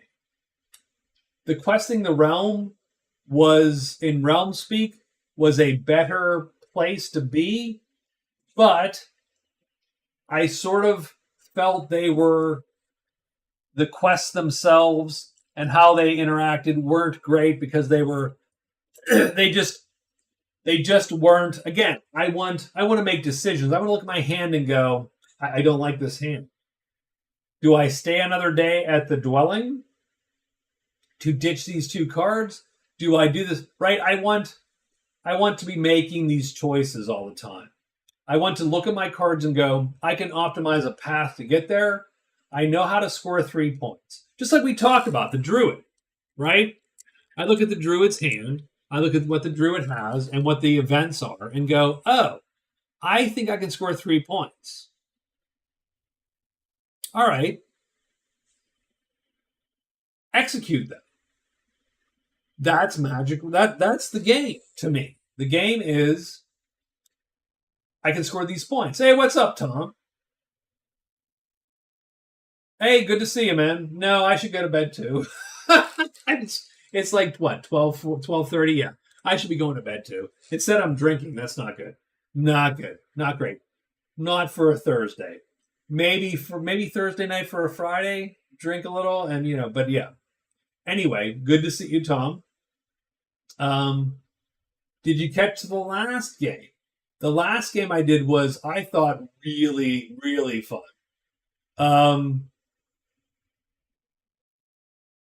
Yeah, so I thought the last game was pretty good.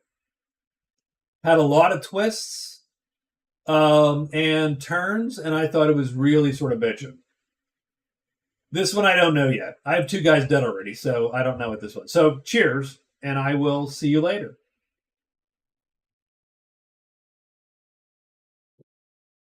Yeah. And I think it's a good mix, too. Because first, Terry, I only had the quest cards. And then after playing that for a while, I said, no. I need to still count all those things that Magic Realm counted originally, fighting. Also, I think base Magic Realm favors the heavy fighters. Done. I think notoriety and fame sort of going with each other largely benefit the Berserker, the White Knight, the Berserker, Sorcerer at times. So instead of having 3 points for treasure spells, I would have 2 spells, 1 point, 1 point per 10. Well, I tell you what I like. So when I solo, then you have points, you have thresholds to get, and that's how you get. The reason I do 2 points, so I do 2 points for first. So in prowess, gold, great treasures, and spells, there are 3 points at play for each. 2 points for first place, 1 point for second place, 0 points for third and fourth place. The reason I do that is because I typically do not otherwise interact with the characters together. I do not kill each other necessarily by default. I do not team up by default. Like, those are all circumstances and convenience. But that gives me a way to compete. If the Amazon has 22 prowess and the Pilgrim has 20, or the Druid has 23, now the Druid has just taken a point away from the Amazon. So that's sort of why I don't do it. I don't do it by every 10 points is a thing. And the other reason is I don't want there to be infinite points there. The cards are the only infinite points. You can have 30, you can score 30 cards. You won't score 30 cards, but you could. Everything else is 2 points. You have 2 points you can get, or a third point. You can get a 1 point or 2 points. So those are supposed to be ancillary. They're supposed to be the sidelight. Now, don't get me wrong. I've had shower thoughts where I'm like, well, what if I did a thing where you can mark one of these and get an extra point if you win it, or mark, you know what I mean? Like, um, I can mark prowess, I can mark gold, I can mark great treasures, right? Or I can mark a thing. And I don't know, I might add something like that later, but I don't think I will. I think the way this works is pretty well tuned in that there's 8 points to be gained by the traditional Magic Realm categories: prowess, gold, fighting, money, finding treasures, getting spells, learning spells. Done.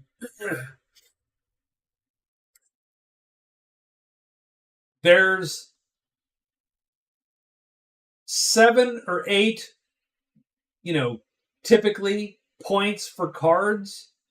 And so that balances out. And you end up with, if you score 10 of those points, you've done very well. If you score 12, 13, like it puts a weird cap on points, if that makes sense. You know what I mean? Like, I don't want there to be infinite points in the game. Like with the sorcerer last game, they sold the icon, and then traded it with a card, and then sold it again. There's 200 gold there. Just like, that's fun. You get 2 points. You did great. You're gonna win that. You're winning that category. There's 2 points. Go do shit. I don't hate the idea of, well, we score more points if you blah, blah, blah. I don't hate that idea. But I don't necessarily think it makes it better, if that makes any sense. I think it makes it maybe different, but I don't know it makes it better. As it stands, I don't know what the highest score I've ever gotten. I don't think I've ever scored 15 or 16 points, though. I don't think anyone's ever scored 15 points. So it's neat because it puts a weird cap, and I can sit there and go, well, you had a bad game, you had 5. Or you had 12. That's a good game. Good for you. Like that makes it an interesting sort of, you know,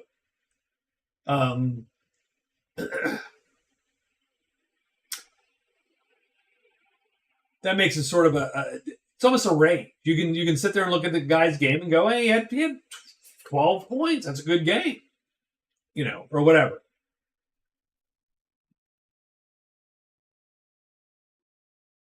And I like the fact that you can score prowess.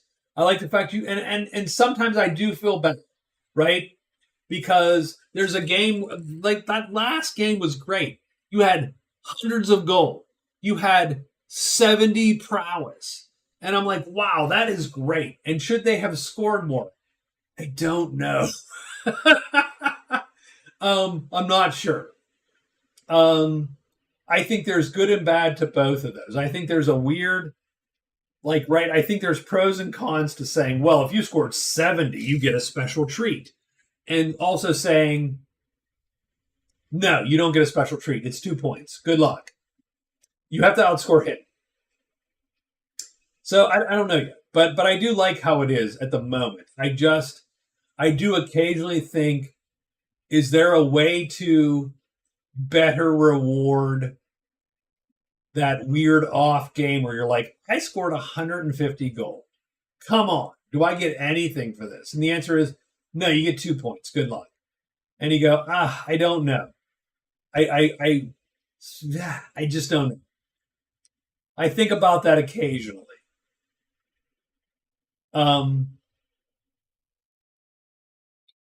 You know, yeah.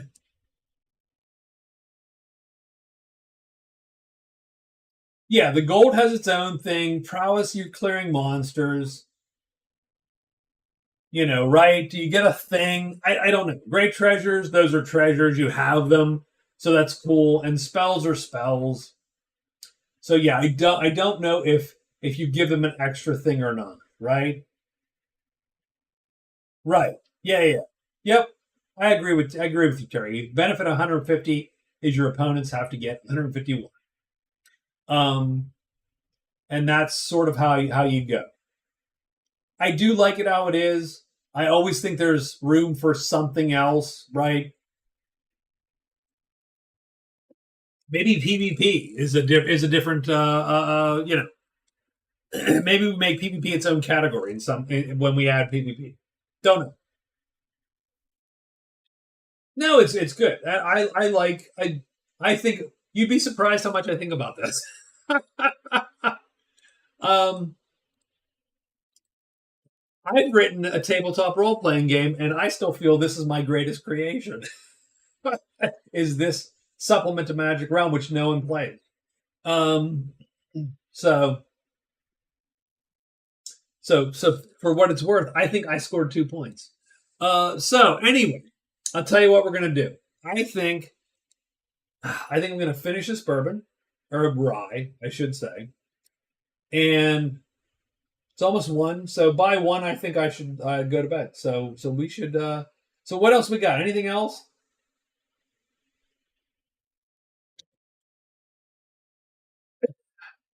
I loved the rehashing of old board games.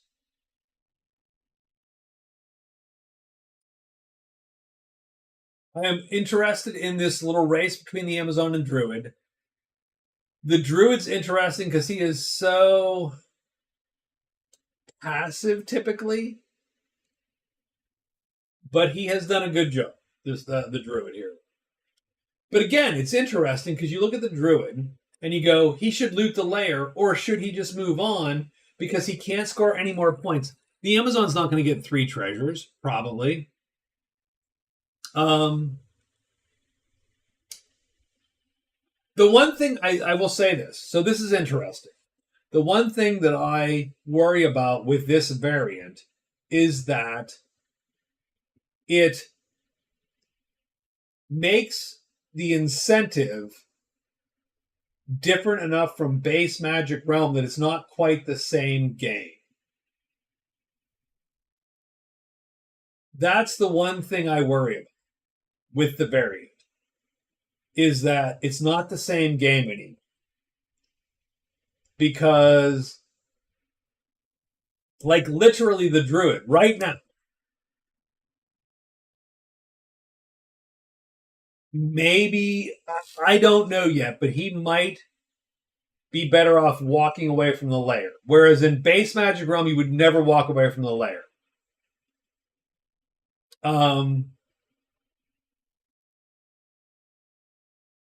Base Magic Realm, you take the goddamn treasures and you go. Whereas here you go, I don't know that the Amazon is going to find 3 great treasures.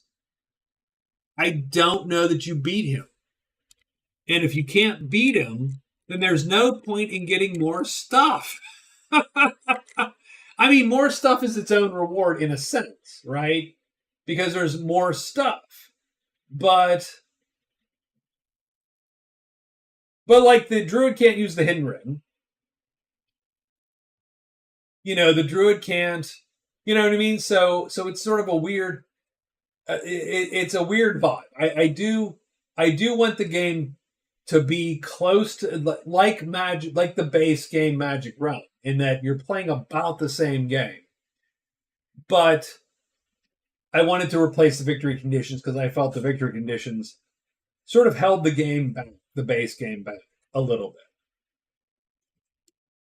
But anyway, that's one of the things I actually can worry about with the variant as it is. The variant as it is strays from the base game quite a bit. And that characters like the Berserker, who has a plan for the base game. 100%. Black Knight has a plan for the base game. That plan doesn't quite work. So, in any case. Well, I thank you guys. I appreciate hanging out. That was nice, actually. I don't know that it's good for the ultimate video here. I might even edit it out, or I might not. We'll see. But I do appreciate you hanging out with me this late on a Wednesday evening. So thanks, guys. And so Scott, Rob, Terry, other Scott, Dragons Down Scott, Tom, Underbelly, JJ stopped in for a super brief period of time. And I do have a weird vibe here with my my chat screen. I can't actually go back as far as I usually can. Weird.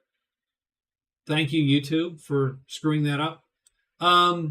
So thanks all for hanging out. Thanks for chatting.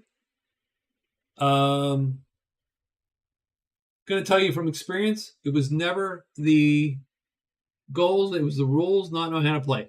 Oh, sure. Well, I mean, look, I should at some point do tutorials. I just don't feel qualified, if that makes any sense. I don't actually feel qualified to teach someone how to do tutorial videos. I think I make enough mistakes that I am not comfortable doing a tutorial. So there you go. But I might consider it a little bit because I do think that a lot of people, need something to feel comfortable starting the game, because the game by itself is actually very hard to get into. Realm Speak doesn't help much. It's a good way to learn the game once you know the game, if that makes any sense. The Book of Learning is good. The least you need to know to play Magic Realm is a good document also. So there's some stuff out there. But anyway, it's late. Thanks, guys. I appreciate you hanging out with me. I will talk to you hopefully sometime this week, and we'll see you later. So thanks. Bye-bye. Good night, everybody.